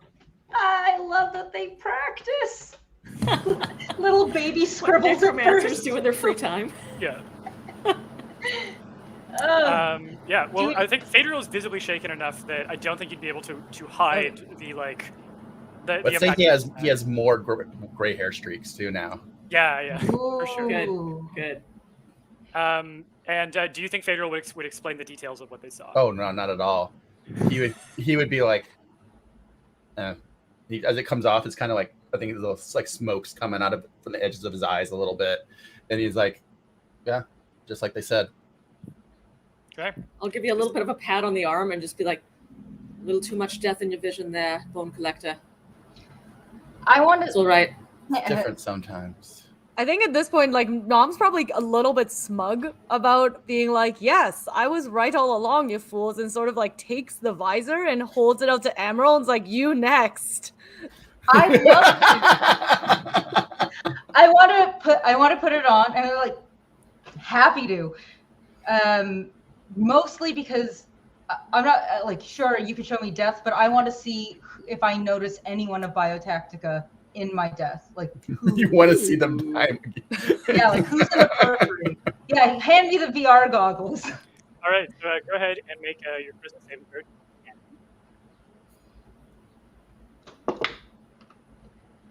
Cocked. Dickly. They're MR. They're mortal reality goggles. That's a freaking dirty 20. Ooh. Beautiful. So you your sense of self is not shaken by this vision, but go ahead and make a perception check while you're in the vision. So do I see the same thing? You see the same thing, and yeah, you see a great Nat 20. All right, now the DM has to Nice. give up some of the future Nice. plot. Okay, Woo. beautiful. So on top of you see everything that Phaedriel saw in their vision. You also make out. Does the shadow look beautiful to me? The shadow does not look beautiful to you. You do see the shadow. Ostensibly, it's something that you could miss if someone was not being observant. So it's not like you're sure Phaedriel withheld mentioning it. It's a nat 20, but its perception is a 9. Oh! Thought I had a negative. It's a 22. 22. Ooh. Okay. The big shape you see, it almost looks like an ocean creature, like an ocean leviathan, but like a massive whale. But where you might expect to see like those like knobbly bits or barnacles, there's just folds of fungus everywhere. Folds of fungus all over its body. Its fins are like multi-striated of like each fin is actually like gilled almost and has multiple flaps of fungus on it. And it's this massive thing floating in the sky. Yeah, there are like Biotaktica people around you dying. Everyone assembled here is Do I see dying. Mig? And yeah, Mig Meg and is Gallum. dying a horrible death in a cloud of dragonflies. It's great. So everyone's dying, and there's just the shadow, like we're looking down on it. I can't remember how you described The it. shadow is above and looking down on the scene. Above us. Yeah. A whale-shaped shadow. But you're saying that like it's not super obvious though for yeah, it's like her. it's not so obvious that like you would not be able to be certain that Phaedriel saw and withheld this. It could be something that was in Phaedriel's vision and they missed. It could be something that maybe their vision didn't have it. Like none of you as characters know what Phaedriel saw. So you come out, and I in bet the he interest of loved time, it. I'm going to do some fast forwarding here. So Amaryl, you can report what you've seen. The group can digest that, and maybe you speak as you fire up the snowmogos, and make your way up the rest of the mountain. Or so, does Amaryl report it too? I would say that I before we definitely go- report it. Yeah. No. Wait. So Yeah, as it's Karga is digesting your vision. She just gets up, walks into one of the side rooms, and then comes back and is wrapping a second scarf in a different color around her neck, and is like, "We should go." And Phaedriel's like, that's weird. It's gonna get colder. Yeah, but we really should get a move on. I don't know what that is, but we'll figure it out on the road. So fire up the snowmogos. You go charging up the mountain, and I'm going to get a survival. Oh, actually no. Sorry, a little bit of description first, then we'll get a survival check from Karga. So as you approach the top of the glacier, which is where the tunnel system starts to open up, and there's multiple sort of entrances, but then it's getting to late afternoon as you leave Blisterhold and make it to the top of the glacier. It's here where you begin to actually see dragon fletches in the wild. Karga, you know that Candy has a severe phobia of these, and actually starts to kind of hide behind you a little bit as you make your way through. As you get to the northern parts of the glacier and the northern ice and snow fields, you'll see them. So they're about the size of a large dragonfly, except the wings, instead of having that sort of insect gossamer wing, the wings look like folds of fungus, like fungal blooms sprouting up out of them. You know that when they go into stasis, sometimes those things will recede and it'll almost just look like a little frozen creature. But when they're active, and active is a relative term here, when they're active, those wings unfold and flit around, and it'll move kind of slowly and ponderously. But they almost seem like frozen in time. They're very slow moving. They don't seem to be very active. They kind of have this otherworldly pace at which they move as you are broofing through the landscape. On a pair of snowmobiles, we'll say that you are they getting bopped out of the way as we boof through the landscape too, because they move so slowly? They're hitting us like bugs, but instead, because we don't have windshields, they're just sort of bopping off our bodies. You do have windshields for the combination of wind is very severe up here, and then also these things do actually turn into a bit of a driving hazard on occasion. So you are spattering some of them across the windshield. These beautiful some of them are catching on my various antlers and just kind of little dead dragonfly bodies just spattering down. Yeah, it's a good thing. Dead undead. I love how you're DM, you've just described this beautiful otherworldly creature. Now describe me running over it. Beautiful. So, Karga, let's get that survival check as you try and get an access tunnel that is relatively unguarded. You have advantage on this from Amaryl's maps. I forget how to add advantage. I'm just going to roll twice. First one's a 17. And that's still the better roll, so 17. 17. Okay. So on a 17, it does take you a moment. We're going to add one more campaign clock. And let me just make sure I've got these right. You had one. Some of these you acquire anyway just because you're doing stuff. You just acquired the minimum. So there's going to be 3 for the leaving the town, spending time at the research facility, and then leaving the town, the second town. We add 1 for the short rest, and then we add 1 for a little bit of extra time finding that tunnel. But you locate one that's quiet, that's far away from any of the entrances. And you can start to see as you're approaching that various of the tunnel entrances further up the glacier are being controlled or guarded. Some of them have actually had access booths built over top of them that require key cards to get in. But you found an unknown entrance on the fringes and start to guide people in. As you go... Cast Without Trace us again just before we head in, because I assume there's going to be some guards in there. Yeah, so I'm going to make you make 1 stealth check at the end of your delving, which is going to dictate whether or not you get a surprise round in a certain thing that might happen. But for now, we'll hold the stealth checks. Okay, so in the upper levels of the glacier that you're entering now into the tunnel system, the ice is clear and daylight filters down, somewhat warped, but still bright. You're surrounded by the echo of your own footfalls on ice and the occasional drip of some water melting from the ceilings or walls. But the lower you go, the more the refracted sunlight turns almost that electric blue that you see under sea ice where the ocean meets it, and then a darker blue. And then finally, you're enveloped in frozen midnight, and even the sound of water is gone. The only sign of life, the only sound of life is your footfalls. Now, as we get into this deep section, I need to ask what our 2 humans, which are Phaedriel and Candy, what are you two doing for a light source? Because you are the only party members who do not have dark vision, which would allow you to see in the dark. I don't think I have a spell for that. Ooh. I think at this point, Emerald just takes their hand. I mean, Piggyback. I have predestination. Prestidigitation. I can make small lights and stuff. So would that work like mage light kind of? So it would be hard to, you could do that to basically not walk into walls and keep up with people, but you would not be able to see things at far distances. Yeah, but I think that's all. Like That's what That's all my you hand's need. for. Yeah. I think that's Even though he does take his hand, I think in his other hand for a second he did have like a blue black light that's like flickering around like his hand, and then like his little skull comes out and like rolls through it, and the light attaches to it, and it starts like kind of like bobbing at his shoulder. But he like for a second tenses, but then he just like lets himself be led. And then Karga also holds Candy's hand, ostensibly to lead her, but also because she kind of needs it right now. So Yeah, she squeezes it in the dark. And there are some dragon fletches down in the tunnels here. Again, closer now on the walls. The ones in here are completely dormant. They aren't moving at all. And you can definitely see Candy moving to avoid them. So as you go deeper and deeper, you begin to see shapes frozen into the ice around you, ancient artifacts suspended in time, nameless runes from civilizations that dwelt on the surface of the ice before new layers formed. These are older than the dwarves.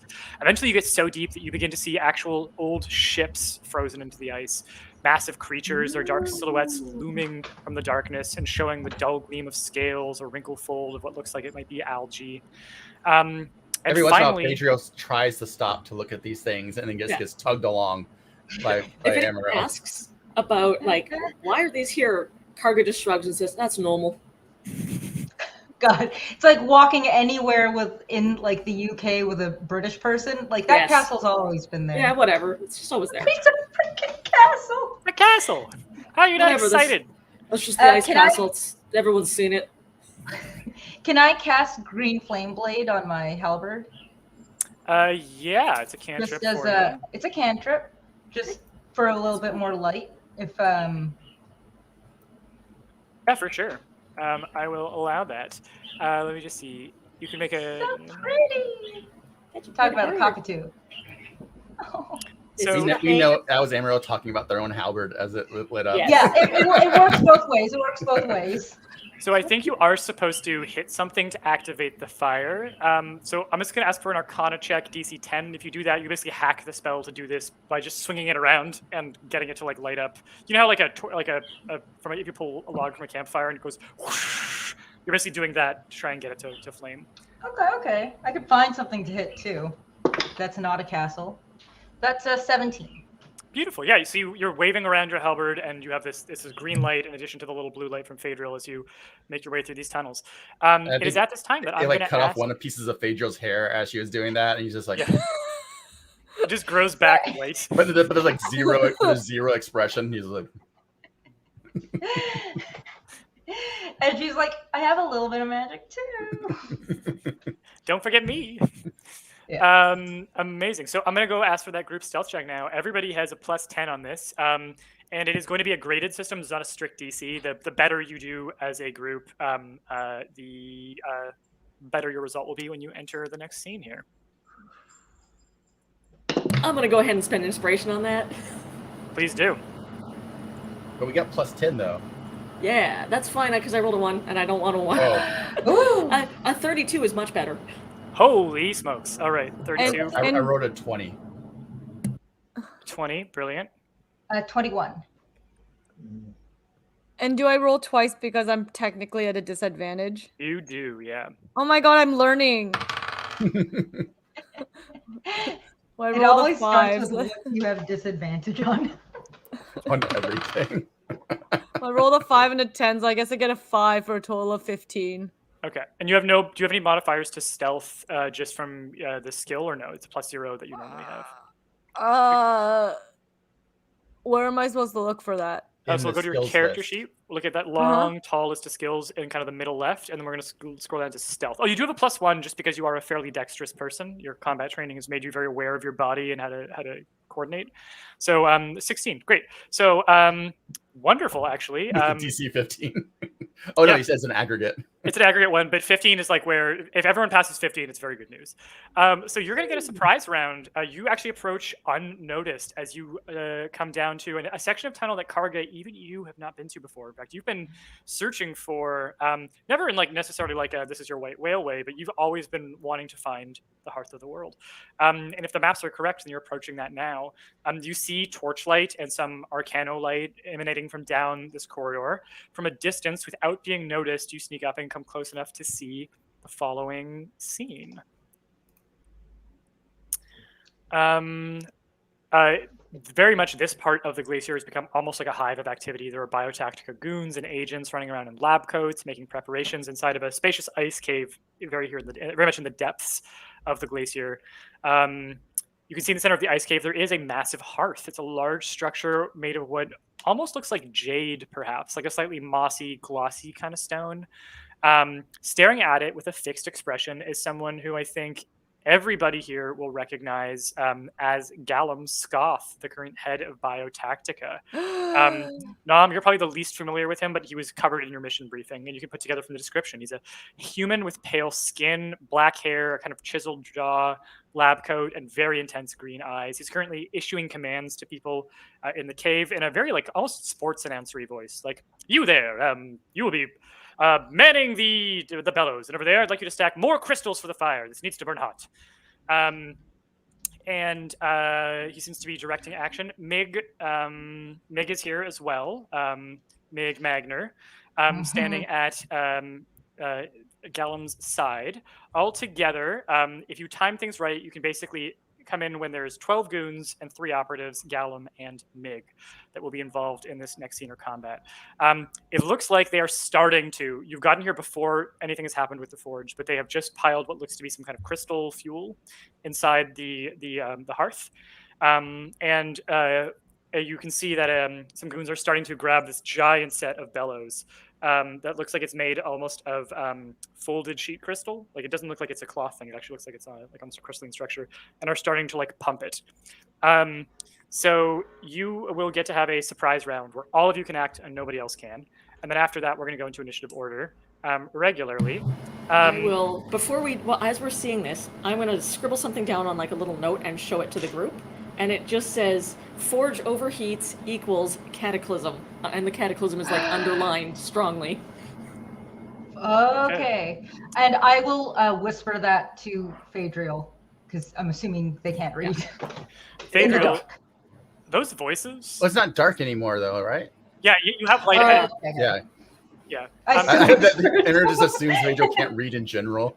No, he's not a book. Yeah. He's the book guy. And okay. Phaedriel, the voice that you've heard, you've sometimes recognized, sometimes it's close, sometimes it's far in your life. You've had times where it sounded closer. This is the most where even just like the idle chatter of it sounds like it's right by your ear.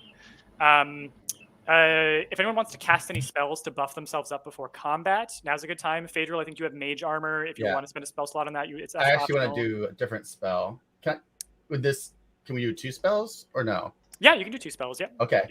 So first, Phaedriel, he's like has his book open and he's like going through it, and he like bites his thumb and it starts dripping like black blood onto the book, and then out of the book, like the spectral force flies out, and kind of like on Raiders of the Lost Ark when all the fire is getting sucked back into the thing, it's all being sucked into his face, and he kind of like his hair goes up for a second, and then he falls to his knees and starts coughing black blood onto the floor, and then more hacking into his back is like almost looks like it would be breaking if he was a normal human, and bones start coming out of his mouth into the splattering, and they're large bones, not like little bones, and then they start forming together into like this large boned skeleton, and then as he gets to his knees, and kind of in direct difference to all this horrifying thing might look, the little skull comes out and goes and then goes into the middle of the thing, and then it like powers and like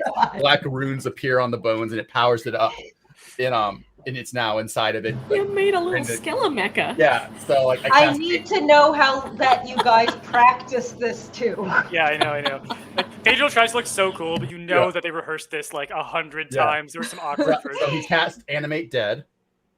which for 24 hours gives me like an undead servant.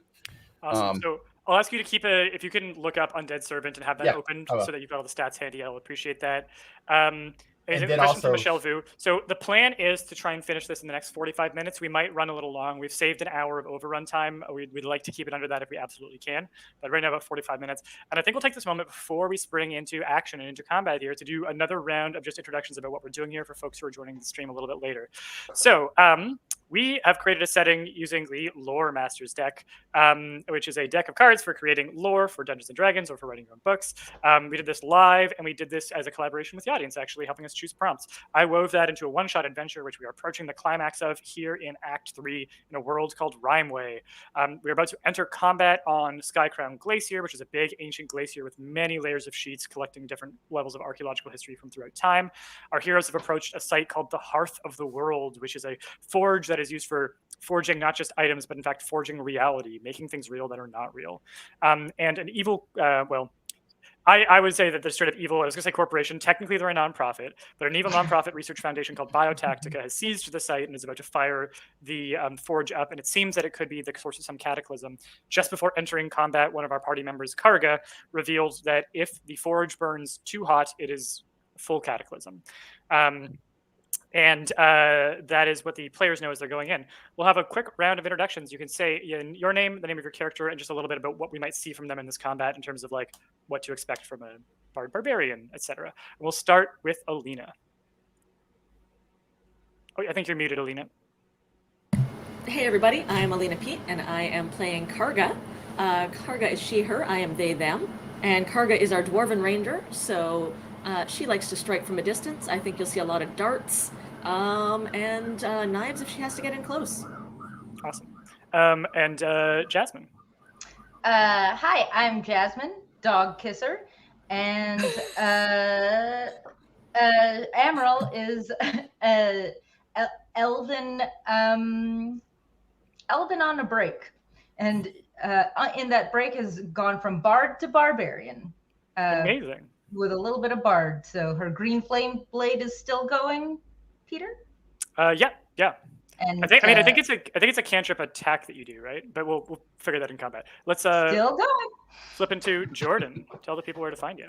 Jordan Shiveley, and I am playing Phaedriel Kane, who is a necromancer, as you may have guessed from some of his very normal spells. And you can find me at the place on the screen. Amazing. And Miroki.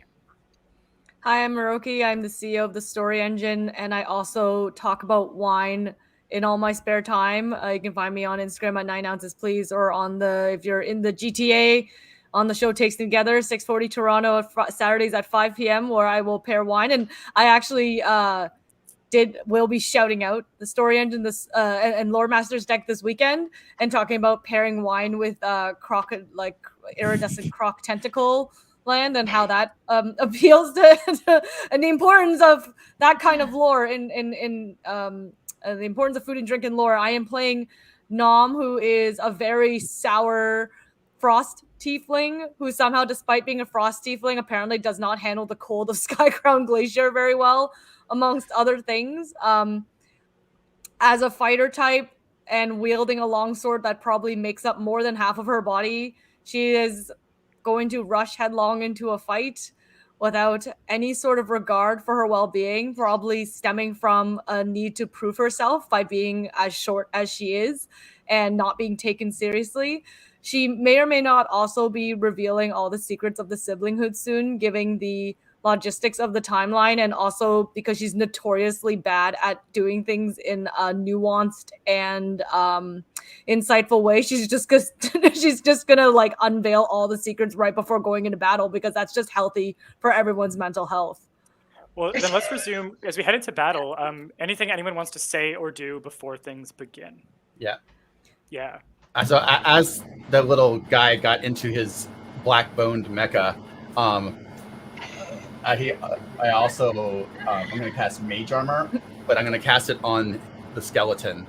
So like he kind of just puts his hand on the back of the skeleton's shoulder, and then it's like the words from his book run up his arm and then start imprinting themselves all over the skeleton. and then instead of like shooting out light, they seem to suck light in and get even darker. And then now the skeleton has the mage armor on it. Love it. Ooh. And I will whisper to everyone, Gallus isn't to get in that forge under any costs. Okay. And of which this point Nom is nodding, and if there's any time you would see her start looking sort of impressed, I guess this is the time as she's watching Phaedriel undergo their little mecha skeleton transformation. There's a look that's like a mixture of impressed and pain crosses her face because she's like, I have something to tell everyone, and I feel like it is necessary, and it is something that I think is integral to us. And before we enter this battle, this is very poorly timed, by the way, I think. I personally think, for Nom to be doing this. But again, there's a reason why Siblinghood of the Seers are terrible at PR, which is including telling secrets that may make them think they're about to lose a fight. And she's basically, as the look of pain cross her face, she's like, I have to admit something to all of you. And it is now more important than ever because I recognize that Phaedriel may be the one who may determine the outcome of this battle. I know that the cataclysm is coming. I know that the dragonflies may eat us all. We were the ones who saved the dragonflies many, many years ago. However, the Siblinghood does not know how we did it. We received a vision through the Visor to perform a ritual at the glacier, and biomancy was involved. We only just stated the rules. It appeared to us like a written book, and we read the words, and the dragonflies were saved. But we do not actually have this knowledge ourselves. And the reason why we never let Phaedriel into the Siblinghood is because we didn't want to admit this to him. You can tell she's really, really struggling with saying these things. She doesn't really know to apologize. Apology is not in her nature. However, she has been internalizing the fact that Phaedriel saved her life from earlier, and she owes him at least this, and also because she's pretty sure that they'll all die if he doesn't recognize his importance in this battle. So she goes, Phaedriel, You know we're gonna die. You keep telling us.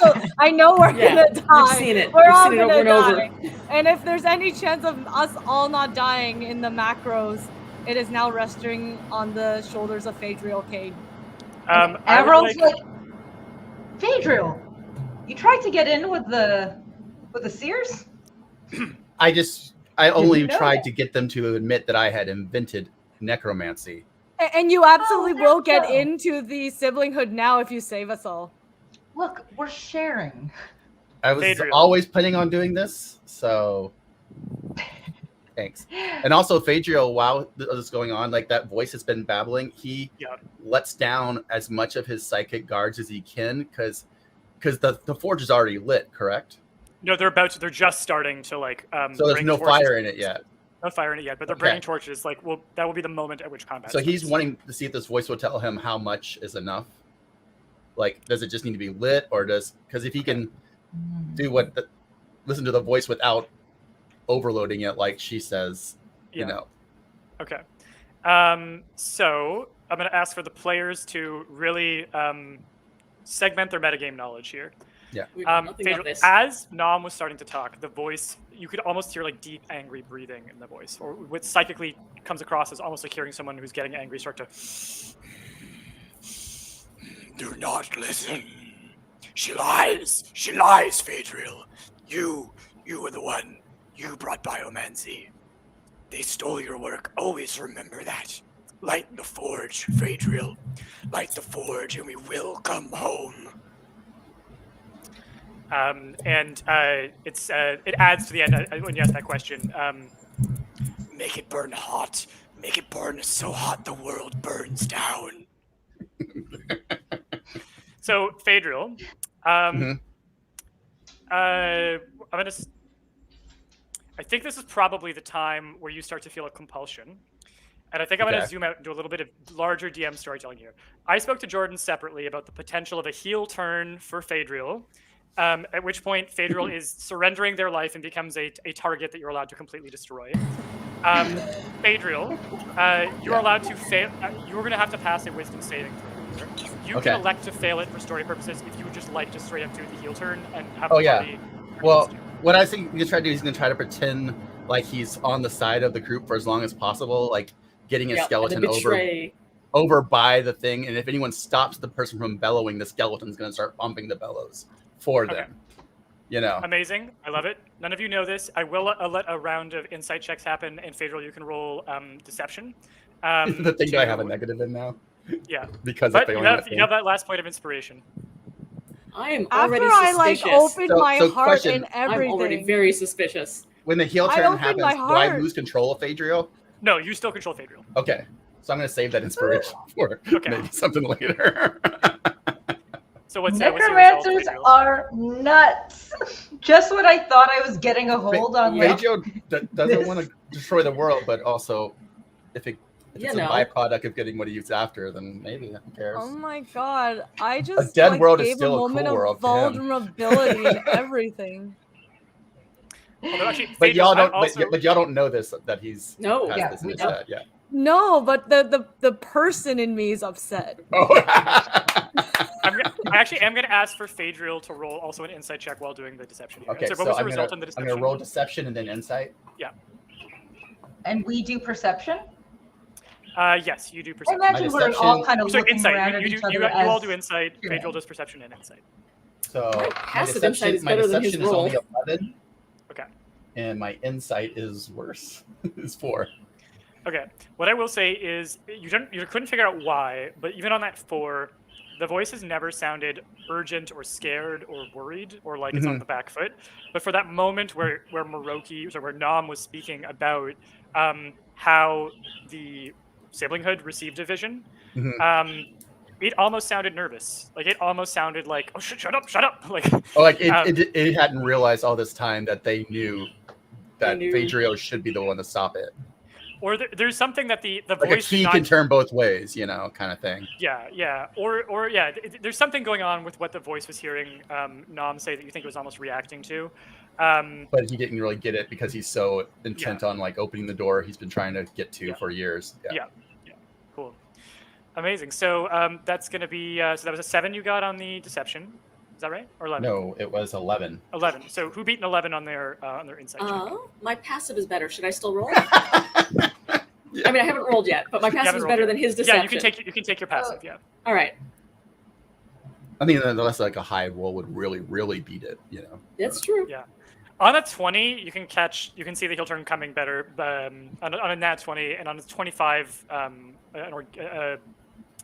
dirty 25 or whatever, you can also see it coming. So decide if you want to roll or not. I can. Okay. 14. I'm already suspicious of this guy.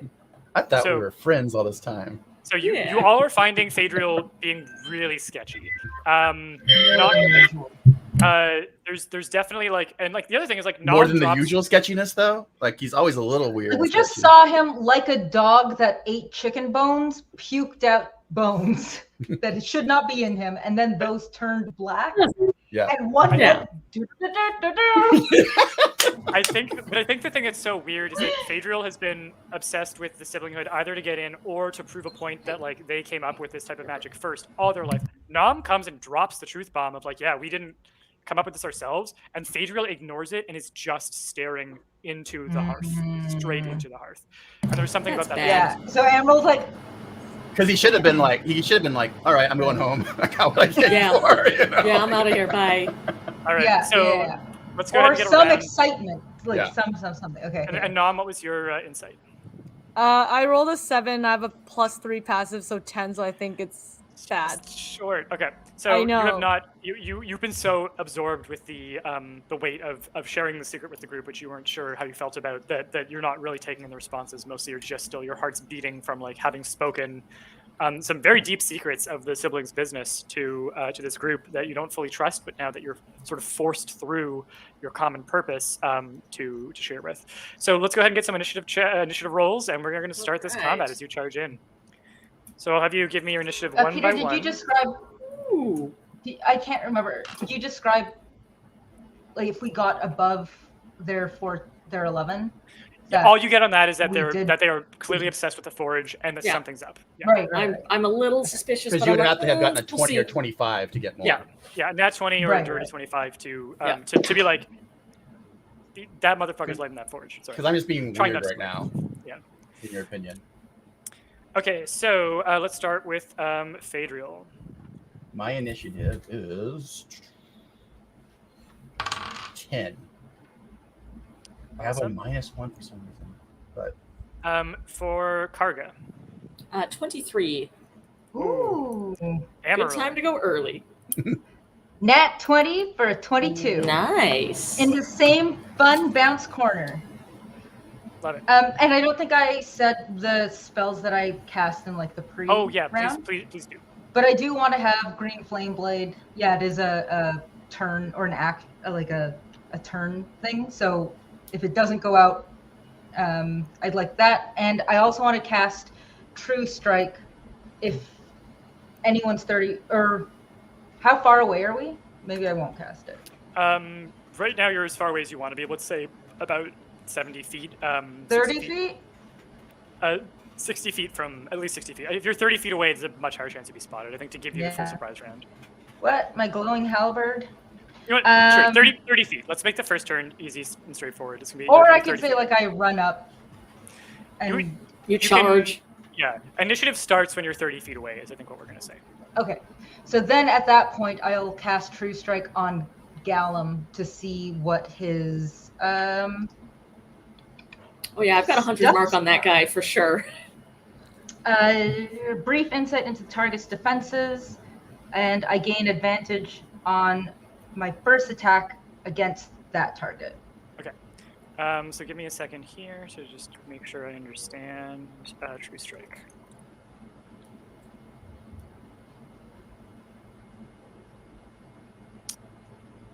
Okay, so sure, you gain advantage for attack against target, but it's okay. So you don't actually learn anything about their stats or anything like that. Okay, good to know. Awesome. Okay, so you'll have True Strike against Gallum.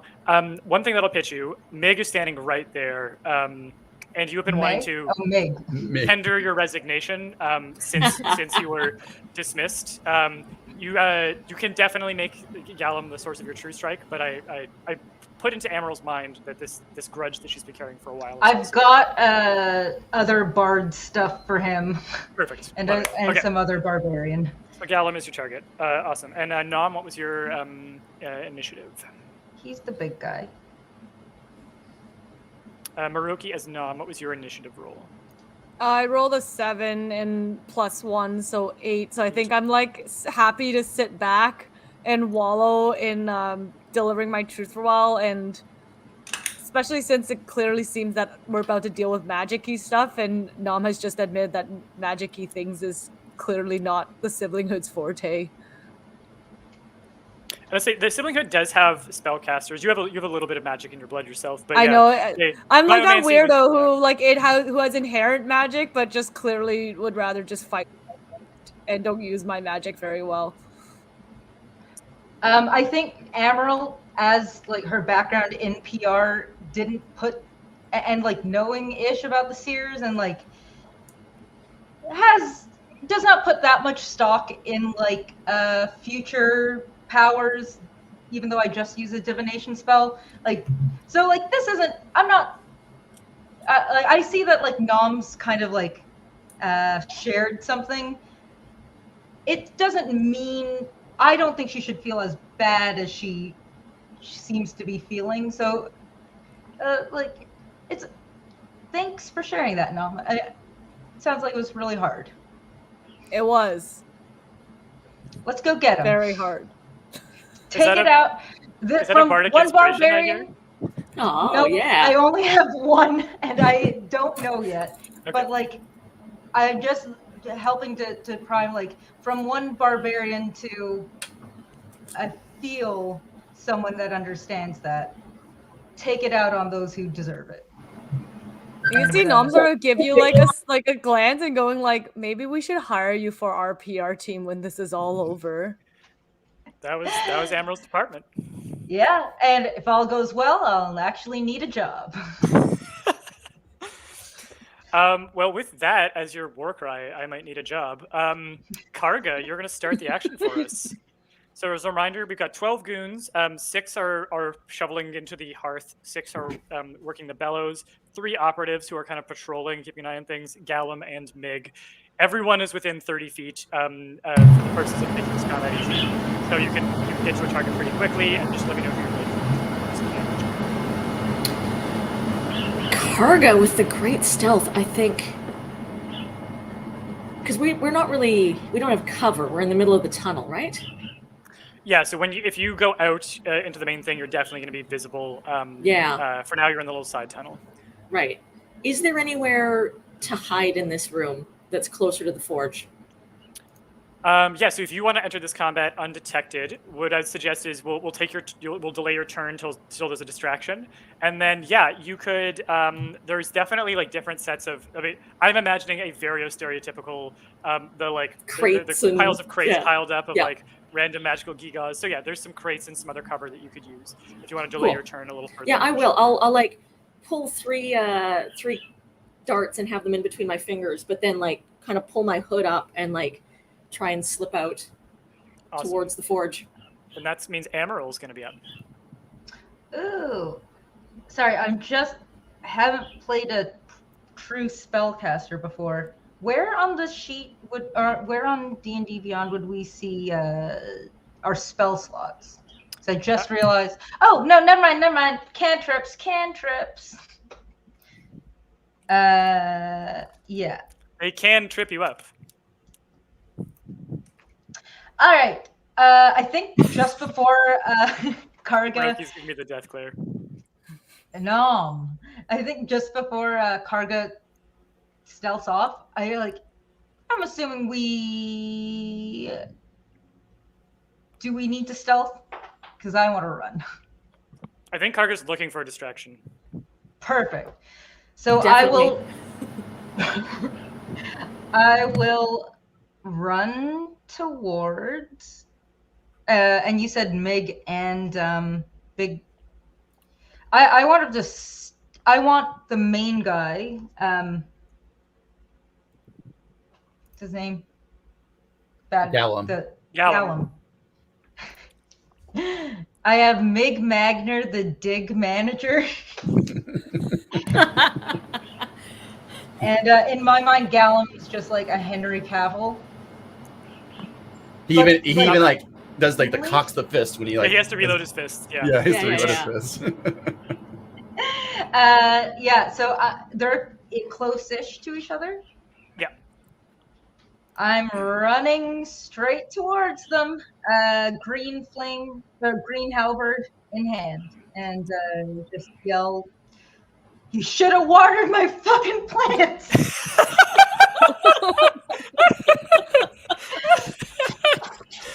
Come on, this fucking Nathan. Whatever the fart was.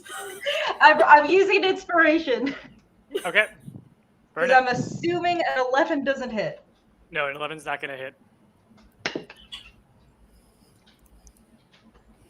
How about a 10? A 10 is not, unfortunately, going to do it. Oh, no. What I will say is you find out from the swing that he's got mage armor up. That would do it. Yeah. It's because he's super strong, not that I missed. Guys, it super claims strong. off the armor. This is very much the moment when Nom's like, we really are gonna fucking die. Oh wait, I have an advantage because of True Strike on my first attack You do. on that guy. That's So you're true. not, and So advantage I is only get different from one. inspiration. You can use them separately. So yeah, please go ahead and roll again. So I am With advantage, down you should, one inspiration. And I'm assuming that theoretically you're get in a 2 rage. extra rolls because No, I didn't. I didn't rage because I cast. You had time to do both. But I cast like 2 spells. Oh yeah, and rage would fade out if you don't attack someone. Okay, so you can still do it as your bonus action this turn unless you want to save the bonus Shade, action. I will attack someone this turn. Okay. Okay. Come on, advantage. yeah, you should. Net 20 in the same corner. Nice.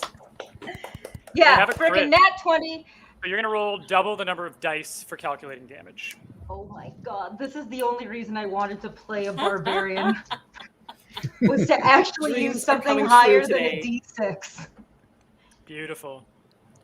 So when you say double the dice, can you, for the viewers at home, can you remind them what? On a nat 20 in combat, when you're making an attack roll, that's what we call a critical hit, or a crit for short. It means that you've struck a vulnerable area, struck a really resounding blow that can change the course of a battle, or in this case, set the pace of a battle. So when you score a hit in 5th edition, the way it works is you roll twice the number of dice that you would roll in that roll. So if your weapon does a D10 damage, a 10-sided die, you roll 2d10, two 10-sided dice, and then you add your modifiers as normal. Those don't double. So you're going to go ahead and roll 2d10, add your normal modifiers, and I'm going to say you were raging. You yelling you should have watered my plants was definitely entering a rage. So roll that with all your rage bonuses. As Peter out of game has felt. But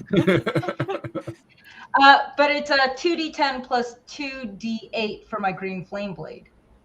Holy smokes. Yeah, so yeah, you double the green flame blade dice too, because you double all those extra dice, sneak attack, all that doubles. And what does it, so as a bonus action, so rage, I have advantage on strength checks and saving throws, plus 2 melee damage with strength weapons. Yeah. So instead of 1d10 plus 3, it would be 1d10 plus 5? Yeah. For both hits.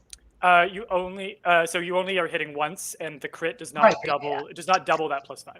So yeah, you're gonna roll 2d10 plus 2d8 plus 5. Okay. Yay. That is 10 for the 24, 25 plus 5 is 30. Holy smokes. And I have my fire aura. Oh yeah. So I do plus 2 melee damage. Fire damage. Yeah, my aura does 2 fire damage on all other creatures in my aura, and it's a 10-foot aura. Okay, so I'm gonna say that that's gonna hurt some of the goons. It's gotta hurt some of the goons. He's standing in front of the hearth, so you're gonna damage. You're gonna damage 2 hearth goons for 2. Let me just mark that down. Okay, awesome. So you see Amaryl comes charging out. You've all been so silent, so quiet. There's been stealth. Karga was ready to strike and then held back for like, no, maybe I will wait for the moment. And then Amaryl's just like, you should have watered my plants.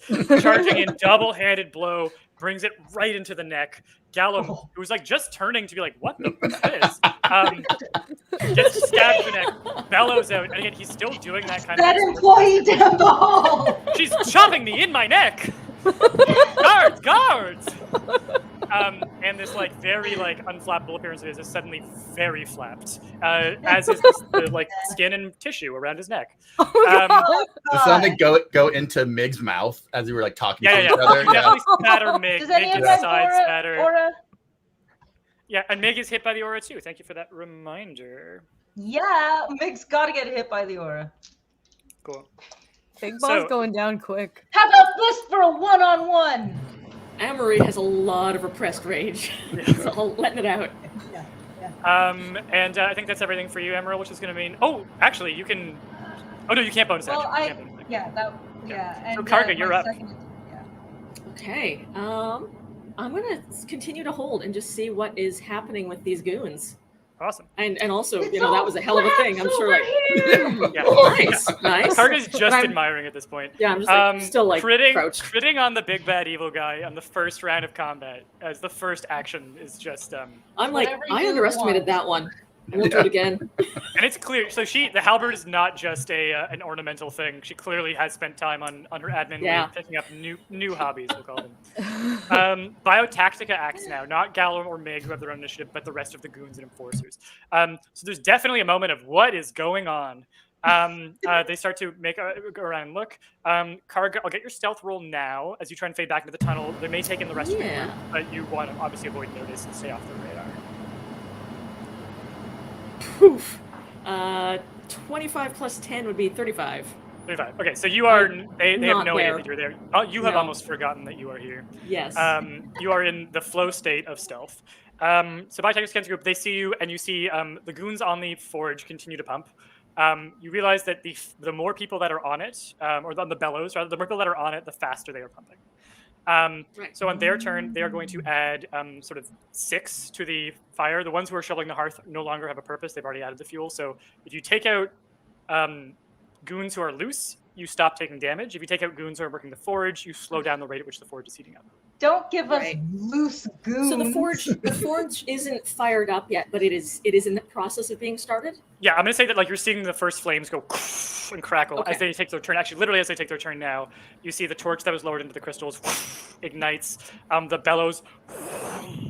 So the forge has been lit. Yeah, the forge has been lit and is starting to light. You have the sense that you have times it activates. The hotter it gets, the more intense it gets. And Karga has told you that there's a meltdown state that it could hit if it burns too much. The forge gets, or the hearth gets 6 burn applied to it. That'll continue to happen per turn if there are 6 people working the forge, or 6 goons. Other creatures have different impacts that they can make on how much the forge lights. The rest of the goons close in.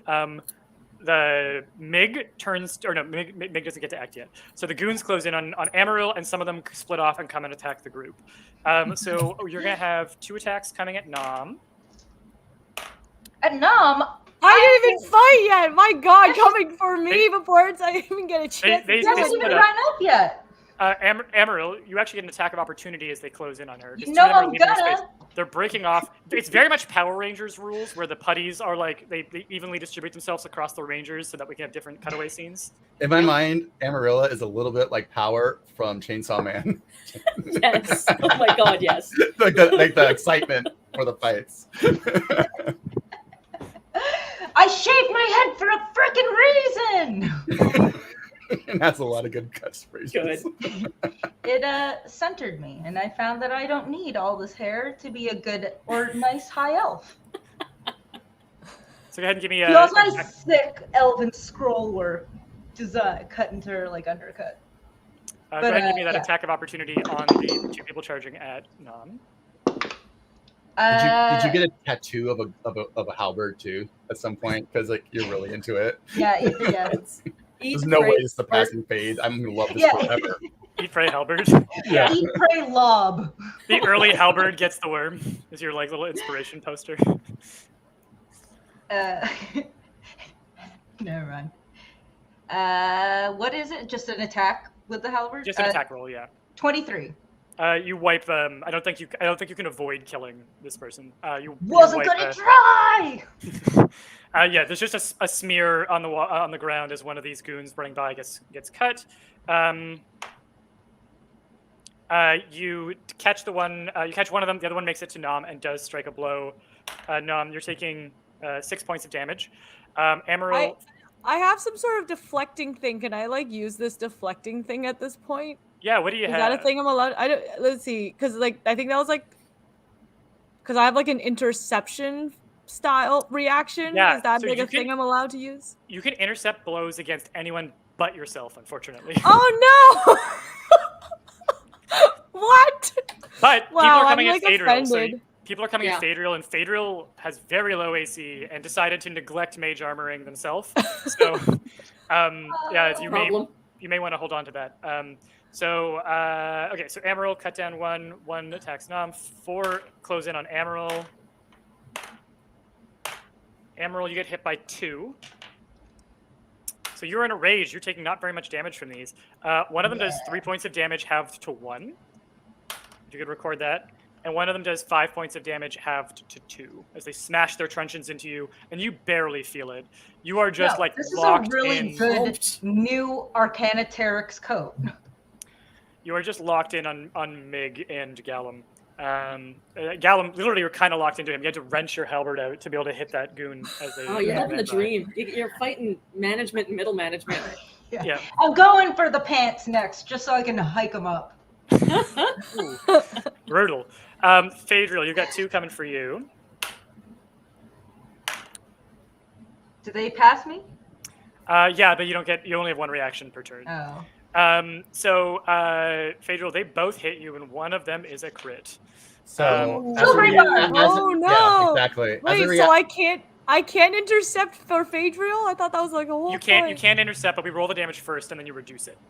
Okay. But first, Phaedriel, did you have a reaction that you were going to Yeah, I have a reaction of casting silvery barbs on the one that's critting. Yeah, amazing. Okay, so we'll resolve these in order then. So we'll do the one that Nom's going to intercept first, and then we'll see what happens with the crit here. So yeah, Nom, one charges towards Phaedriel. You see a raised truncheon about to swing into their very frail body. Like for all the bones they collect, their bones themselves seem to look fragile at least from the outside. Yeah, it started looking frailer. That's why they need on more bones. on the goggles. Yeah. That was actually the inciting collection was his own bones. Yeah. Oh no. So Phaedriel's about to take 5 points of damage, but I think you can do something about that. So do you want to use your reaction to use your interception fighting style? Yes, and apparently it says 1d10 plus 3. Yes. That's So correct. For So damage. if to a you minimum roll of 0 damage. Yeah, if you roll a 2 or higher, then this does no damage. So go ahead and roll a 10-sided die, Okay. and and add 3. Better be grateful for this. So 4 plus 3. 4 plus 3. Okay, so yeah, 7. So Phaedriel, Save the bones.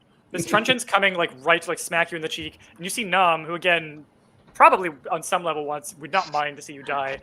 Suddenly, who had not acted yet, but suddenly swings her sword out, catches the truncheon, slams that blow aside, and prevents this blow from landing. And then another one comes down, and it looks like it's about to hit your skull, and you. So what is Silvery? Actually, Nom, what does your interception look like first? Is there any particular flourish that you think Nom would deflect this blow with? This new one or the last one? The one that you just deflected. I realized I robbed your chance to narrate that if you wanted Oh, it's to. okay. You did it so beautifully, and I would say the only thing that would happen is that you would probably look at Phaedriel with like an eye of like mild social awkwardness and like shyness and embarrassment because her arm seems to have moved of her own accord without any sort of like. It seems to have moved something deep inside of her before she had conscientious thought over it, and she feels mildly embarrassed about the entire situation. I don't know how Phaedriel feels about that, but I do imagine that they have thoughts about the truncheon now descending on their skull. So what does Silvery Barbs look like as this person who's about to take a crack at you is suddenly distracted or interrupted? So the hit does smash into Phaedriel's face and cuts down into his skull and crunches through his jaw, and then and as it lodges there, but his teeth start to fall out and trickle on the floor, and everyone that hits the ground leaves like a black, instead of like just going ding ding ding like a tooth would, it leaves like a black spot of ink, and which then like he does like this static shimmer, like almost like a something going in and out of a radio wave, and then the blade is back where it was at the beginning of the thing, and all the damage that you saw was gone. And then I'm pleased to report that it then swings and immediately hits you again. It rolled an 18 on the reroll, but no crit, so significantly less damage. Swings it back in, but doesn't go as deep as it did on the first vision of your damage. If I have something I can do as a bonus action, can that be done as a reaction or no? No, bonus action separate category, and you do that in your turn. Yeah. So you can still take that bonus action on your turn, but you take 4 points of damage from that truncheon. Okay. And now the agents are going to What would it have been? Close in.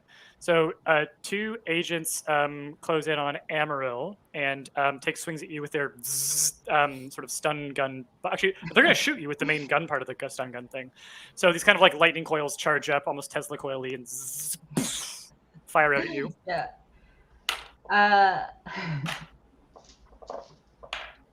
That is 2 hits. And I'm going to need you to make a pair of strength saving throws, please. I have advantage when I'm in a rage, right? Ooh, you do indeed. Yeah, Amaril's just like, she's had to write PR for these weapons. I know. They're non-lethal as long as they're used non-lethally, which they've never been used non-lethally. Yeah. Literally, employees don't know that's a setting that they have. Okay. But the copy sounds great. Yeah. Ooh, 19 plus what is this? Sorry, strength saving throw? Yeah. 21. Okay, and make another one of those because you got hit twice. Both with advantage, right? Yeah, both with advantage.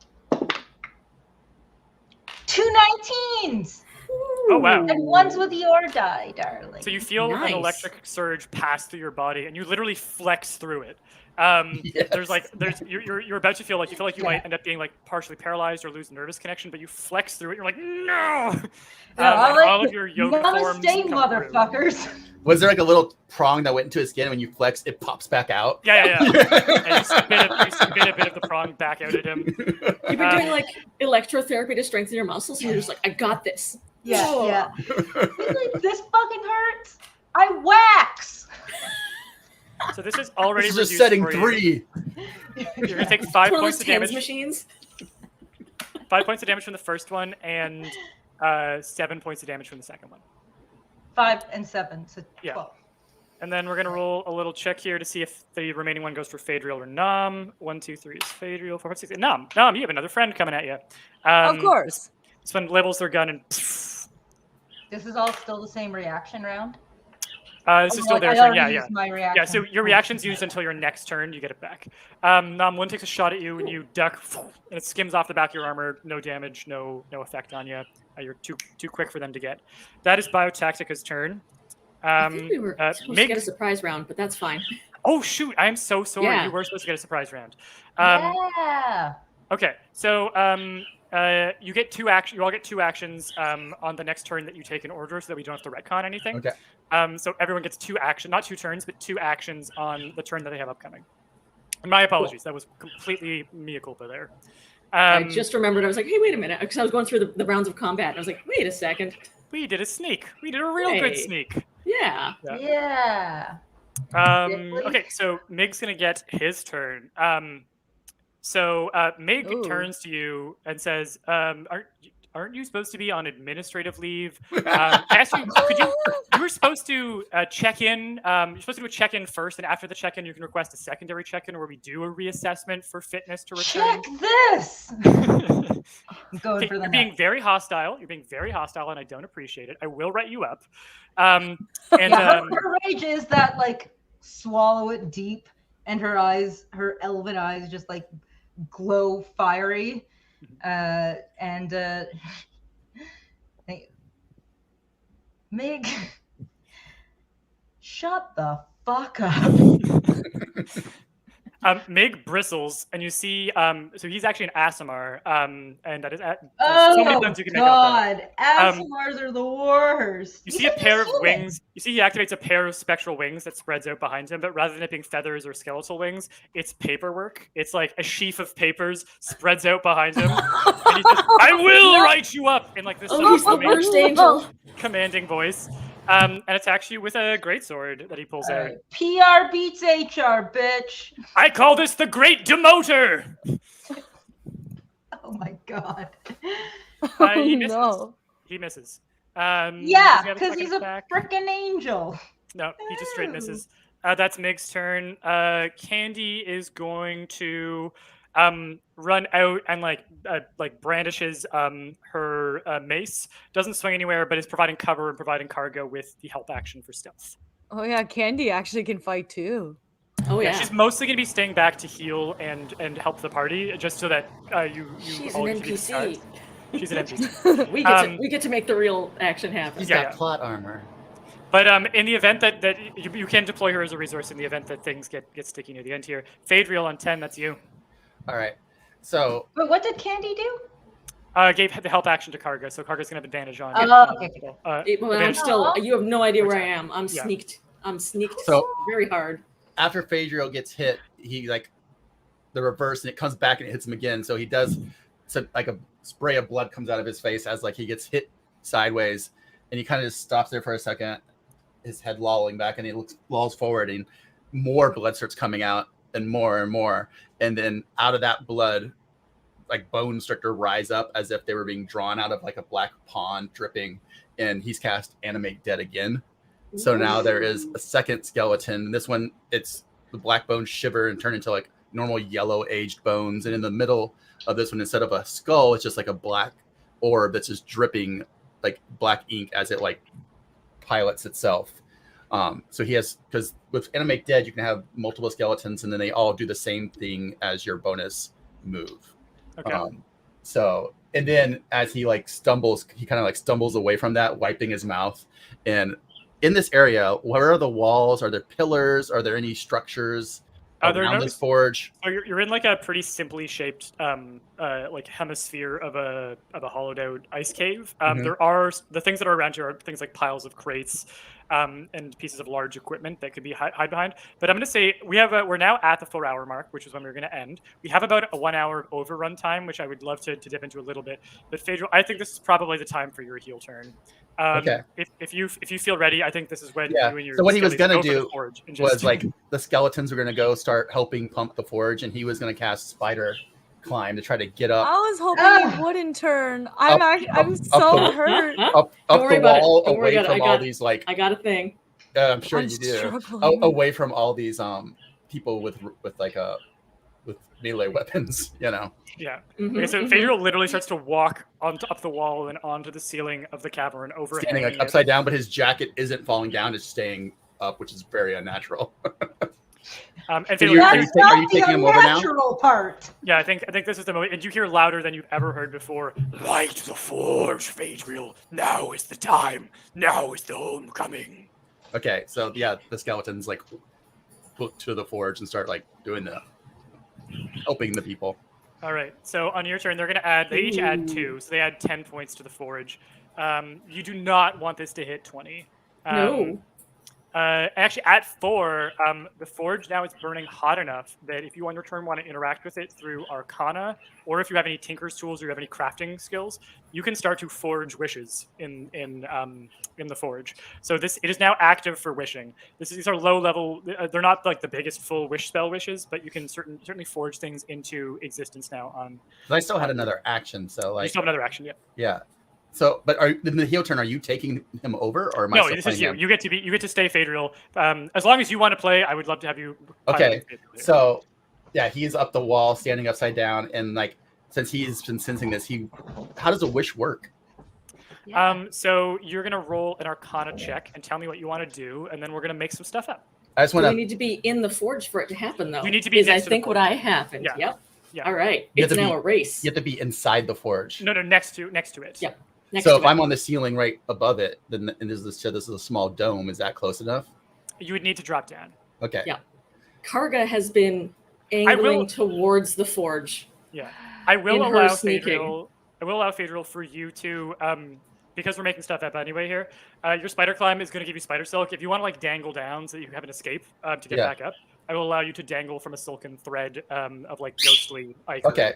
So that's his full movement does that, so he's close enough, and then he tries to make a wish. All right. Before you can do that, I'm going to dramatically appear in front of you, as I've been holding my actions. Yep. And look you dead in the eye as you're like dangling upside down Spider-Man style, and Karga's going to meet you with her like no, she's down on the ground. Oh, okay, on the ground. You've dangled down, and she's now staring up at you. Because that's having him she's dangle. got just so y'all know, darts in her hand. Dangle down just close enough that it works. He didn't come to the ground. Yeah. Okay. Well, she's just staring up at you then. Yeah. She's got her darts in one hand and her knife in the other, and she'll look you dead in the eye and say, "Bone Collector, I saved your life once. It belongs to me. And if you want to keep it, you'll back away now and not light this forge. I'll give you one chance." Jordan, I am going to ask you to please take seriously this wonderful emotional bid that you've received from a fellow player. Mm-hmm. This can be a chance to take the surrendered saving throw again, which you have disadvantage on with the charisma penalty that you have from having looked into the visor. Yeah. I think I'm going to obligate you at the very least to take a disadvantaged charisma saving throw. I might force you to unvillain yourself. Actually, first, let me get a persuasion check from Karga first. Yes. I would like to do you this. You are a thing. writer. With advantage, because you are calling in like a life debt. A writer would override another writer's plan, yeah. Yeah. Yep. I would call it editor. Nat 20.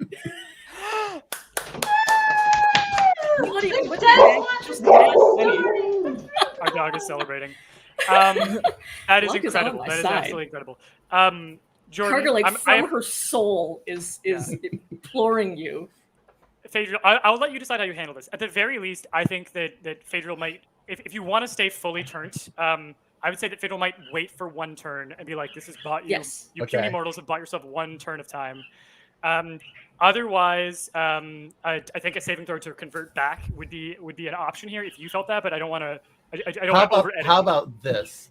Like, he tries to turn his back on it. Like he's like, it kind of makes him remember that like not everything is about. Well, I mean, we'll play this out, but like he thinks that not everything maybe is about having this knowledge that all he cared about was finding out what was behind the door, the answers to everything.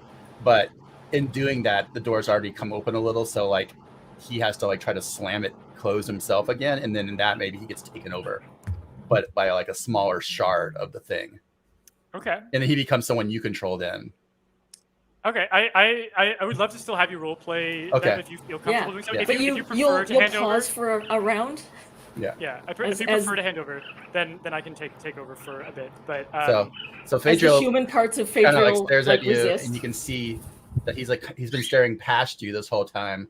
Like his eyes aren't even focused, and then they kind of refocus, and he looks at the forge, and at his little skeletons who are like pumping away, and out of the edge of his eyes like starts to leak black tar, and he reaches up and cuts the spider thing and slams down onto the top of the forge. Ooh. Where that like is basically like crumples on the top, and his blood starts dripping down it, and it seems like it's trying to dampen the fire as he like Ooh. blood starts to course out of him, this black sludge.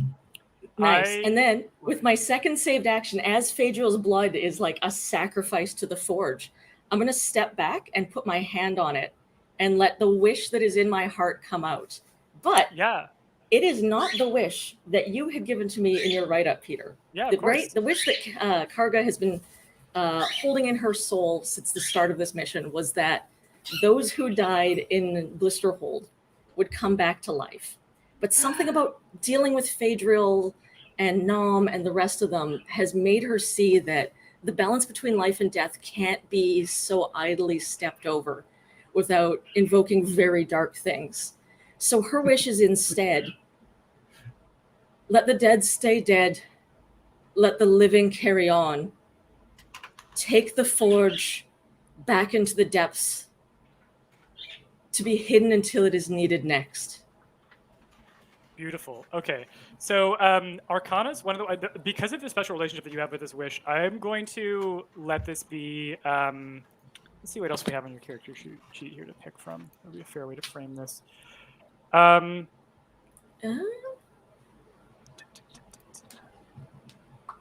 Just straight up willpower. Dwarves are real good at. Yeah, I would allow a wisdom. This to be like a raw wisdom check. Yeah, I'd allow this to be a raw wisdom check. I'm a dwarf. It's a thing we do. You're near a forge. Surely that powers you I'm up. going to spend my last inspiration. Okay. It's only a 12. It's not great, but maybe I get some plot help. So on a 12, I think Amaryl sees as she's like pushes Mig's head away and sees what's going on, and to Karga, even though this is to Phaedriel, but just like do it for Leonard. Are you putting your willpower towards this as well? And that is a bardic inspiration. Ooh. so Thank you get a bardic on it. And I actually forgot Only you also D6. have. Is that good for Yeah, a 12? Yeah, it's still helpful. And actually, you have advantage from that we haven't used from. Oh, right. Candy. Candy had your back earlier, and you didn't actually. Right. Oh, yeah. I You think know what? Candy would Let definitely do be it spending first. it for this now. Yeah. Okay. So go And I ahead, still reroll have- and add d6. 3 reaction silver barbs, which can go in the positive area too. That's still a 13, but then I get my bardic inspiration, which is a d6 for you. It's a D6. D6. Yeah. All right, so 13 plus. Oh, only a 1. 14. Come on, Okay, push me over 14. the I line. thought now. we all loved Leonard. Push me you're- over the line. You are So, setting. Oh, go ahead. So, Go ahead. so I'm laying on top, crumpled, bleeding, and like my face is pressed against the top of the forge, and like through the black blood that's like going to his nose, he goes, Leonard. He comes Leonard, and casts silvery barbs, which also lets someone else re-roll. Oh, Nice. actually, your first silvery barbs would have given someone advantage. We forgot to assign. Oh, yeah. Okay, Oh, so we can yeah.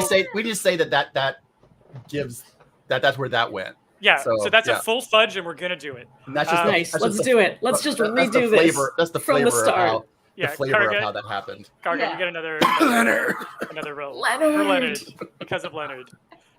I love that a houseplant might be the thing that ends up saving the universe. That's worse. How is that worse? Well, but also it's a very Arctic, icy place, and maybe these plants were like pretty hard to grow. Yeah, bits of life. That's my best roll is still a 14 here. 14. Y'all. So 14 sets the DC for whoever tries to take over the wish. Right. I feel like what has Nom been doing in all of this? Like I feel like Nom has been like staring at this like We just in haven't this gotten to moment, you Getting in attacked. the wondering- Getting roll. attacked. yeah, like You are wondering You are next wondering in if the like order. the world is indeed ending the same way, or has it actually been changed, or like For Leonard. almost. Well, in D&D, all of this took in like 3 seconds. So It is, Of yeah. course. This is where we're, Okay. this This is where has we're, just 4 seconds happened. in. Your turn is next, Nom. So what I'm going to say is the forge. So the forge is lit. You hit the point of 10 burn, which is where it's open for wishes. Yeah.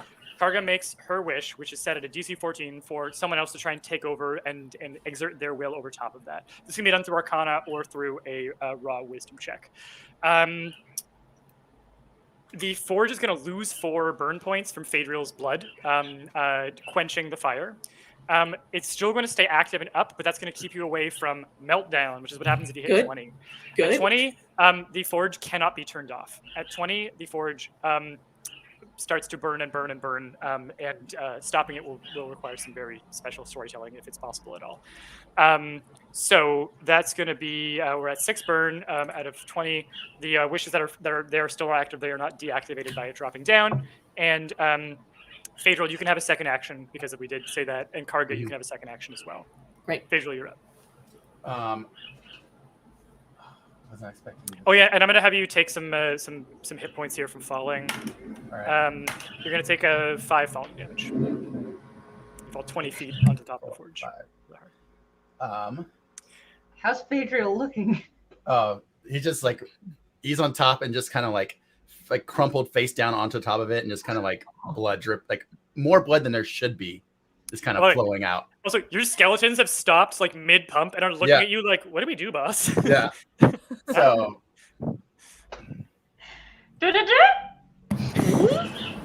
So as part of my extra action, I will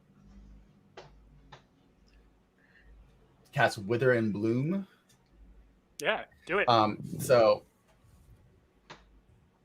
He's like fumbling at his side, and he finally gets the bell out from like inside of his jacket, and is like just kind of like almost drunkenly like drawing on it with his own blood, and then like goes to ring it, but then drops it. But then as it falls, it seems to be like everything it hits seems to be in like a purposeful like ding ding ding ding ding as it falls down, and then out of it spreads like this tidal wave where all like the dirt and everything kind of flies up in the air and then comes back down. So like everyone within what was it, a 10-foot radius of the middle of the forge takes 2d6. Awesome. I'll roll some saves against your spell save DC to have that for those it might be possible for. Spell save DC is 50. Okay, give me a second. So they would take 10 damage. So you kill like that. 4 goons go down. And then the reaction is to make the skeletons turn around and like, and the one with the actual skeleton, it goes, "No, stop it!" And like just like kind of like slapping at them to try to like take their hands off of the thing. Yeah, make a pair of attack rolls for me using your undead servant I don't stats. have like a sheet for them, but I I mean, think I have their sheet open, but Oh, but you can't roll. I can I don't know how I roll would for roll you. that. Yeah. Okay, so let's go ahead and turn on the little dice cam here. All right, first one on the die. It's a crit. Instantly, one of them breaks their like claw-like skeleton hand and just disembowels one of the people punching the. That guy's arms were at the. They had like locked the bellows at the apex, so the guy's belly was exposed, and it's just. Oh no! Skeletons do have initiative. Hell Take it yeah, back, skeletons! Also, now the other side of Mig's face is coated in blood from the cross splash from both sides. Yeah. Oh, And then how poetic. the other one. Red is a blood, miss, black unfortunately. blood. All right, so we're down to. Give me a sec here. 5 on the forge, and there are 1 standing still in the forge area, or in the 5 on the bellows, 1 left around the forge, plus Gallum and Mig, and that's it. 5 on the bellows, 1 on the forge? Yeah, 1 on the forge, and then Gallum and Mig. Cool. So then Karga, you got another action. I got another action. I don't have to like concentrate on the wish or anything. You can try to increase your score by interacting with it again as your second action. Sure, then I'm doing that. I'm just gonna double down on this. Hope my rolls are better this time. Is Candy still helping me out, or is that a one shot? Yeah, so she's supposed to get 2 actions, so yeah, sure, double help. All right, then I have inspiration if I need it, and I do because I'm rolling like crap. That's much better. That's a 19. 19, amazing. Okay, and that's the total, including modifiers in? I believe so, unless I'm also getting bardic inspiration this turn. I think Emerald only We're in a had the 1. new round. I think just so. have the 1. Then 19 is a pretty good threshold. Yep, every bit helps. 19 is a very good threshold, which is great, actually, because I do think Nom's going to be up, and then we're going to see Gallum act. Mm-hmm. So, Nom, you get to... Nom, take his head off. Nom, it is your turn. And not only is it your turn, you get 2 actions, and you have your action surge back from last time, so you can take 3 actions. You can't wish without a head. Yeah, and you have some of those like going into beast mode abilities we talked about. So if you ever want to activate beast mode, let me know, and I'll explain how that's going to work from a rolling perspective. Amaryl's like, join me! They're so lame! Yeah, Namu's been weirdly frozen through this entire thing, like springs to life as if realizing for the first time that there's an opportunity for change on the horizon. And is very eagerly looking forward to looking into the visor and seeing, I don't know, a death by fire or some different death. Yeah, it's just anything that's different from the fireflies. And yeah, so you can spend a turn using the visor for sure. It will actually, and you do not suffer any ill effects from using it. Your soul is so dead from watching your own death so many times that it's like putting on VR goggles when you've been wearing VR goggles for years. Like, you don't get motion sick. This is... Yeah, that's for kids. So, yeah, you can spend one of your actions interacting with the goggles if you want. Yeah, so maybe for a quick moment, she wants to just reassess the situation and use it to determine whether it is now an all or never situation or whether she needs to hold her energy a little bit for the bigger, I guess, big boss play. She doesn't know. If you look at it empirically, it all looks like big boss fight right now. Yeah. With it looks like the end game here, but she knows better than that. She knows that sometimes the end is not actually the end, and so this is the best opportunity for her to check. Beautiful. You've been telling us the end is always the end. What the heck? So I'm actually gonna have you make a history check as you slip this on, and start to see the future, and I'll also try to pull together some threads from the past you've experienced recently. Okay, so history check is rolling a d20, right? Yep, and adding your history modifier. This is I've been so enthralled with everyone else's fight, I forgot how to do this game. Okay, so I rolled an 11. I get a +5, so that's 16. That's a 16. Amazing. That's gonna be good enough for now. As you slip the visor on, you start to see a clash of different visions and different possibilities. The visor is usually very good at picking the one that it needs to show you to have you understand the most probable course. But here you are at the nexus of so many possible outcomes. In some you are dying in your bed of old age. A person who, I wouldn't say you're happy necessarily, because that doesn't seem to be your style as a goth, but having lived a life that was at the very least satisfying. In some, I was not goth. I was born this way. That's the t-shirt for Nom. That's the Hot Topic t-shirt for Nom.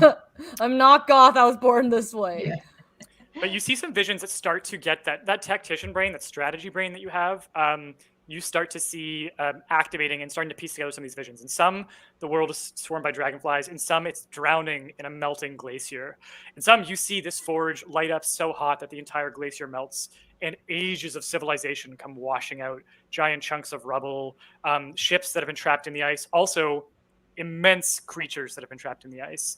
For the first time, you see this immense folded shape, like a giant whale in the sky made of folds of fungus unfurling, reaching its tendrils out. You see it puppeting Phaedriel, as if it holds some kind of threads into their mind. But then another vision will cut in, and you'll see a vision of Biotaktica with this strange engine powering their technology. You see, the thing that I think most disturbs you is in this vision of Biotaktica controlling the future, you see the great calamity of this glacier melting, washing down across the world of Rimeway. You see people drowning. You see homes and cities crushed by massive icebergs the size of continents rolling over them. But something about the dragonflies, perhaps the biting them, the dragonflies biting that it's all part of this too, makes these people unable to die. This happens, and they don't live through it. They are undead through it. Something keeps bringing them back.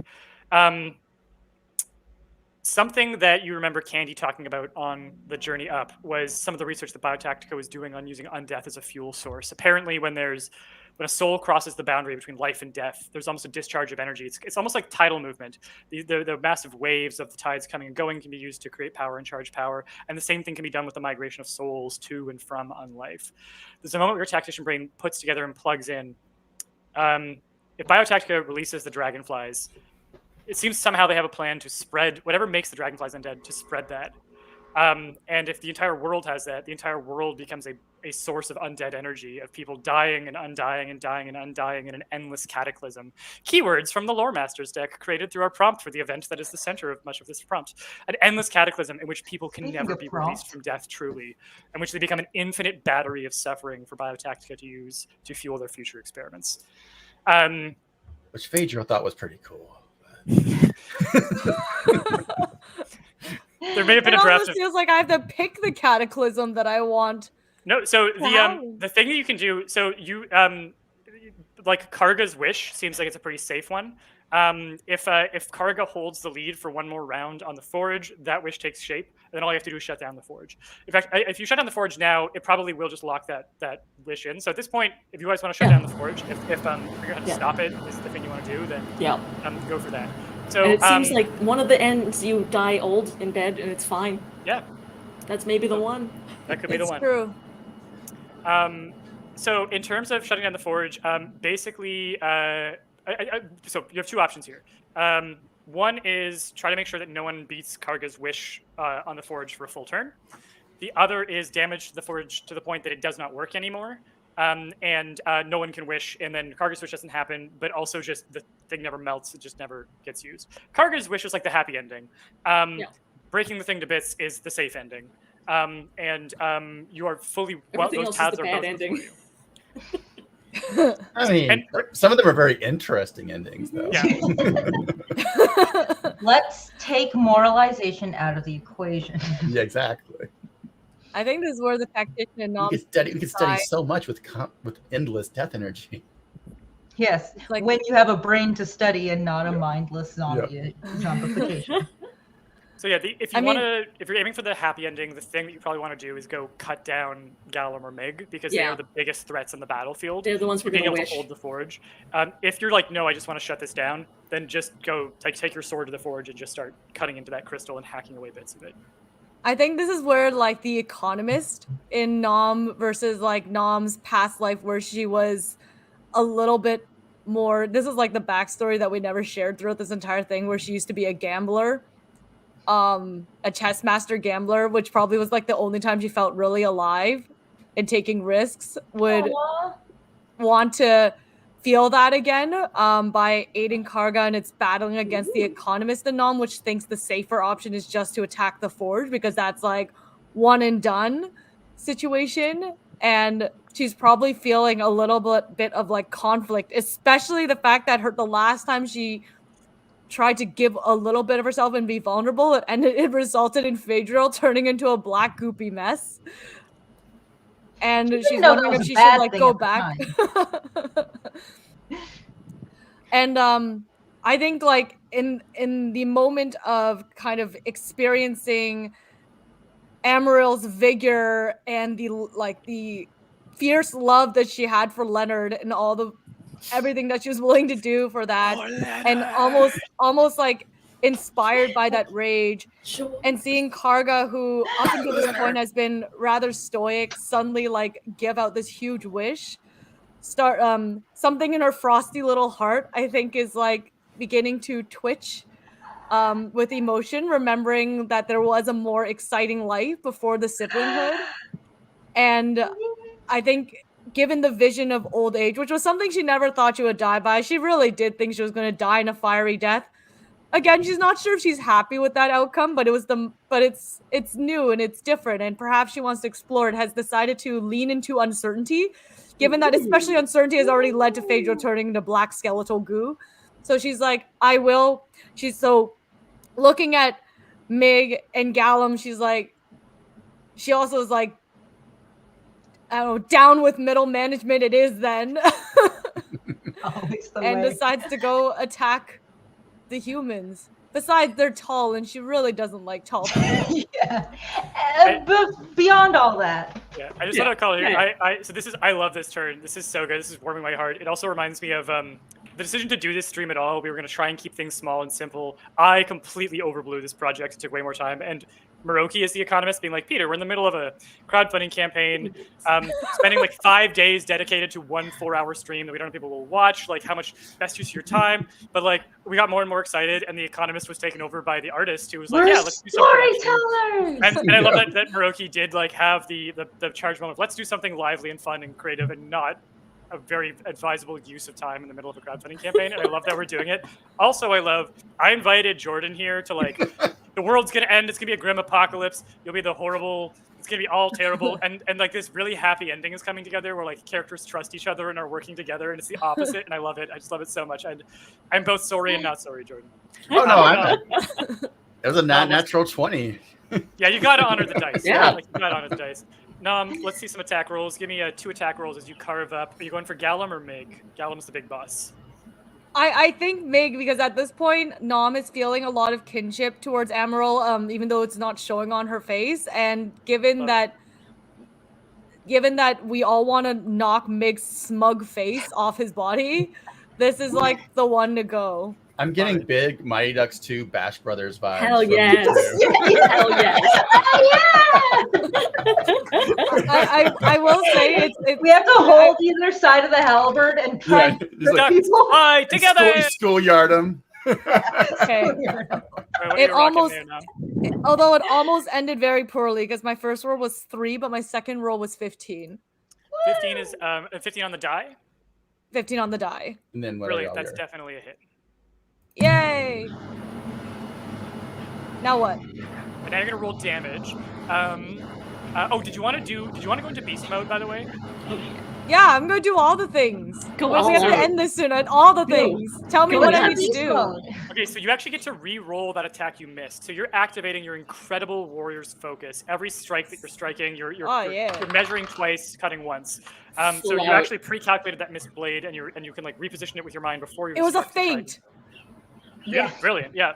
I rolled a 12. Brilliant. That's going to be a 17 to hit, which is going to be a hit. So that is 2 hits. So you are going to go ahead and roll your damage. The other thing is that you can reroll twice on damage, I believe, while you're in this mode. So you're going to. Do I have to reroll? I rolled a 10. No, keep it. You don't have to reroll. So that's a 14 on the first one on Mig, and then roll for your damage for your second hit. I rolled a 5. I'd say probably keep that. Although you can reroll twice, so if you reroll once and it's bad, you can reroll again. If you want to try for better, I'll leave it up to you. I rolled a 7. Let's keep that. Better. Okay, so you you did 14, and then you did 7 plus 4 is 11. So you did 25 points of damage, carving into. It's funny because like Amaral focused on Gallum and left Mig open so that she could go after him. You covered her back. You come closing in. You slash into the scrolls of paperwork unfurling from Mig's back. Pages go flying. Blood is drawn as you cut through the plate mail that he's wearing on his back. And he's like, does no one respect the no-touch policy in the workplace? And you carve him up again. Do you want to action surge and take some more hits? You got Keep going.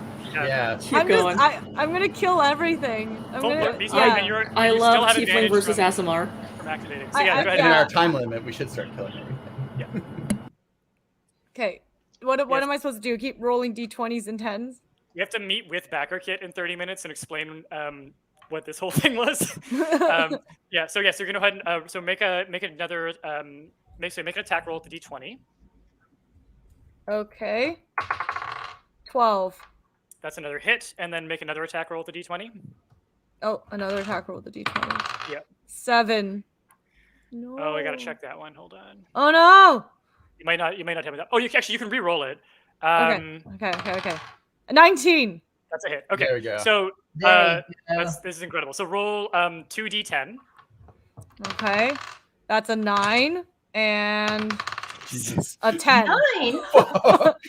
Almost max damage. I think Mig is dead. Mig Yeah. is dead. Yeah.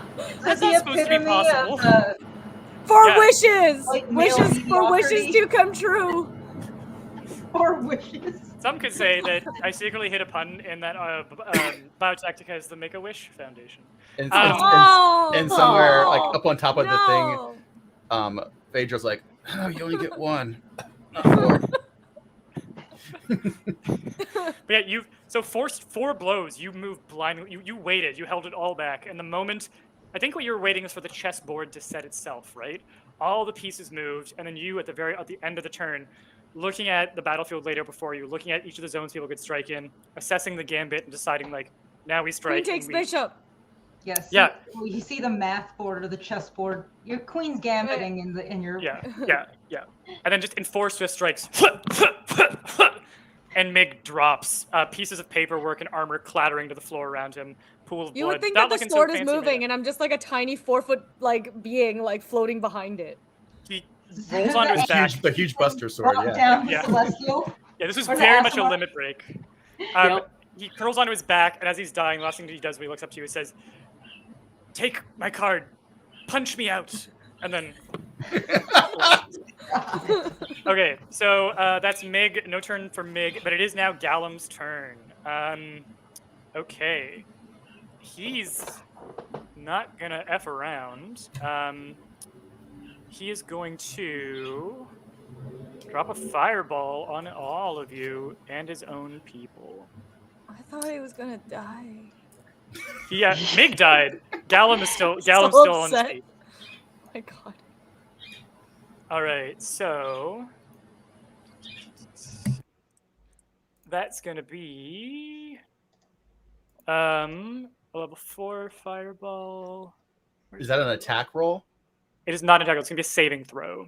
I meant like, because I still have a reaction that I can do with silvery barbs to make people re-roll Yeah, their unfortunately, attack. the structure for a fireball is such Just he doesn't roll okay. anything. You all roll things. So it's like an instantaneous thing. Yeah, Okay. yeah. Okay, so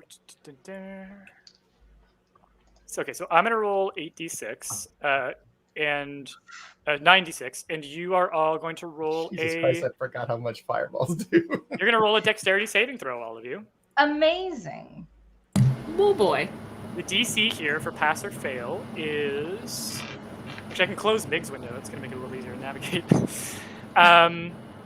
Spell save that's DC not good. is That's 15. not So you're good. trying to beat a 15 on this reflex, or on this dexterity saving throw. I still have some third edition terms banging around. in my head. Inspiration lets me just re-roll something. Yeah, just straight re-roll it. Because we had 3 of those all together, Oh, I rolled a 20. and I used one already. And we had another 5 pledges, which is what I was Oh, going we to had set one. the bar for another inspiration. I still So got one left then. Amazing. inspiration for everybody. And yeah, you can use All right. inspiration on this. There we go. 20. No, wait. 21 for. That was Karga. you. 19 for me. Oh, I'm getting my headset battery is low, so I got to wrap real soon. Okay, we will wrap quickly here. 6 plus 6 is 12. After that, I won't be able to hear anybody. Okay. 12, 17. We're gonna have him try and beat your wish, and then that'll be it. Yeah. 17 plus 23 is 25, is 26, is 31, is 33. So if you failed, if your dexterity saving throw is below 15, you take 33 points of damage. If your dexterity saving throw is above that, you're going to take 16 points of damage. Okay. We can do it. It's fine. We're good. And none of that is halved by rage, correct? That is not halved by rage. It's not. I believe rage only halves bludgeoning, slashing, piercing damage. Fun fact, if I was a level 6 storm, I'd have Storm Soul and I'd have resistance to fire. I do not, but I got a dirty 20 for my dex. So, Phaedriel, are you up? I think you have the lowest hit points of everyone overall. Yeah, but I beat it, so I only took half. Saved by inspiration. Yeah. Okay. I think your skellies probably get torched no matter what. Oh, with yeah. this. The rest of the Biotaktica people go up in flames. It is just now Gallum left, and he runs to the CEOs forge. never go down with the ship. So he's going to make his Arcana roll with a +7. So he needs to make a 12 to match Karga. He needs to make a 13 to beat him. I do believe Phaedriel has silvery barbs waiting in the wings. Yes. So we're going to find out what happens here. 12 or higher, you're going to have to Peter, activate what silver was barbs. what was the damage again? 16? Oh, 33 or 16 if you succeeded. Okay.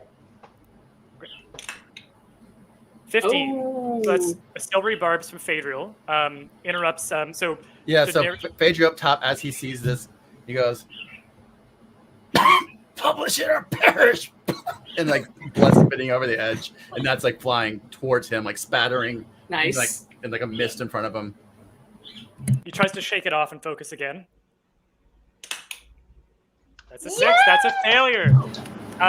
Gallum approaches the hearth, stands in front of it, and seems to be focusing. You can any of you who have either the Arcana skill or any kind of spellcasting thing can see him start to pull life from the bodies around him and weave it and try to infuse the forge with these recently passed souls, and starts to craft it.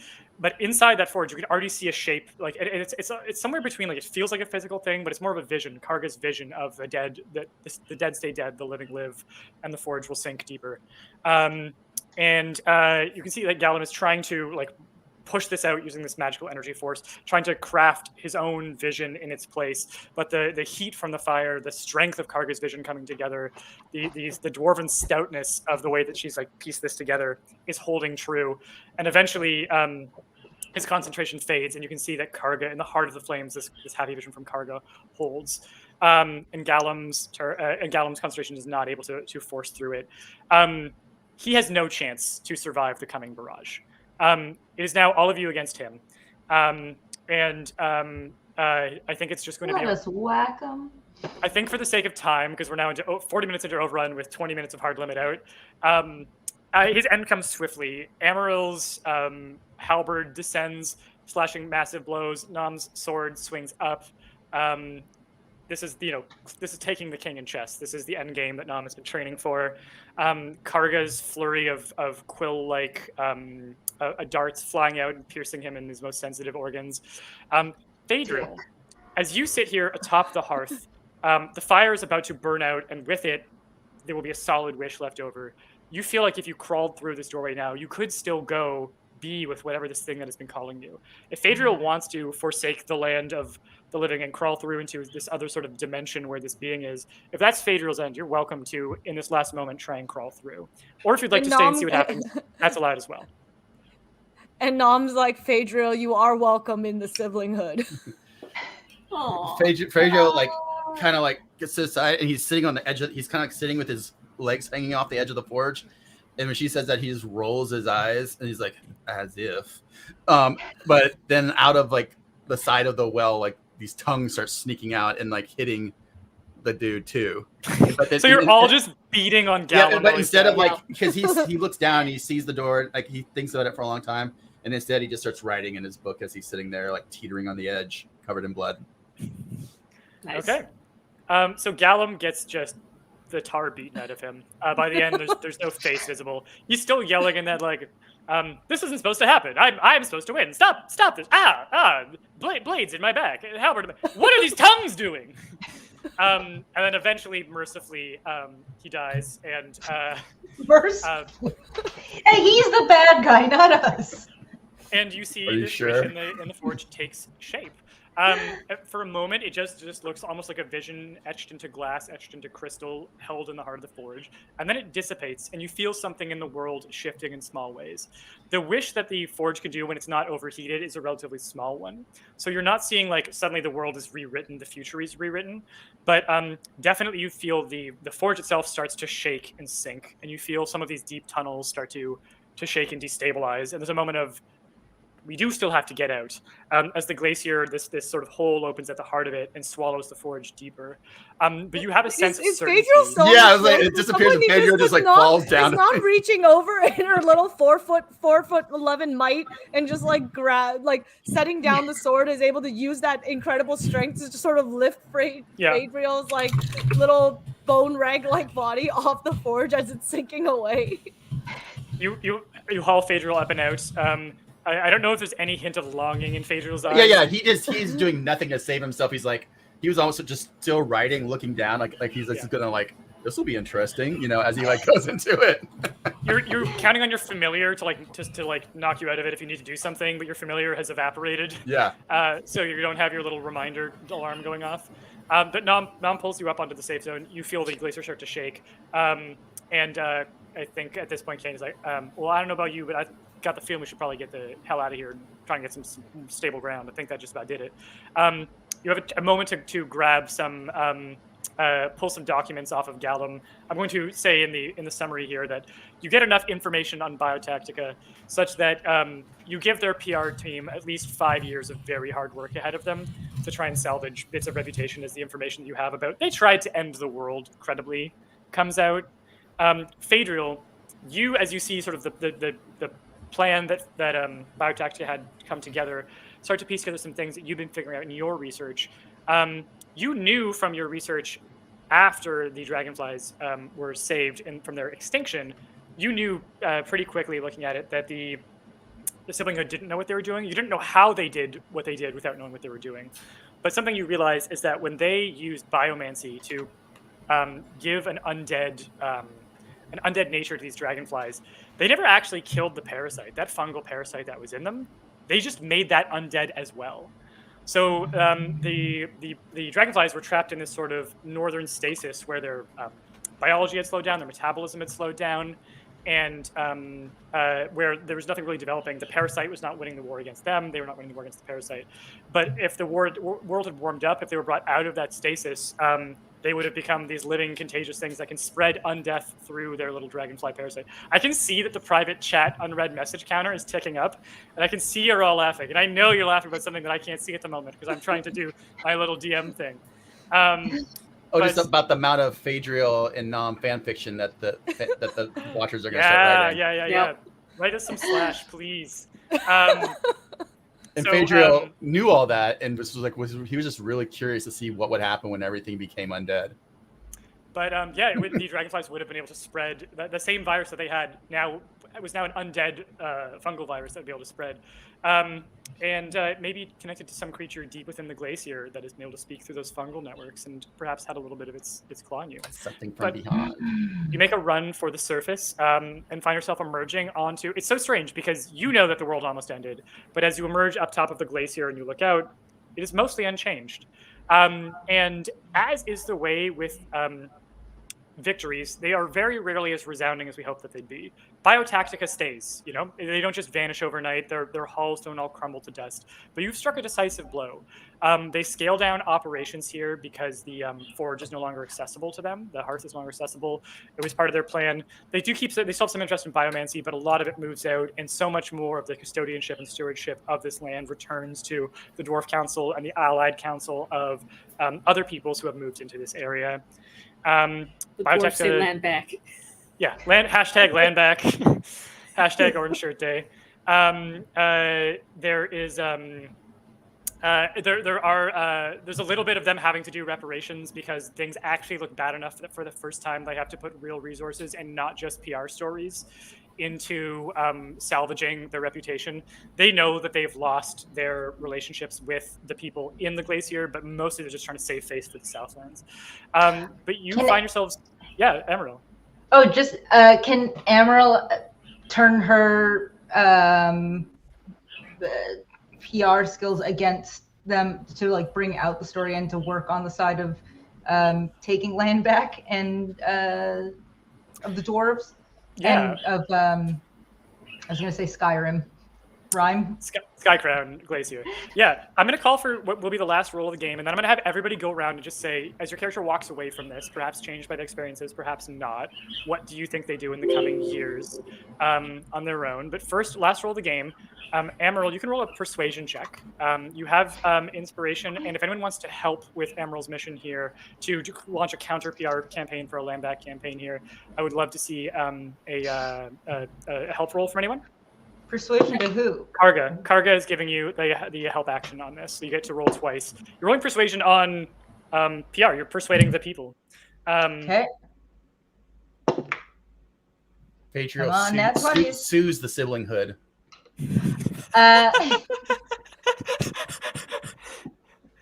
That's a 22. A 22. Beautiful. Copyright breach. With a 22, eventually it takes 10 years, and there is still some damage that's been done. The wounds take a long time to heal for the glacier to reform, the ice to reform. But Alina, as Karga, can you hear at the moment? Okay. They're taking a moment to get back on. I think they may be able to. But yeah, with you and Karga together, with help from Candy as well, launch a really fearless, nonstop campaign to push for for them to concede all of Skycrown Glacier. It takes 10 years, you know. You'll never be able to like heal the places where the glacier is fully melted away. Whistling Falls eventually will become renamed Humming Falls, or perhaps people still call it by its old name. Those changes have happened, but in 10 years, there's the slow dismantling until eventually all that's left is one more ruin that will one day be covered by another sheet of ice and forgotten.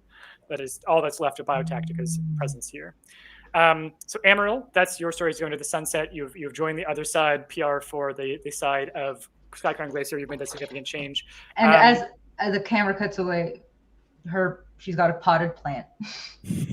For Leonard. Beautiful. Leonard too. Phaedriel. Actually, well, let's go to Karga, because Karga has been part of this moment just now. Karga, what do you think Karga does? And I'm gonna limit everyone to about 2 minutes here, if you can. Yeah. For your story.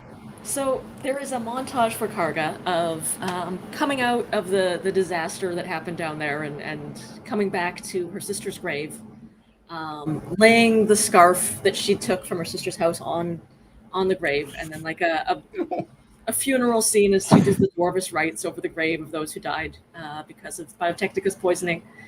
And then time passes, and you see Karga and why have I blanked on her name? Candy. Like remaking her sister's house into something that they live in, because they have to live now near the Biotaktica ruins to keep doing this work with Amaryl.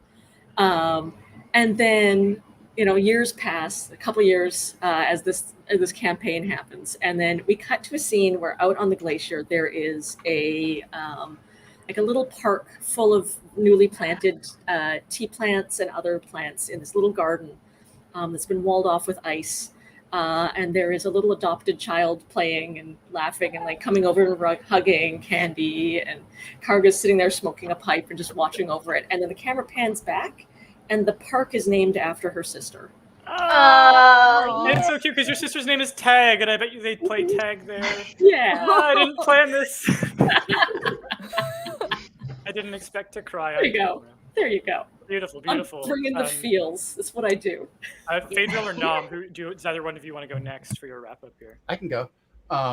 So this is like a montage scene of like Phaedriel in court, and he's suing the Siblinghood for plagiarism, and then like then the next one is like a book's coming off an assembly press, and it like has like all his published works in a binding, and he like is putting it in the library where it is and kind of looks at it. And then the last scene is he's packing his bags, and even though he doesn't wear like overcoats and stuff, it seems like things that you might pack to be going to like the Arctic, and then he closes the door and leaves. I think a certain voice might still be calling. Yeah. One thing I'll add to your little the court case with the Siblinghood does officially lead to the renaming of biomancy. It is now called necromancy, officially on the record. Yes. Nom, can you take us home? What Nom, who has not played chess in a long time, but who had the most grandmaster move of all in this climactic combat, and who maybe has had these experiences with some party members that have changed that level of trust. Where do you think she would go from here? Nom feeling a new invigoration for life and also sort of being disillusioned by participating in the Siblinghood.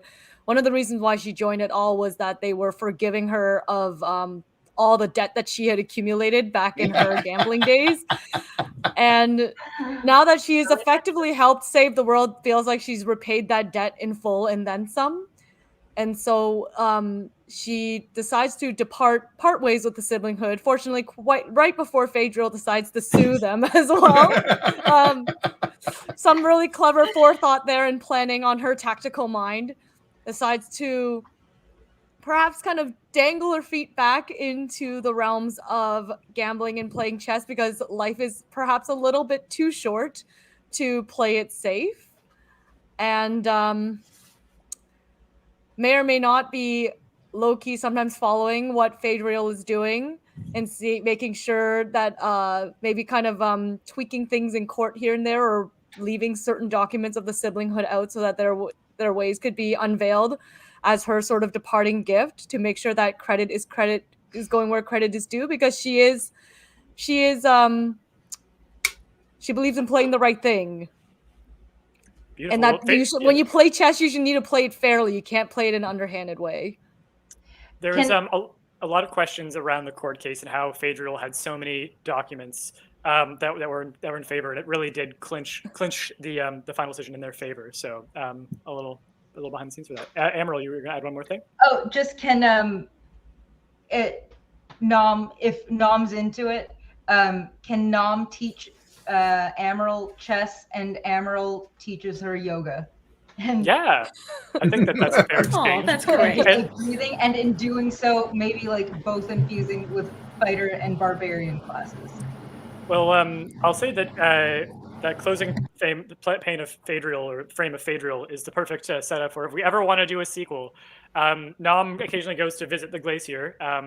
Has taught Amaryl how to play chess, and Phaedriel's at some point heading there, perhaps as a villain, perhaps as a party member. Who knows? I'm sure Karga is waiting to try to stop anyone from finding the thing. Oh, that's again. why I'm living here now. Yeah. And now become the guardian of the forge. And this is just for Miroki, not even for Noms. It's just for Miroki. Let it be said that Phaedriel, in order to fund that very expensive lawsuit to finally win back the rights to their form of magic, people always wondered how like got the legal defense together, how they managed to fund this campaign. But of course, as a necromancer, they were working pro bono. Friends, this has been an absolute delight. This was the most fun that I've had storytelling, most fun I've had on live stream. I've always wanted to get to DM a live stream. I'd never done it before, and I could not have asked for a more like courageous and creative and just on the fly with everything set of heroes. So if we could clap in the comments, please, for our cast. This was so wonderful. And if one more time, each of you in the same order that we introduced, starting with Alina, could tell people where to find you. I'm going to have your little banners go up here. Awesome. Please, Alina, if you could start us off. I am Alina Pete. I have been Karga, the sentinel of the glacier. You can find me on all social media at Alina Pete and live on Twitch at twitch.tv/WhereGeekComics. You can also check out my webcomic at wheregeek.com or my art at alinapete.com. Please do. And Jasmine? I'm Jasmine. Check out if you're and support your local pet adoption agencies, organizations. Look for how you can recycle textiles, not just throw them in the garbage, and kiss your animals on the lips. That's one plug for kissing animals on the lips. Life's too short. So I'm Jordan Shiveley. I write weird things on the internet and in print. You can find me in games like Emberwind, Pathfinder, Spire, or in magazines like Nightmare Magazine or Neon Hemlock. And I make shirts at voidmerch.net or threadless.com and on Twitter at @hottestsingles. Jordan Shively everywhere else. Besides that very ill-advised parody account handle I made 2013. That I now have to say out loud when people ask what my Twitter is. Love it.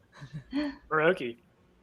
I'm Miroki. I am the CEO of the Story Engine. I think most importantly, you should be checking out the Story Engine or sharing it with your friends. storyengine.com/lore. For my artistic side, I drink a lot of wine at 9 ounces, please, where I talk about it in depth and how to pair it with food or various creatures like little skeleton heads topped with black blood. Because all those pairings do exist. For every food item, there is a wine. So there we have it. And we appreciate everyone stopping in and checking out our great story. I want to take an opportunity to thank all our special guests, Jordan, Alina, and Jasmine, for joining us and taking Peter and my wacky plans and bringing them to light and being incredibly patient with me as I sort of like flailed through my first campaign.